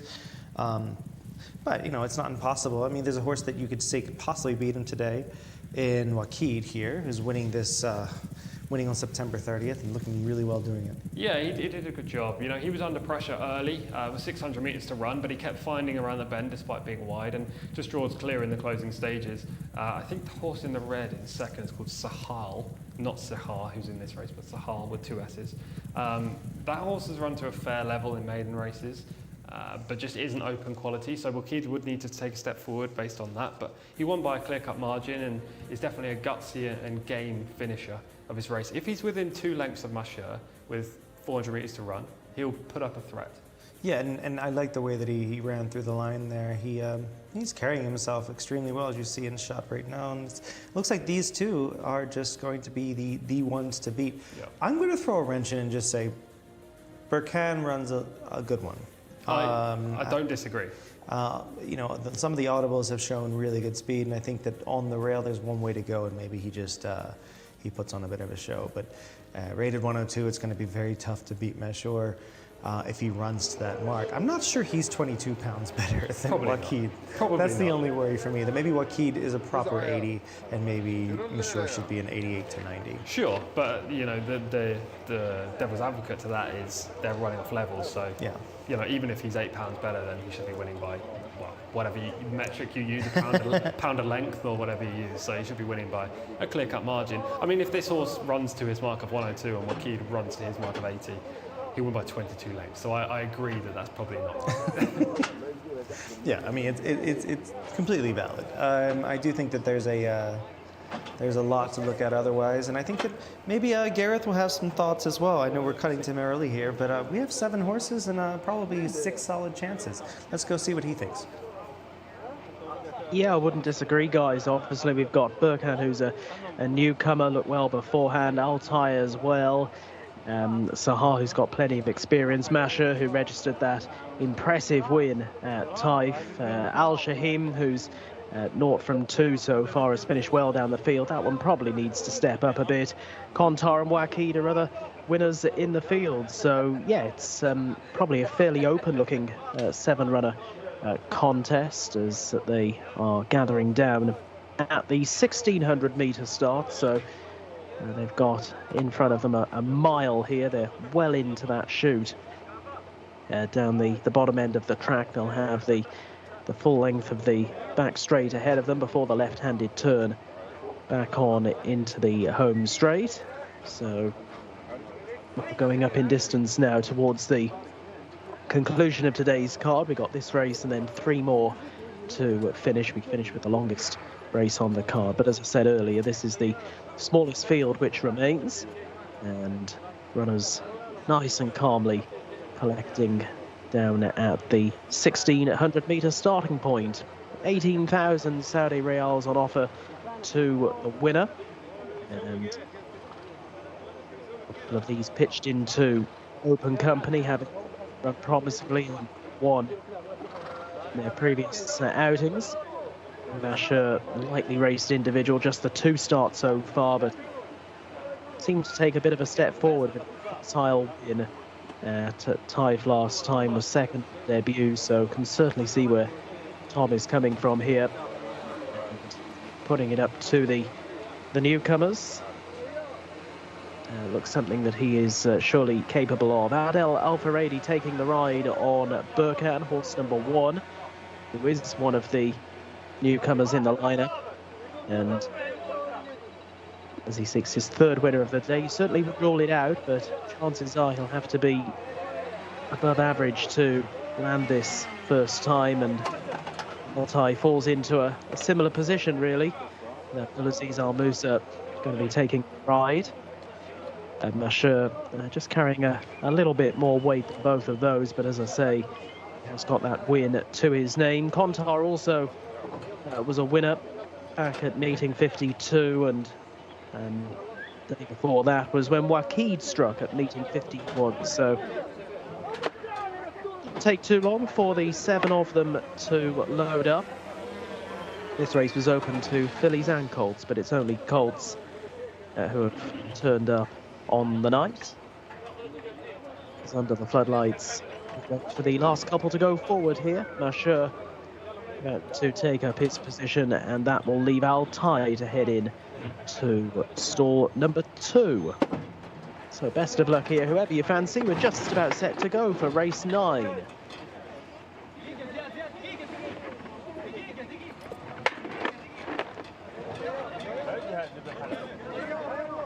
And a long hold. Startlow lets them go. Eventually they're off and racing. Mashur, Naif Al-Anazi wants to go prominent. Sahar, though, is able to match him for early pace. And Sahar leads Mashur through the first furlong, with Wakid hooking up onto the course proper a little wider out in the green cab. They're being closely pursued in the early stages by Burkhan, and then a 2-length break back to Altai, and Al-Shahim is the back marker by a few lengths in the early stages as they come down the back straight and on towards a left-handed turn, with Sahar showing out in front under Wigberto Ramos.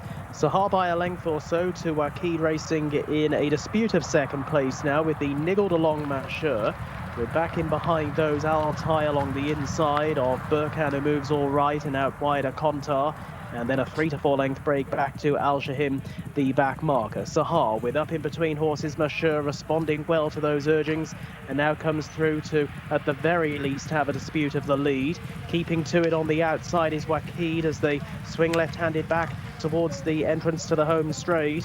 And last time out winners at the moment, 1, 2 and 3, with Mashur having a good battle with Wakid as they start the run down the home straight with just over 200 metres left to travel. Sahar has dropped to 3rd, and then in 4th Burkhan. It is Mashur on the far side in front by around about 3/4 of a length. Still mithering him on the outside is Wakid as Mashur just starts to drift a little bit to his right. Wakid is struggling to get by, however. Mashur in front, and Mashur will win again and beats Wakid by about 2 lengths in the end. Sahar kept to the task, finished in 3rd, clear of Burkhan in 4th.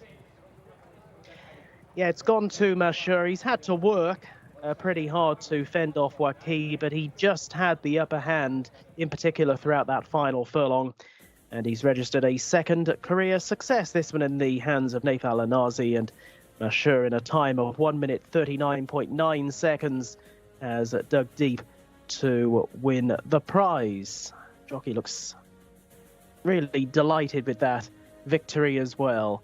He's on quite a nice horse. Wakid back in 2nd place, has lost little in defeat, and they were clear of Sahar back in 3rd, a race where the previous winners very much came to the fore, and it's gone to Mashur, as Tom thought it might well do in the studio beforehand. There are the details then on the screen for race 9. Mashur the winner, Wakid is 2nd, Sahar back in 3rd place. Mashur winning by 2 1/4 lengths. Dug deep.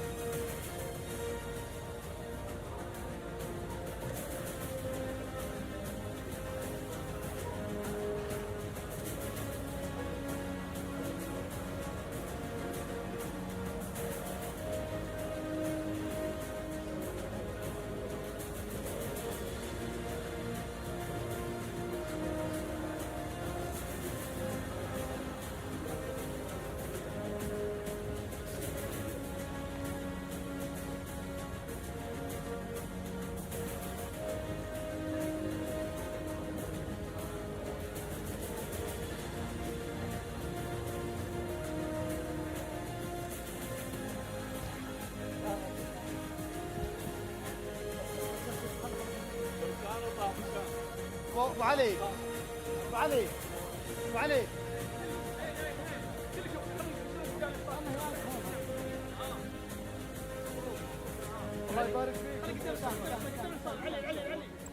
we're sitting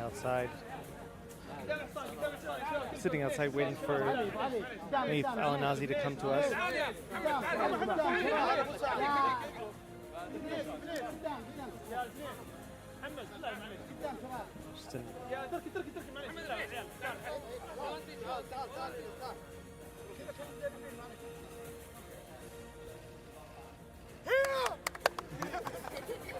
Excellent run here from Naif Al-Nazi. We're going to get a little reaction about Mashur in just a moment as soon as he weighs out. A proper horse here that we could possibly see in the Saudi Derby, one would hope. He's coming off that 102 rating, and he definitely looked like it here. We'll get a quick reaction in just a moment. It was a pretty creditable performance where midway around the bend, he did not look like he was traveling as well as he should as the big favorite, but he definitely put away the second choice there in Wakid and did it well. So we'll get a quick reaction to see what Naif thinks about this horse and how well he ran.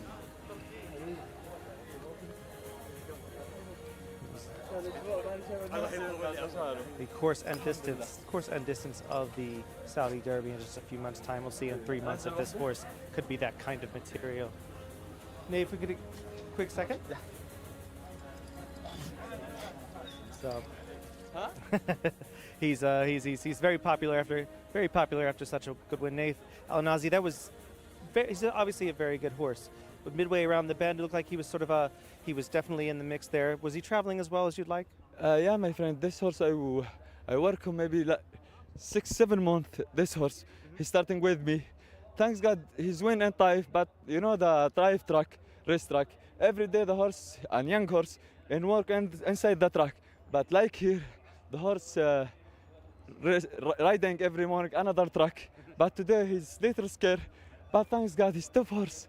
I like this horse too much, and he's like my son. Yeah. And obviously, this is the course and distance. We have 3 months until the Saudi Derby. Do you think he can keep his level of form up to that? Yeah, I think so. From the beginning, I think this horse become a champion, and thanks God now second time win with me. This horse starting with me, and thanks God, you know, the big race for me, for my heart. Maybe 1 week I not sleep well because this horse is racing this week, and I work him every day. Thanks God, my friend. I hope so, inshallah, more future for this horse. Well, we wish you, congratulations and well done. Thank you, my friend. Appreciate it.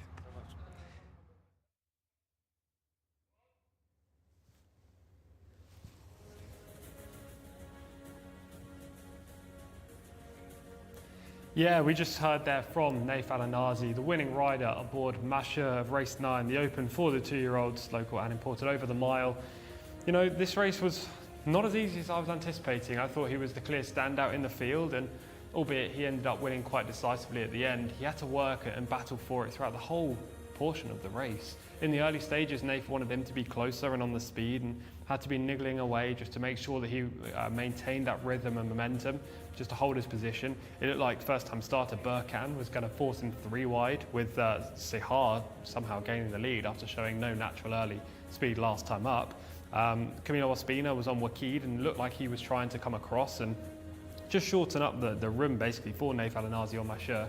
But Al-Nazi did a great job to maintain that position.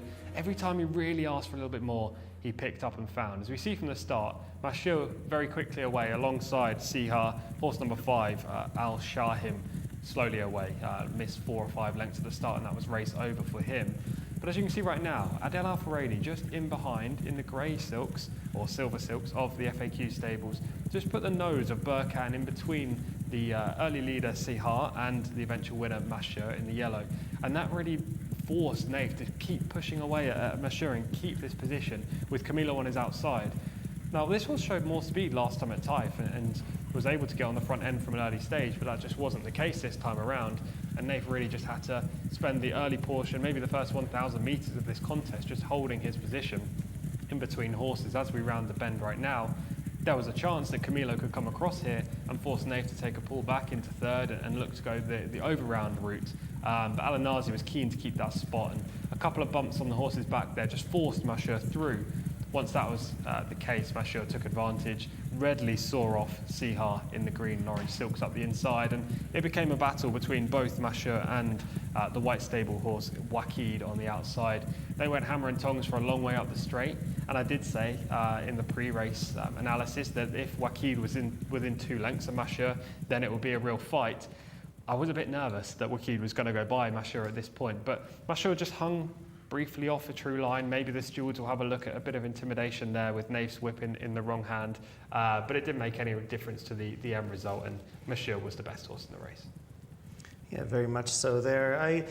What really kind of not shocked me, but just was visually pleasing, as I mentioned before, that every time he was kind of asked a question, or he was green to the point where he's a proper horse. Like every time he was asked a question, he answered in kind, and I like that there was definitely more there, and he put away a horse that seems to have a bit of ability in Wakid. Yeah, I completely agree, and those two drew clear at a crucial stage of the race. As you said beforehand, rightly said, there's not 22 pounds between them. I don't know whether that's Mashur isn't a 102 horse, probably that is the case, and Wakid is probably better than an 80 horse. Maybe they would meet in the middle at around 90-ish, with a bit of fluctuation either way, considering Mashur has definitely come out on top. But those two have really drawn clear in what looked a pretty good race. I thought Sihar ran a lot better today, maybe because he showed the natural early speed that he didn't show on his previous efforts, and that allowed him to get into a better position and therefore run closer to the finish. But those three are the three to take out of it, and the winner just, again, a further boost to form of Tabor Fail, who's 3 from 3, Tyve Cup winner, and looks the real standout 2-year-old colt in this division. I think as we see the racing ascend and sort of improve and get better and better in the in Saudi Arabia, especially with these young horses, we're going to see these 3-year-olds that are going to excel. And we saw it with Commissioner King last year, and I think this horse has shown every hint that he could be an even better horse than Commissioner King was last year, which is a bold statement, but I just loved everything I saw. If he truly lives up to that 102, which I think he was quite close to it just now, he will be a serious threat to the sorts that are going to come over this year. Yeah, I like how he races as well. Sometimes we see horses get on the front end and just dominate without being pressed, and you can take a dim view of that and say, well, they're flattered by the way the race panned out. But he had to be asked throughout the whole early portion of that event to maintain his position, to stay in that position, to keep finding a little bit more for Naif. And every time he responded, and then in the straight there was still more to give. So yeah, I like how this horse races. It feels like he has untapped potential as well. Not just the fact that we've seen him already run to a high level, but there should be a little bit more for him as well. And we're going to move on up to the next race. We have Gareth, who's going to give us the riders and runners for our next. Yeah, thank you, Mike. And we've got 17 of them for our 10th race. Number 1 is Mutanafa, Louis Morales. 2 is Bluff, Mohammed Aldaham on board. Number 3, Star Horse, ridden by Turki Alafi. Number 4, Mudhim, with Abdulaziz Al Hussein. Number 5 is Saudi Pride, Adel Al Faradi. 6 is Habub Tawak, with Ahmed Al Shra. 7 is Al Khwarizmi, Ayad Al Tarisi, with number 8, Kerain, Wigberto Ramos. Horse number 9 is Minieno Doro, the mount of Camilo Ospina. Number 10, Mahalik, Tariq Al Mansour. 11, Burnish, Fawaz Wanas. Number 12 is 965, the mount of T. Al Hassan. 13 is All In, ridden by Khalid Al Mamoni. 14, Mutaraf Farid, with Rakan Al Obeid. 15 is Awali Najid, with Abdullah Al Khamis. 16, Hardba, with Abdulaziz Al Faradi, and 17 Unitarian with Rayan Al Torsh on board. A full field then of 17 for race 10. Yeah, there's no, to me, just another fairly wide open race. Yeah.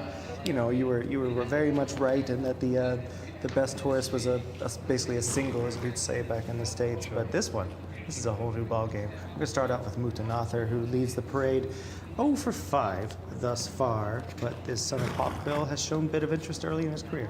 Probably needs further though, I think. Finished second in an Open over 2,000 earlier in the year, back in meeting 22. Hawkbill obviously puts a lot of stamina in his progeny as well, and albeit this horse represents powerful connections, Prince Saud bin Salman, Louis Morella's rider, I think there's probably another day for him over further than this. We'll have Bluff in the shot in just a moment. There he is. This is a son of the Gurkhas. Only had one run, and he was ninth. Yes, prior to coming over to Saudi Arabia, this son of the Gurkha represented Robert Cowell in the UK and won a Chelmsford novice event back in January. That came on the all-weather, so there's a slight positive there. Star horse, the 3 in the shot there. That's profitable. Gelding has had three wins from 18 starts. Yeah, finished third in a 0 to 85 last time up. This is a step up in grade to Open Company. His sole attempt in an Open race before saw him finish 4th. Mudim is 0 for 8. It did show a little bit last time. That came in a 0 to 75, so an even lower grade than Star Horse ran in. Finished 3rd. Consistent, but this is a big step up. Saudi Pride carries a name that will be hard to live up to, as always, but they're going to try, and they did it earlier. So it's 0 for 5 here. He was 6th last time. Adele Alfaredi on board, struggled in maidens last year over this distance, and then 6th last time again over this trip. I mean, it's lofty to run in an Open race, but this horse has warranted a mark of 80 despite not winning. Habub Tawaik stands shot. We're going to go. Habub Tawaik is 0 for 9 with Al Shrar on. Yeah, I think the 6 could be a late scratch. Just looking out on the board right now, I couldn't see him. So scratch the 6 in here. And Al Khwarizmi, 1 for 9. Yeah, we'll see footage of this horse winning last time out in the next few moments. He's going from a maiden straight up to an Open race, which is a big step up, but he's by Distorted Humour, and he could be a player in here from a nice stall. Karine is 0 for 6, was 6th last time. Wiggy Ramos in the saddle. Probably not a player, but we've got to on board to positive. Mini Aerodoro was 0 for 1, but was 4th like first out. Yeah, in a maiden, coming into an Open race straight after losing a maiden, but actually I was here for that maiden 4th, and this colt showed a lot of raw ability. He's got a good pedigree, he's a nice looker as well, big grey individual. So with the White Stable, when they put a horse like this into an Open race, you have to put them on your shortlist. I just fancy one other more than him, but he's one of the most interesting, if not the most interesting horse in the race. Very much agree. Another son of the Gurkha is Mahalik, who is 2 for 15. Al Mansour in the saddle. This horse won a 0 to 80 last time up, but I was impressed in the way he did it. He finished 2nd in an Open back in September at Taif. I think he's the most logical winner, but he's not open to as much improvement as others. Burnish, the 11, is 1 win from 4 runs by the brilliant Sire Kingman. Yeah, I tend to think all these Kingmans just want turf, though. This horse was also average in the UK for William Haggis. Seems to be quite average in Saudi Arabia as well at this point. 9-6-5, 1 win. 1 run and 1 win. Yes, that victory came in the UK. The one Saudi run was 8th back at meeting 60. Represents Sheikh Abdullah Amalek Al Sabah, who's already had a winner on the card today. All in, son of Dragon Pulse. Lamoni is on in the saddle. Backward step last time up, finishing 13th in meeting 66. Off the layoff, we've already seen one horse run at meeting 49, then run at meeting 66 and win today. A random trend. It could happen twice. I don't think it will. Motifa Red, son of Cloud Computing, I believe. Motifa Red looks to be an interesting one. 1 for 10, has shown a little bit of interest in the last 2 runs. Riyadh debut this season for a horse who ran virtually every week at Taif. Had a layoff, and probably improved for this. Yeah, Wali Najid, 2 for 10. Rated 85, so has to be a player in him. She gets the fillies allowance as well by Bandini. It was a good run last time to finish 2nd. I wouldn't write her off by any means. Habib is a son of McCracken, who is a horse I was a big fan of. Number 16 is 1 for 12. 16th last time, meeting 25. Absent since then. Maybe there was an issue, and if not, fitness is a worry. Unitarian is a son of, is 0 for 6 and is a son of Tasleet, who was, I think, recently sold to India. Correct. I saw that on Twitter, or X as we're now calling it. But yeah, this horse just can't really win on what he's shown so far. It's going to be, this is, you know, you're the analyst, so I'm going to leave it to you to get this perfect Sure. one. I want a cold trifecta, as we say back home. I want to see your 1, 2, and 3 come in that order. I know it's going to be extremely difficult. Yeah, yeah, you haven't set me the easiest of tasks there. I'll go for Mahalik, horse number 10 to win. It's a tentative selection, but this horse has previous form. In second, I'll say Mineiro d'Oro, who we're seeing right now in this footage. Finishing fourth in a maiden on debut. Horse was wide throughout, from a wide gate, I think 15, just looking by that number cloth. I can't actually remember, it might be 9 actually. Yeah, it is 9. Was wide throughout on the first bend though, but this was a pretty good maiden. The pace didn't hold up, as you can see a couple of the closers coming fast and late down the outside and eventually finishing first and third. The Prince Khalid bin Faisal horse, horse finished second in that contest, and is pretty smart. So if Mineiro d'Oro takes the predicted step forward, he could be a contender, and I'll put him second. And then maybe Star Horse for third. Finished fourth in the Seoul, attempted an open prior to that, and conveniently here's the footage of Star Horse from last time up, finishing third in the 0 to 85 handicap. We'll definitely need to take a step forward from that to win today, or to even feature. But at the same time, I'm selecting a horse who won in 0 to 80, and this horse ran in 0 to 85, so can't be too far off the protagonist in this race with a repeat. Yeah, there's a lot of horses in here that, you know, when you're setting out your 1, 2, 3s, you got to use the ones that have shown a little bit of form recently. Al Khwarizmi is the one that I think could be one to keep in your top 3 no matter what.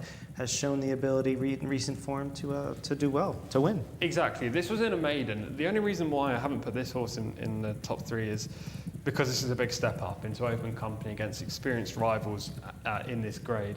He won a maiden this day, burrowing up the inside. The 3 horses who were on the speed have all hung out to the centre of the track, and the pace has kind of collapsed. The Prince Saud bin Salman horse down the outside, eventually finishes third, was the only other horse to make inroads in the race. I don't know, maybe that was just a bit of a fluke with the setup that day. Maybe Al Khwarizmi will produce, you know, an A-game performance and provide the menu at the top of the show with 2 winners on the card. But I'm going to go against the 7. I'm going to be with the 10 in here.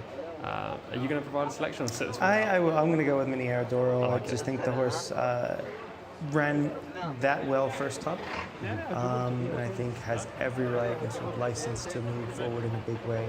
Didn't like the shortening of stride last up, but I think that just was a bit of fatigue. First up, second up, I'll take my chances. No reason whatsoever he shouldn't be in the top 3 as well.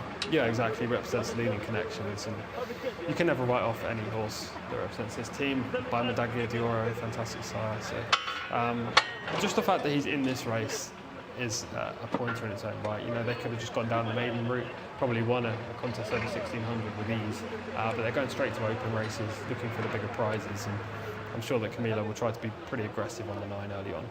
I think that it wouldn't be a shock at all to see him. I think they also want they want the mile distance, and they want this horse to have a chance to sort of progress through the distances themselves, considering that pedigree.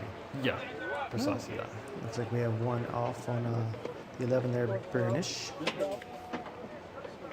like should be okay. Everything just looks like a readjusting, which often happens with these young horses that seem to act up and play up in the prelims. We'll head over to Gareth and see what he thinks of these young, promising horses.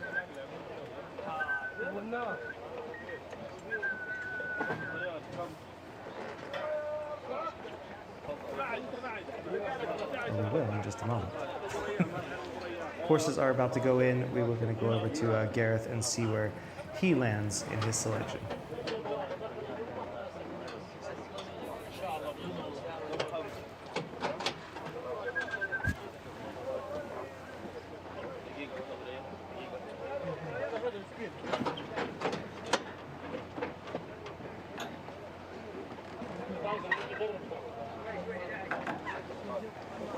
To head on forward. This is number 11, Burnish, heading in with Fawaz Wanas in the saddle. And that one heading forward nicely now. Once again, 1,600 metres is the journey ahead of them. And Mahalik now about to take up position along with Al Khwarizmi and Ayad Al Tarisi. There aren't too many more out of line now. Mineiro d'Oro who, like I said, he quite liked the look of beforehand. He very sought and has managed to go close on that debut run last time. And Mutanatha into the inner stall here. Stall 1 will be just about the last to go in. A reminder here, number 6, Haboob Tawake, a late scratching, so that leaves us with 16. Stall 4, Mudhim, a little restless. And in stall 11, Burnish has reared up. So some minor issues at the stalls here. We put down on Saudi Pride at El Alfa Rady, looking for the number 3 here today. Definitely an issue now with Burnish, whose rider is off. And stall 11 is who we're focusing here. So others are generally waiting pretty well. They'll be keen to get going here. Never ideal when this happens. Burnish right up at the moment. And they've taken Mahalik out of stall 10. I think Burnish has managed to get one of his legs over into the 10 stall here, so Mahalik's out. I think 965 is out as well. Yeah, there's 965, so these two, provided they're fine, will have to be reloaded. I think Burnish's participation must be in some sort of doubt now after this stalls incident. It's a bit of a shame, but as long as both he and Fawaz Wanas are okay, that's all that matters, really, isn't it? And out comes Burnish, who, yeah, looks fine, and with a bit of luck, will be back on the race course sometime soon, but I can't see him running now. 965 now being reloaded, and it looks like Mahalik is also heading over to stall 10 once again. So Burnish is late with withdrawal here, and the other runners are now all in the stalls, and they're off and running. So they've got without Burnish, played up in the starting stalls. Star Horse has got out quite well, dark jacket with the orange armlets, with Mutanatha down along the inside, and also well to the fore Mahalik in the green colours, and out a bit wider Unitarian as they cover early ground.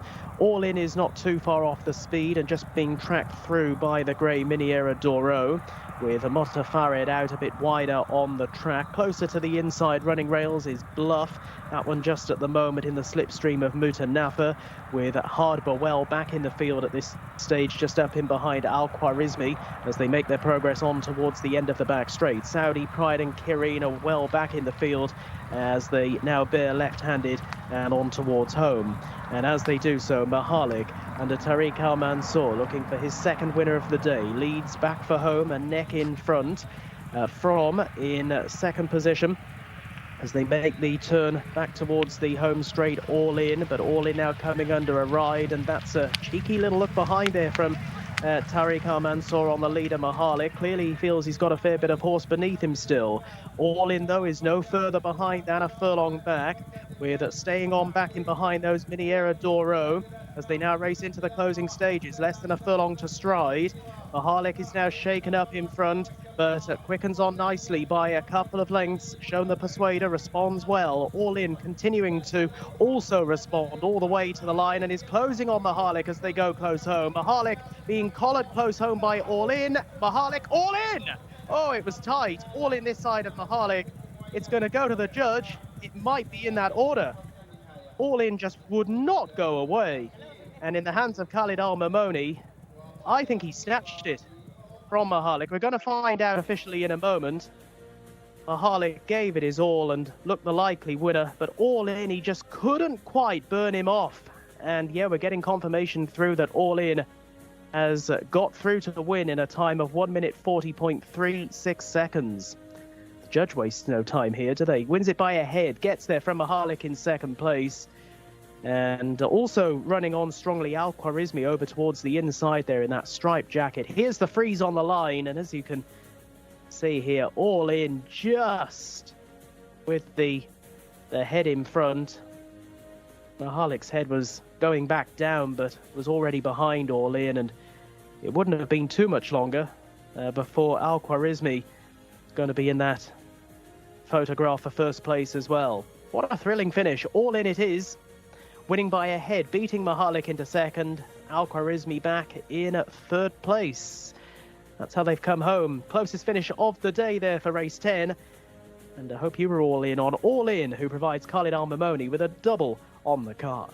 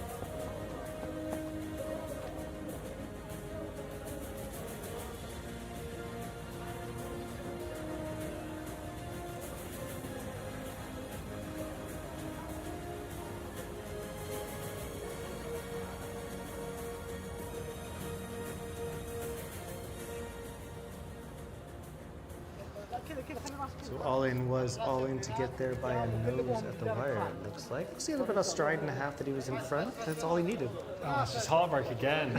I don't know what's going on today. There's a couple that have been beating right on the wires, which is not what I want to see. But very good from Khalid Al Mamoni, and this horse taking a huge forward step. We've had a horse finish at 18th last time and win. Actually, hold on a second. Wait, I'm going to do this live on air, so I haven't prepped this. Apologies. Yes, so race number 8, Ginebra, who won the Gormley filly. She was 7th at meeting 49 and then 18th at meeting 66.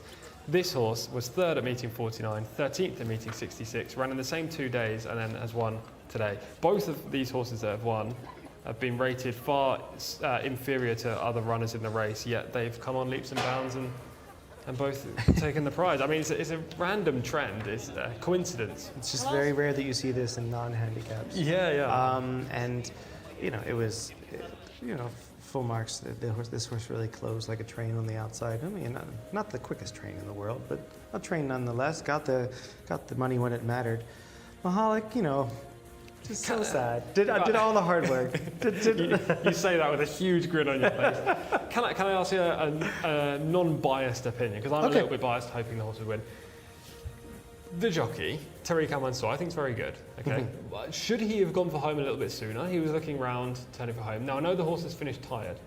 Should he then have held on to the horse a little bit longer? I just feel like he should have won this race, and there must be a way in which he would have, because the horse was the best. He had the best trip.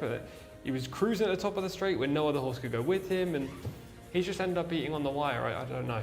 Maybe I'm just looking. I just think he was touched off and got a little unlucky with a horse that ran the best race of its career thus far, and graduates 16th asking. Yeah. I mean, I think that those outliers in those situations you really can't beat yourself up about, because you had the best horse in the race except for an exceptional situation. The one thing I would say is I don't think there was anything really too wrong with the ride at all. I think he went for home with the best horse, thinking he'd win with the best horse, and I don't think he should have waited any longer. Maybe saved a little bit more. I don't think that would have helped. The only reason why I bring it up is not necessarily to say that the ride was wrong in any way, but it's just that usually around here you don't see a horse still on the bridle turning when they've actually reached the home straight after the turn unless they're 3 or 4 lengths clear, and he was only a length up at the time, and I just thought should have been a little bit more animated either way, whether it be go a little bit earlier and try to make that gap bigger. As we can just see, this is kind of where I'm talking. Come around the bend now, the eventual winner's in second. He's not, the horse is doing this part on his own. Yeah, He's exactly. putting them away, like... Should you not try to extend that gap, or? I think he's just getting the horse home the best way he knows how. I don't think there's anything wrong with it. At this point, he thinks that there's one horse that's possibly bothering him. Yeah. And he knows he's got that horse beat. He's gone to the whip in the final furlong, which I think is the right thing to do at this point to keep the horse's, mind on business, so to speak. Gets a little tired, wears out. I don't know why he hits him left. Maybe that's to intimidate a bit. But yeah, it's... He seemed to visibly slow a little bit when he switched the whip hands. it just looks like the horse just got tired in the final furlong. It's a tough beat.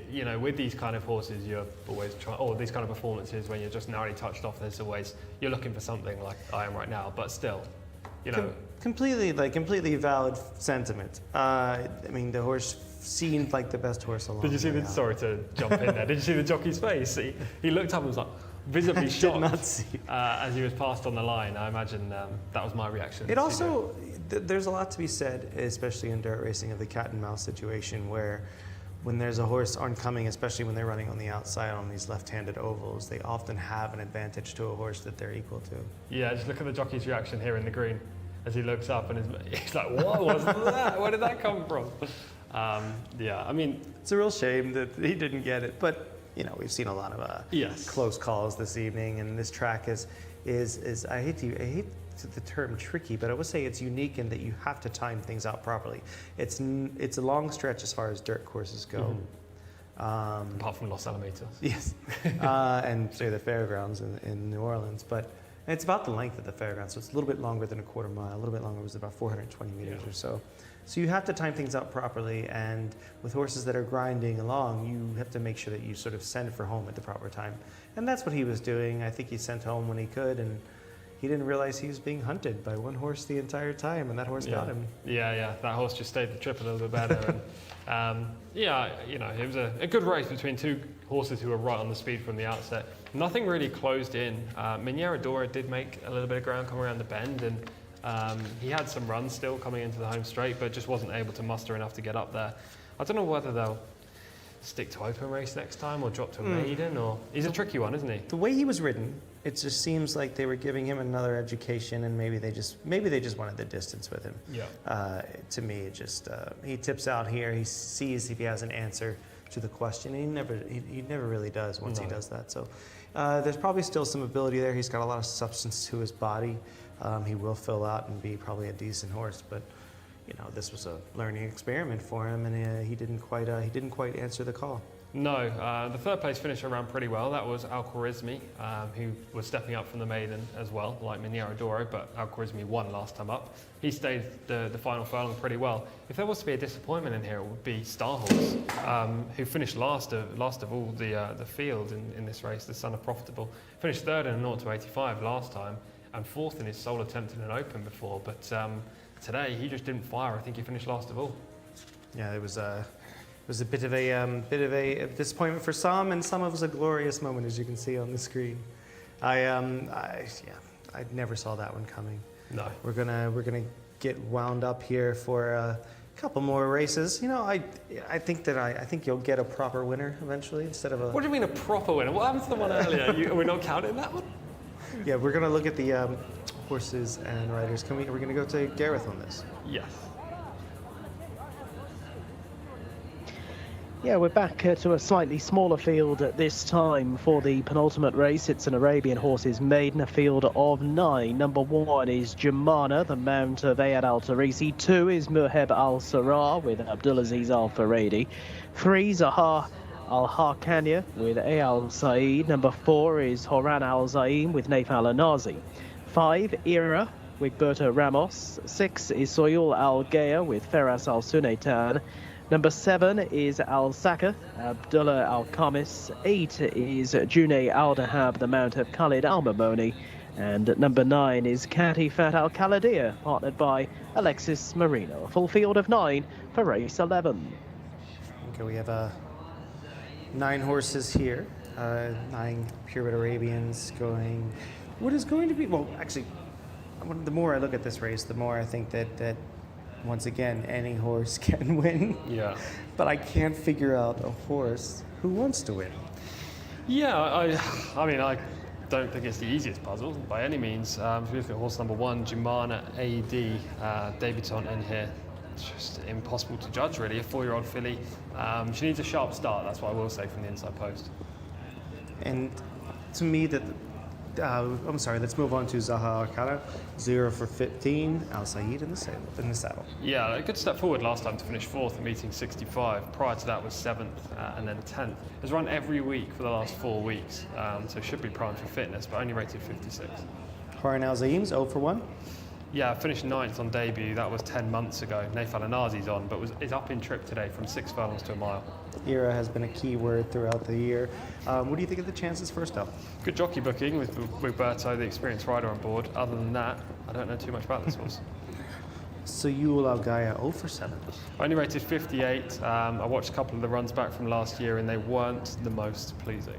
Al Sackers 0 for 2, 7th last up. Yes, that came over this trip in maiden company back in meeting 61. With a step forward, could be a player. Junaid Al Dahab is the only one with a little bit of form. And by far the most likely winner. Maybe this will be the second winner on the card. Yeah, good second last time. I thought it was a pretty good display. And it was a horse that won 0 to 1 race, so this is a much better level than this as well. Yes, master of the obvious. We have Katafat Al Khalidia. 0 for 1 was 14th first up. Yeah, and lacks speed, this filly. Drawn outside, which is no bad thing in a small field, but Alex Moreno will have his work cut out to try and get her prominent early on.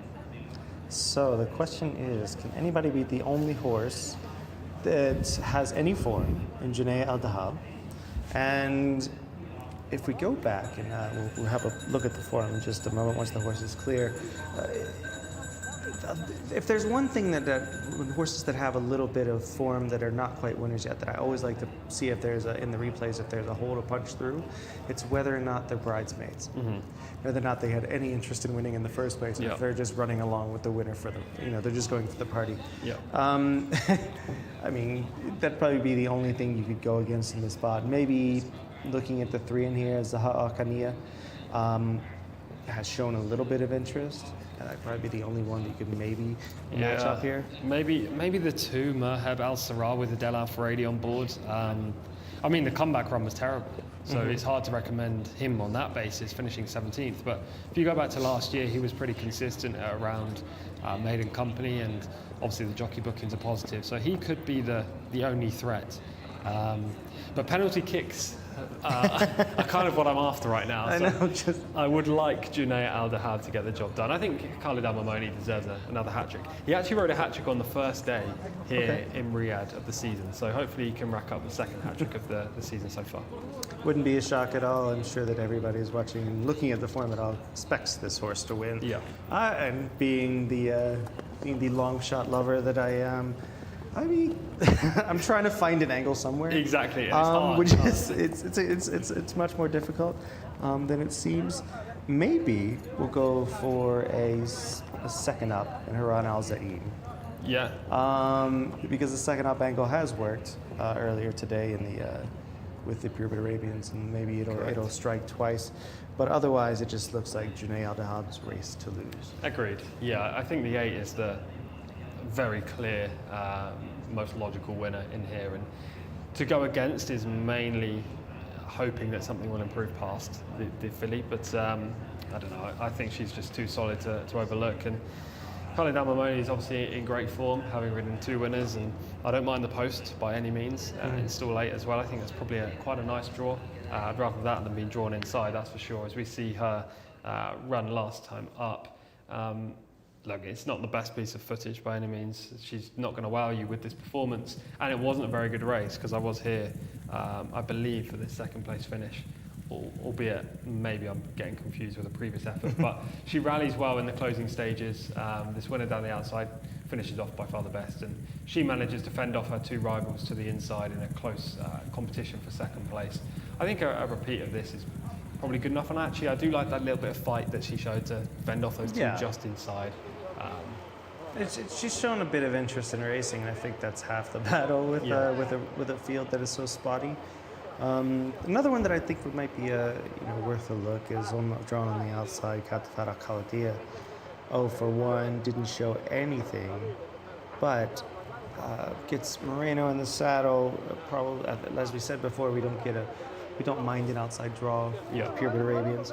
To me, if we're throwing anything against the wall, I'm going to go for one of the 2 second-time starters to try to upend the big favorite. Yeah, I completely get that. I am going to take a different route, but I get why you would go down that route to try and oppose. I'm going to go for Jcsa Al-Dahab, the 8, to beat the 2 Merheb Al-Sarrah, and then I'll throw in the 9 as well, Katafat Al-Khaladia for 3rd, just if there is improvement there under Alex Moreno. But I think 8 to beat 2 or 2-8 is a very safe strategy in this race. Try to do a nice little double for El Nazi here with Haran Al Zaim on top, just for giggles. We'll see if this horse can produce something that's a semblance of form to win in this spot. Jcsa should be right in the mix no matter what, and I'll put the 9 in 3rd, Katafat Al-Khaladia. In these mile Arabian races, what kind of have you seen any trends? Yeah, at all? speed. You need speed, yeah, because we all know the Arabian horses have one speed, and that one pace. If you're up with the speed earlier on in the race, then you've got a good chance of lasting out. Class comes through in the longer races as well. In some sprints, Arabian race sprints, you can get some shocks. We saw one earlier today. I think that was over 6 furlongs right at the start of the card. But speed, wide on the track's absolutely fine. I'd probably prefer 2 off the rail, but rail's absolutely fine as well. I think Khalid Al-Mamani will just try to keep this simple and make the front and hope this horse lasts out. We showed in the footage that she had natural early speed last time up. I think she was 3rd in the early stages and rallied close home to finish 2nd. It'd be interesting to see if anybody goes out to challenge. I mean, sometimes they do show a turn of foot, at least on the grass, some of the Arabians, but it seems that they do, the more they're in on the dirt, whether it's here or anywhere, Maidan or anywhere, they are a bit one-paced. But especially at this level. This horse could win by 20 and nobody would bat an eye, could lose by 2 lengths to a shock winner, and it wouldn't be a huge deal, but I'm going to try to take a stance, as always, against the favorite. Very rare that I'll choose a favorite. I have to be a super fan. It has to be an enable type of situation where I'm choosing the favorite. We're going to head to our eye in the sky. We're going to go to Gareth, who's going to go through the runners as they go in the gate. Yeah, thanks, guys. You've not really sold this race to me. They're about to head into the starting stalls here. It does have that that sort of that look about it, doesn't it? But yeah, Jcsa Al-Dahab, who has certainly run with plenty of credit so far in her short career, and that's something that you can't say necessarily about all of them. So almost by default, she does look the way to go here as the field load the stalls. Just the 9 of them then for this Arabian Horses maiden. And in goes Era to stall 5 with Berto Ramos on board that one. This is Soyul Al-Gaya with Feras Al-Sunaitan on board. And out of line, Katifar Al-Khaladia, Alexis Marino, a little quiet today. 7, Al-Saka with Abdullah Al-Khamis. And we're not too far from a start now, with just the aforementioned Jcsa Al-Dahab about to slot in. Khalid Al-Mamani taking the ride and looking for his 3rd winner of the day, and seemingly has a sound chance of achieving that. Okay, we're set to go. Lined up at the 1600-metre marker and away and racing. And the 2 greys have both got out well. Zahar Al-Kanya up the inside, and Soyul Al-Gaya on the outer, and up in between them is Era as they run through the first furlong and hook up with the course proper. Jcsa Al-Dahab is up around the outside of Al-Saka, who's also in black and white colours. Closest to the inside running rails is Merheb Al-Sarrah, who's showing good speed early as well, being tracked through by Jumana as they race towards the end of the back straight. Horan Al-Zaim is at the back end of the field with Katifar Al-Khaladia in the blue, red and white colours deeper out. Making the approach to the end of the back straight, and as they do so, it is Soyul Al-Gaya just about with the advantage from along the inside Era, and then out a bit wider is Jcsa Al-Dahab, who's poised, with up the rails Merheb Al-Sarrah running in 4th, Katifar Al-Khaladia improving, and that one now racing on ahead of Zahar Al Harkania as they're making the run back towards home. Al Saka is posted wide around the turn, and then Jumana and Horan Al Zaim, but only around about 5 or 6 lengths covering the lot of them, as at around about 52 kilometers per hour they head for home with 2 furlongs left to travel.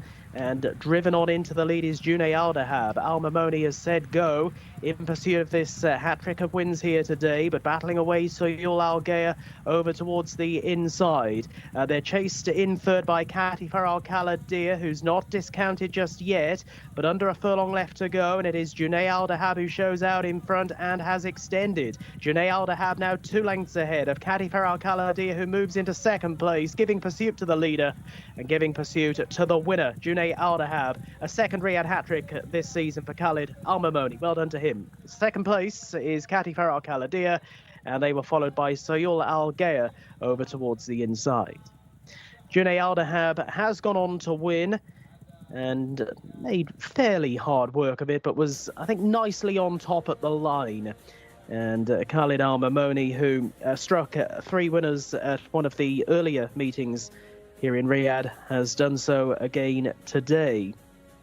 And this one coming home in front after a good battle up the home straight, but was always just hanging on in the final 50 yards or so as Katifar Al Kaladir ran home well in second, but ultimately was 2 1/4 lengths behind the winner, with back in third Soyul Al Gaya, who gave the winner a little bit of a fright, but just started to empty a bit inside that final 200 meters or so. So Junay Aldahab it is who has gone on to break her duck. She's done it nicely enough in a time of 1 minute 52.19 seconds.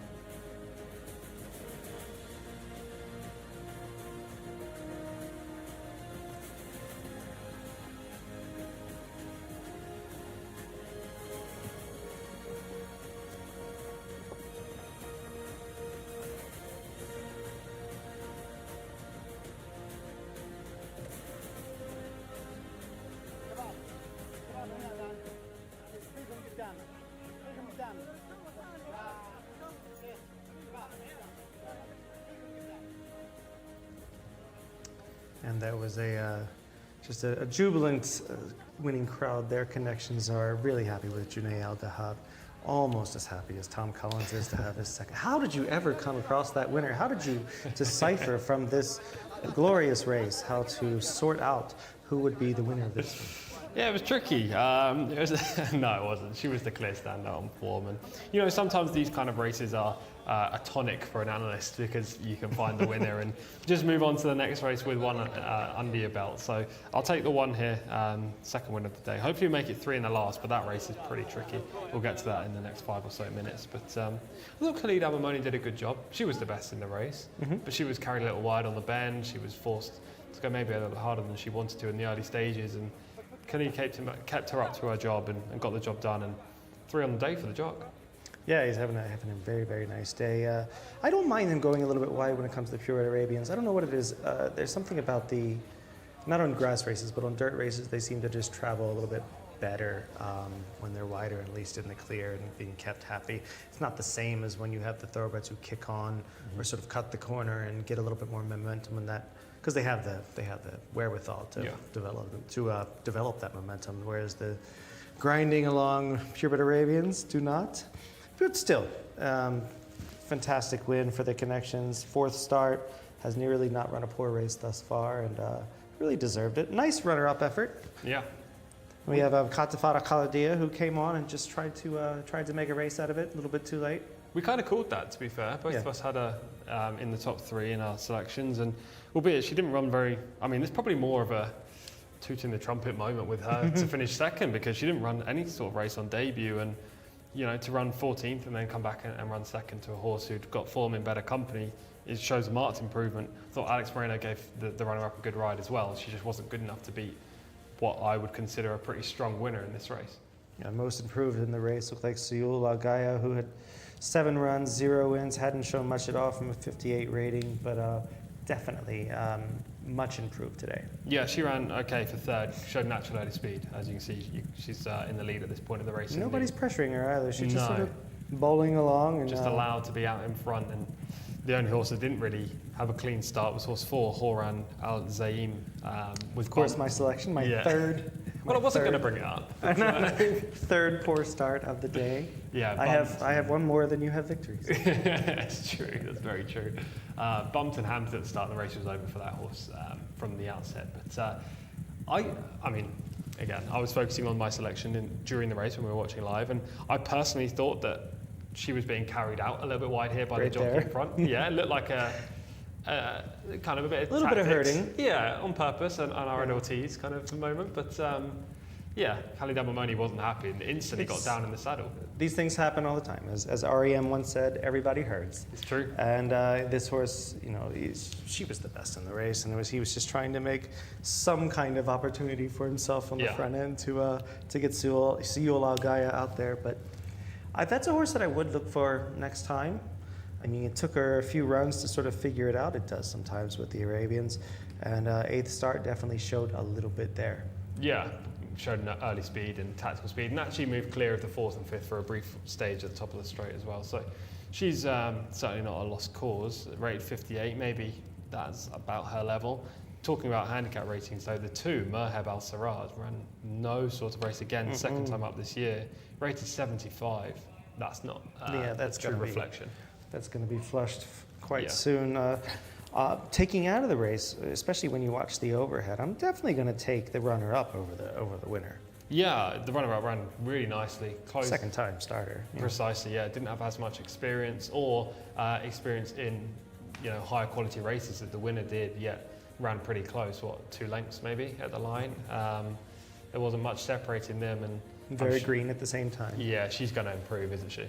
Yeah, she hasn't got the nicest action though. I don't know. Yeah, she kind of has a bit of a paddle leg, which is you see that more in thoroughbreds than you do in the purebred Arabians. But it's hard to tell when they have bad form with the purebred Arabians, because they definitely do what they want and they wander around how they want. Look at the ears on the winner. She's cocked left and right. She definitely didn't fully extend herself. You can tell why she's got so much equipment on her, because they're just trying to keep her as focused as possible. She gets it done after a couple of good performances. These last couple of races finishing.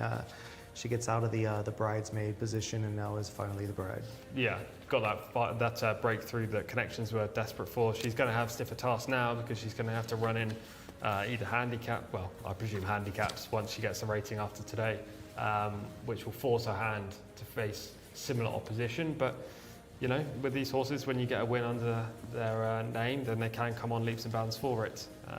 Khalid Al-Mamoni's had a great day. I don't know if he's got a ride in the last, just having a look right now. He doesn't, so he's done for the day, but 3 wins is good. He's tipped of his hat trick so far, and he's gonna take it home and enjoy himself. He's got 2 more days of top-class racing to look forward to. With the purebred Arabians, since you don't have an amazing amount of experience watching them, has there ever been one so far, like a really top-class one, that's really like throwing you aback? Only Asfan Al Khaladia, just because I don't know what it is about him either, because when you watch him live, he doesn't look like he's doing as much as he is doing, if that makes sense. Like, he makes it look easy on the front end, but he just grows a gap between himself and the rest of the field. Rated 125 when I last watched him in Taif. He's had 1 run since then, and he won. I think he's going to, is it Bahrain or Dubai next to face first class? In the Jewel Crown Yes. in Abu Dhabi. Yeah, there's Abu Dhabi. It's a 5 million dirham race, which is about $1.35 million. It's a unique setup, that race. It's obviously a tighter right-handed sort of, I think it's 9 furlong or 10 furlong course. And the race is 11 furlongs. It's a bit of a tight run into the first bend, and you cannot be drawn wide. So it'll be interesting to see if he goes there. I look forward to seeing them match up, because first class is now in the care of Doug Watson. And he will be, it'll be interesting to see if he, Doug, before he was, he's spitting out group winners left and right with thoroughbreds, was doing it with Arabians. So I'm looking forward to him having a really good horse. And who knows? I mean, I know they're all just, counting their lucky stars right now that the monster that Al Shakab has in France with Francois Rohart. The one that won at Longchamp. Yeah, one that won the Arabian World Cup that is not coming. That horse looks a monster. Oh, monster. He's in a different league on a different planet. Yeah.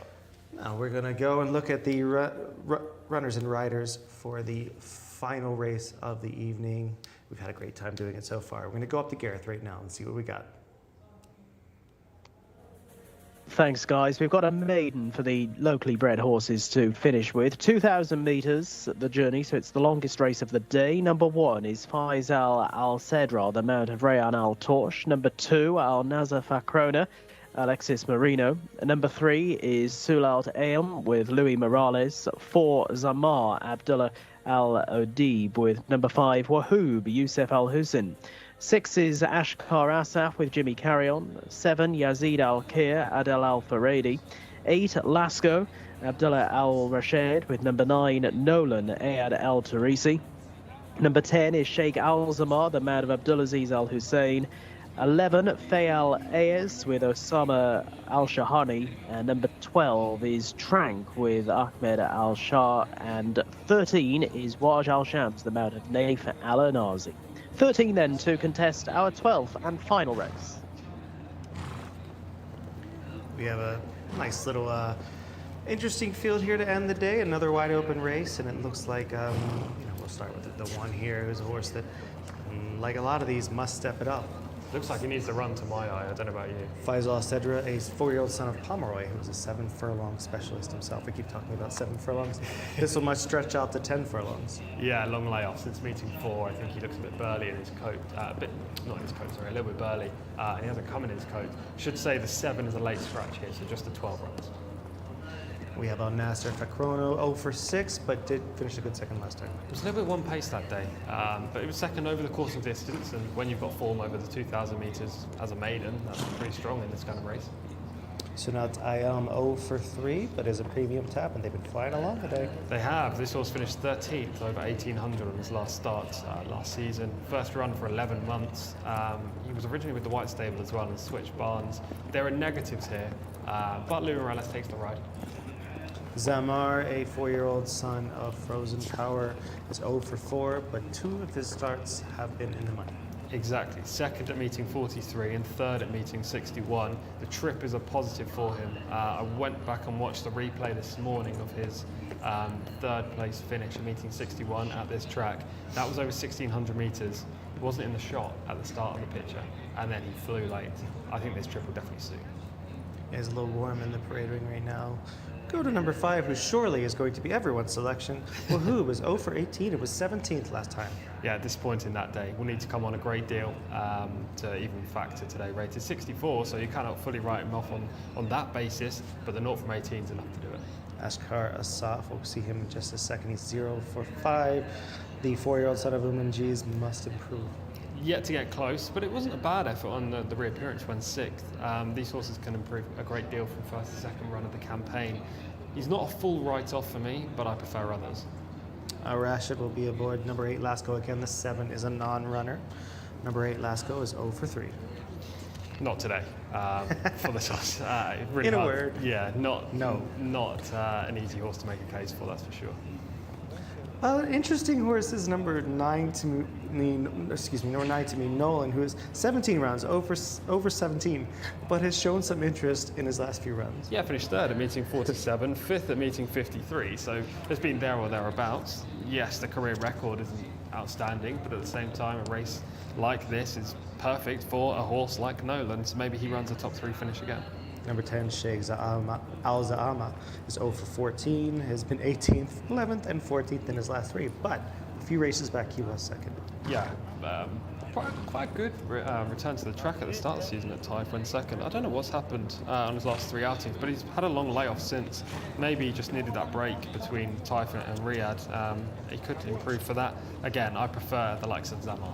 Beta Alayaz is 0 for 2 and has shown a bit. Yeah, long layoff though since meeting 8 from that second run where he finished 7th. If he can bounce back and he's fit enough to do himself justice, then he could be a player in here. The questionably named Trank is 0 for 3 out of Tranquil Manor, 4-year-old colt. 8 months off, looked pretty slow last year in a couple of runs. Raj Al Shams is 0 for 11, was 5th last out. Playing up a little bit in the prelims right now, the filly. She doesn't have that much talent, rated just 45 against better opposition. She also doesn't have a trip. She's been tried over 1600, 1800, 2000, 2400, and they're yet to really decide. Naif Al-Nazi's on board. She did improve last time on 5th. Maybe the 2000 is her right trip, but I don't know. She can't be for me. Rated just 45 and not getting enough weight to justify selecting her. She is a daughter of Smoking Sun, who was a proper Nyakos horse about 10 years ago, running 10 furlong races, Group 1s. I think it was one of the last, might have been Jonathan Pease that trained? Yeah, one of the last horses, proper horses he trained before retiring. This is a perplexing one. It seems to be a matter of finding 2 or 3 good ones that are showing some semblance of form. Yeah, it's difficult. The more I'm looking at it, the more I'm talking myself into Zamar being pretty strong in here. I mean, Zamar was going to be the selection anyway, the Frozen Power colt. But just after analysing vocally the other horses' chances in this race, rather than just writing it down, I've realised there aren't that many dangers in here for Zamar. I love the trip for this horse, and I'll go into more detail when we see the footage in a couple of minutes where this horse finished third last time up.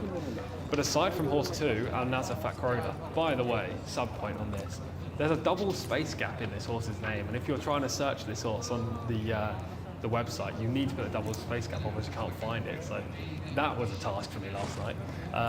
But apart from that colt, I can't really see a threat to Zamar in this. File under things that should be illegal, double space gaps. We're going to put that in there. Because I love the name, I'm interested in Trank. Yeah. Because there's just, okay, they went after it. They decided that they're going to name this horse Trank. I'm into it. I get it. The sire's name is Tranquil Manor. The horse has only had 3 starts. Drew poorly. What's not to like? But you know, to me, it's going to be an interesting race no matter what. Let's look at a little bit of form on the screen right now. We have Al Nasser for Corona finishing second, a horse that definitely, you mentioned earlier, has a big chance here. Yeah, definitely has a chance. Looked really nice in the prelims here today, actually. Ran okay this time up on the wrong lead at this point of the race.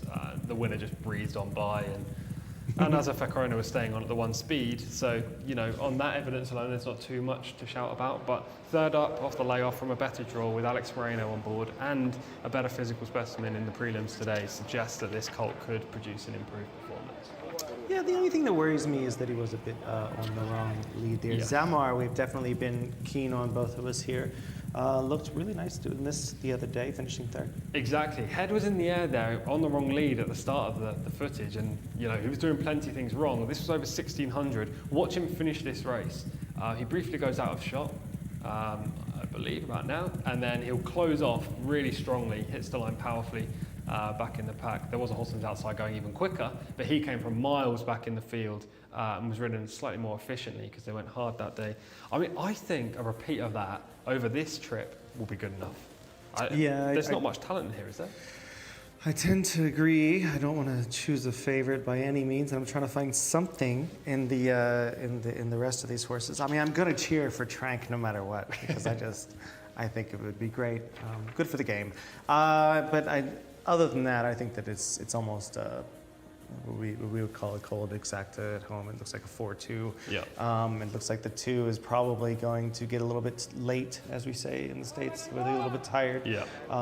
The way he switched, or never really switched to the proper lead going home, means that he was a tired horse last time. Yes, exactly that. He plugged on at the 1 speed, and the others in behind are also going at that 1 pace, so the margin between him and the chasers wasn't increasing or decreasing, but he was definitely, they were all slowing down in that race. And I just think Zamar is more suited to the distance. We know that Al Nasser Fakrona can get the trip, whereas most of these haven't got form over the 2000, but Zamar has the potential to really relish the extra distance, and that's kind of what you want in a race like this. And it is a unique situation here. Not so much in Europe, but a 1 turn 10 furlongs you would see. I think there are only 2. There's actually only 1 track in America that they do a 1 turn 10 furlongs, and that is Colonial Downs. But it's not a top tier track. You never see it anywhere else. And I'm really intrigued to see sort of how the pace scenario lays out. This will be probably my first thoroughbred race seeing this. Yeah. To be fair, we don't see too many 2,000 metre races here in general. I think I've seen 1 so far. They're not carded all that often. There's a 2,400 metre race tomorrow, I think, where Stamina's obviously comes to the forefront there. But yeah, it'd be interesting to see how this race plans out. They come out of the chute, long run to the turn, of course. And it's got to be tricky with swapping their leads within the body of the race itself down that long stretch, making sure the horses are able to save a little bit of energy on each of their limbs.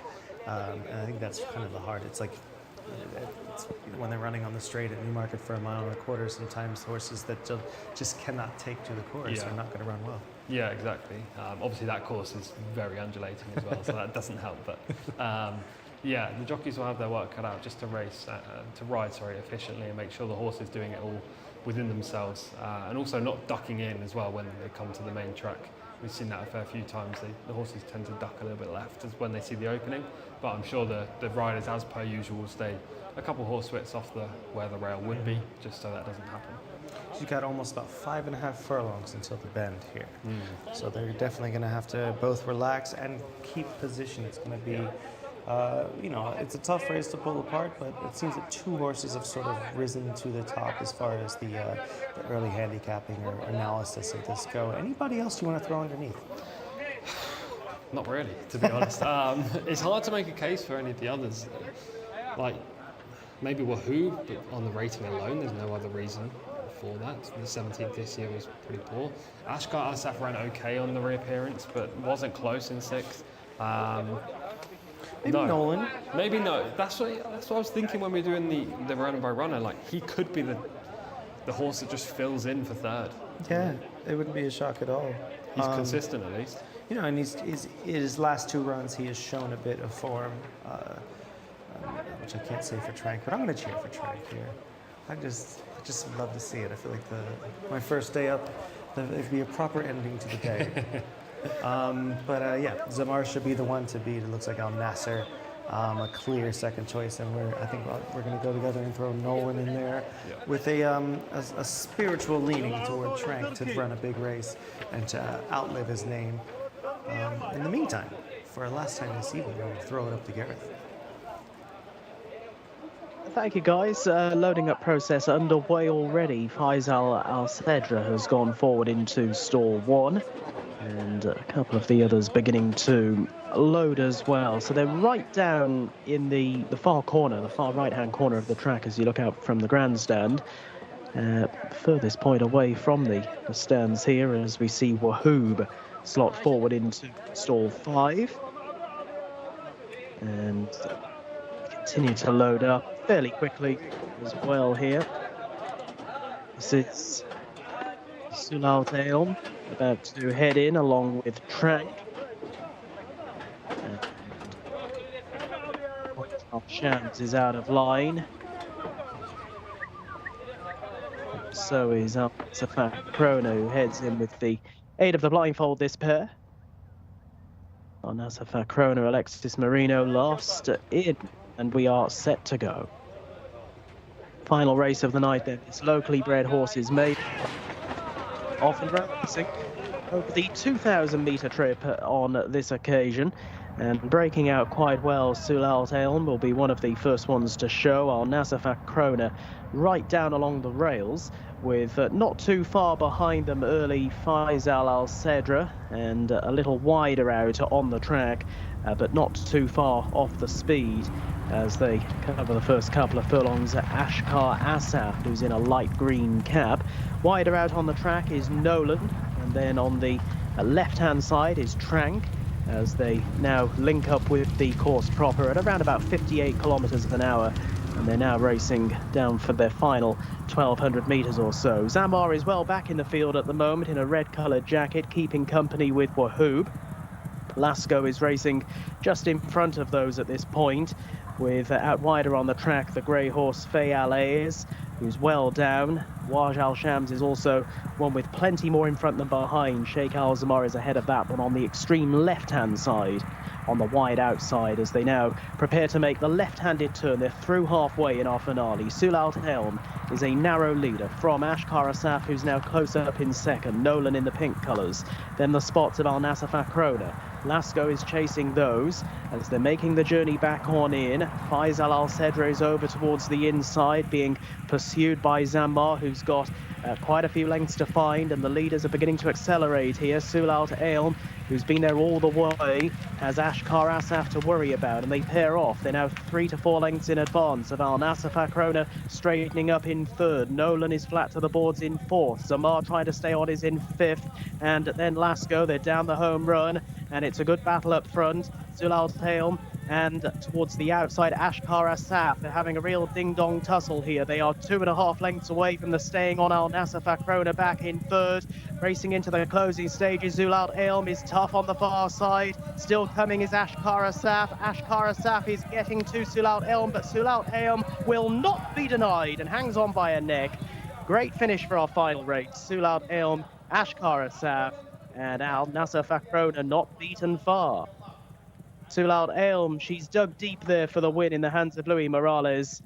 And all the time Ashkar Asaf was coming at her towards the outside, but couldn't quite wrestle back the advantage. And Al Nasafat Krona, who switched inside with around about 50 yards to go, maybe even a little less than that actually, was back in third. But close up and a good finish between the three of them. Sulalt Elm, though, is the winner in a time of 2 minutes 11.28 seconds, prevailing by a neck over Ashkar Asaf, who got close, but not quite close enough. And they were so ahead of Al Nasafat in third. The three of them were nicely clear, up for fourth in the end, but no closer than that was Zamar, who was in the second half of the field for the majority of the contest. But the first three nicely clear in our final race. It's a 3-6-2 finish. There's the result on the screen. Sulalt Elm wins the last under Luis Morales.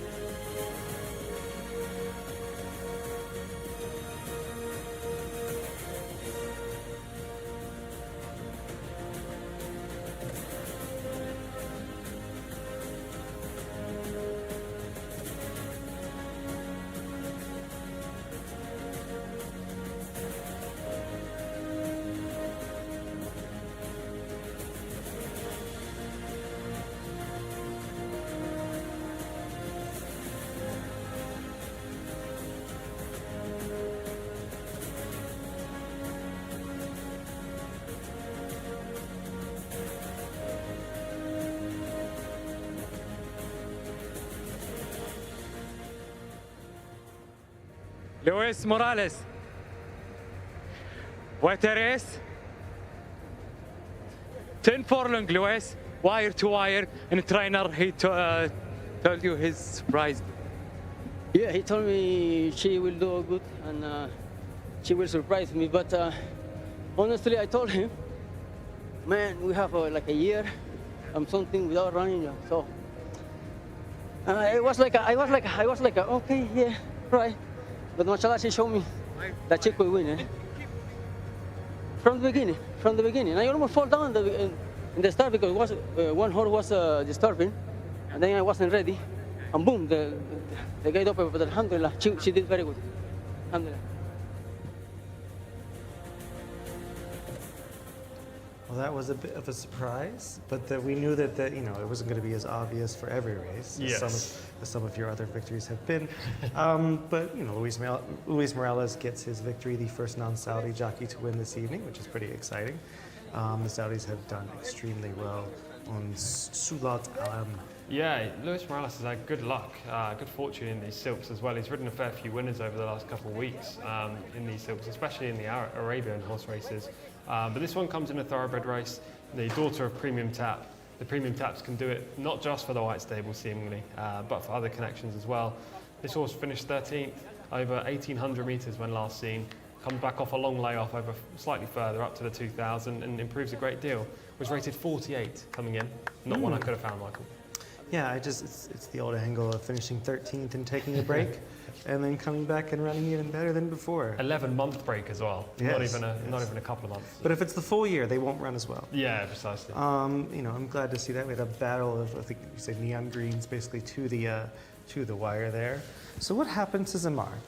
Just showed no early speed. The jockey was keen to let him just drop back through the pack. He has a very high head carriage as well, and I don't know, he just never featured. It was a disappointing performance. Last time out when he finished third, I thought there were real signs of encouragement and promise for the future, especially when he would try this kind of trip, but didn't seem to relish it at all. I doubt, personally, that he's going to be in the care of Prince Faisal bin Khalid for much longer. I think he'll probably be moved along, but his disappointment led to a shock result, and we certainly got that with a 48 rated horse beating a 64 rated horse and 66 rated.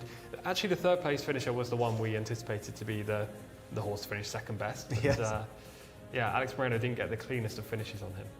Yeah, I think that was the one that was probably finishing the best of the three, but to me it was, looking at the full race now, really no excuses at the start. Maybe a little tight on the outside, but no, I mean, these horses, nobody was flying out of there going 10 furlongs. No, exactly. Luis Morales was a little bit unbalanced in the saddle. I think he just said that in the interview in the first stride, because he wasn't anticipating the start to be then. That led to him slightly leaning in on Zamar. I'm not using that as an excuse by any means, but that was like the tail of the start. Zamar was allowed to drop back through. You can see in the red silks towards the back of the pack there. His rider just seemed happy to let him move back through the pack, and he never made any inroads from there, really. The first and second are first and second throughout. Yeah, they slowed it down nicely and basically made it their own race. A little bit of a disappointment, and he did finish the best, but Al Nasser Fakrona basically had every chance from this point. I just think that whether it was he didn't respond when asked initially, or just only knows to run when he gets into the home straight. Whatever it was, it's a bit of a disappointment because he probably, to me, was finishing best. Yeah, definitely. I was quite surprised that Alex didn't try to push up the inside here. Maybe it would have got a little bit tight going into the bend, but the gap was there if he wanted to, and he decides to sit just in behind the speed, and kind of that's how they finished. The first three, they finished exactly like that at the wire as well. Perhaps he expected them to come back to him. Maybe. He looked at their records and figured there was no way they weren't going to. And they did come back to him, just not in time. Yeah, they came back just a little bit.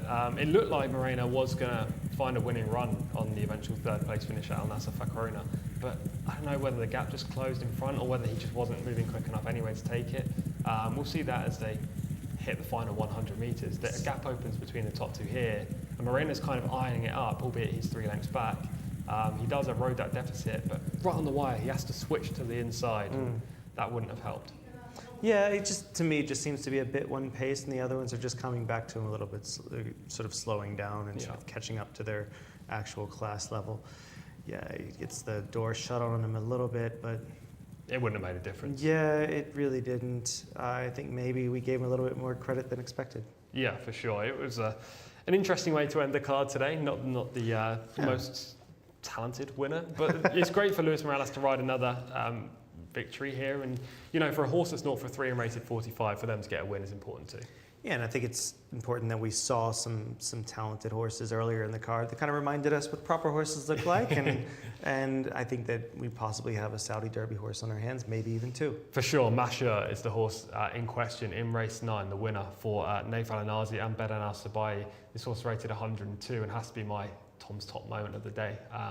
I like how he was pushed into the position early on and he responded for every question that Naif Al Anazi asked him. I liked how he fended off a horse with lots of stamina for the distance in Wakid in deep straight. And you know, this horse was coming back off a relatively long layoff, hadn't been seen since meeting 16 where he romped home in a maiden. Good form with the Taif Cup winner Tabor Fail prior to that, and he's really developing into a nice type. Whether he'll beat Tabor Fail, if Tabor Fail runs in the Derby later in the season, I don't think so, but he's got to be in the race based on this evidence. Yeah, these are horses that are, they sort of remind us there's proper animals out there that are getting ready for some of the biggest races of the season. This one in particular, truly the highlight. I doubted him in the beginning, but after the race, he definitely answered all the questions. And I would say he's one of the, if not the best 2-year-old in the country, and could be a serious player in the Saudi Derby if he keeps progressing. Yeah, I don't disagree by any means. It'll be interesting to see where he next runs, whether they give him a couple of weeks off or whether they have one more plan before the big event towards the end of the season. He looks like a horse who could take a bit of racing. He's a lovely physical type as well, to my eye. So, yeah, it'll be interesting to see where he turns up next. So truly a highlight on what has been a fantastic day. Any other spots that kind of horses that kind of jumped out to you that were proper horses? Not necessarily the horses today. I think we lacked quality rather than quantity, but we did see Khalid Al Mamoni ride 3 winners, and that has to be a clear standout. He rode 3 winners on the first Thursday here, the first day of the move to the Riyadh season. So for him to ride another hat-trick's big for him. I'm just looking forward to getting involved in some more quality action tomorrow and Saturday as well. Same for me. I think that Saudi Neom definitely jumped off to me as the horse that could really improve and maybe even come close to what we saw earlier. To me, those young, we were sort of flush with 2-year-old races and even young 3-year-old races where we knew that there was going to be maybe 1 or 2 to jump up. So we're hoping to see more of those, and we're hoping that next time, tomorrow, and Sunday, we have some great racing ahead, and we thank you for joining us tonight. Thank you so much from here at King Abdulaziz Racecourse. Tom and I will see you tomorrow.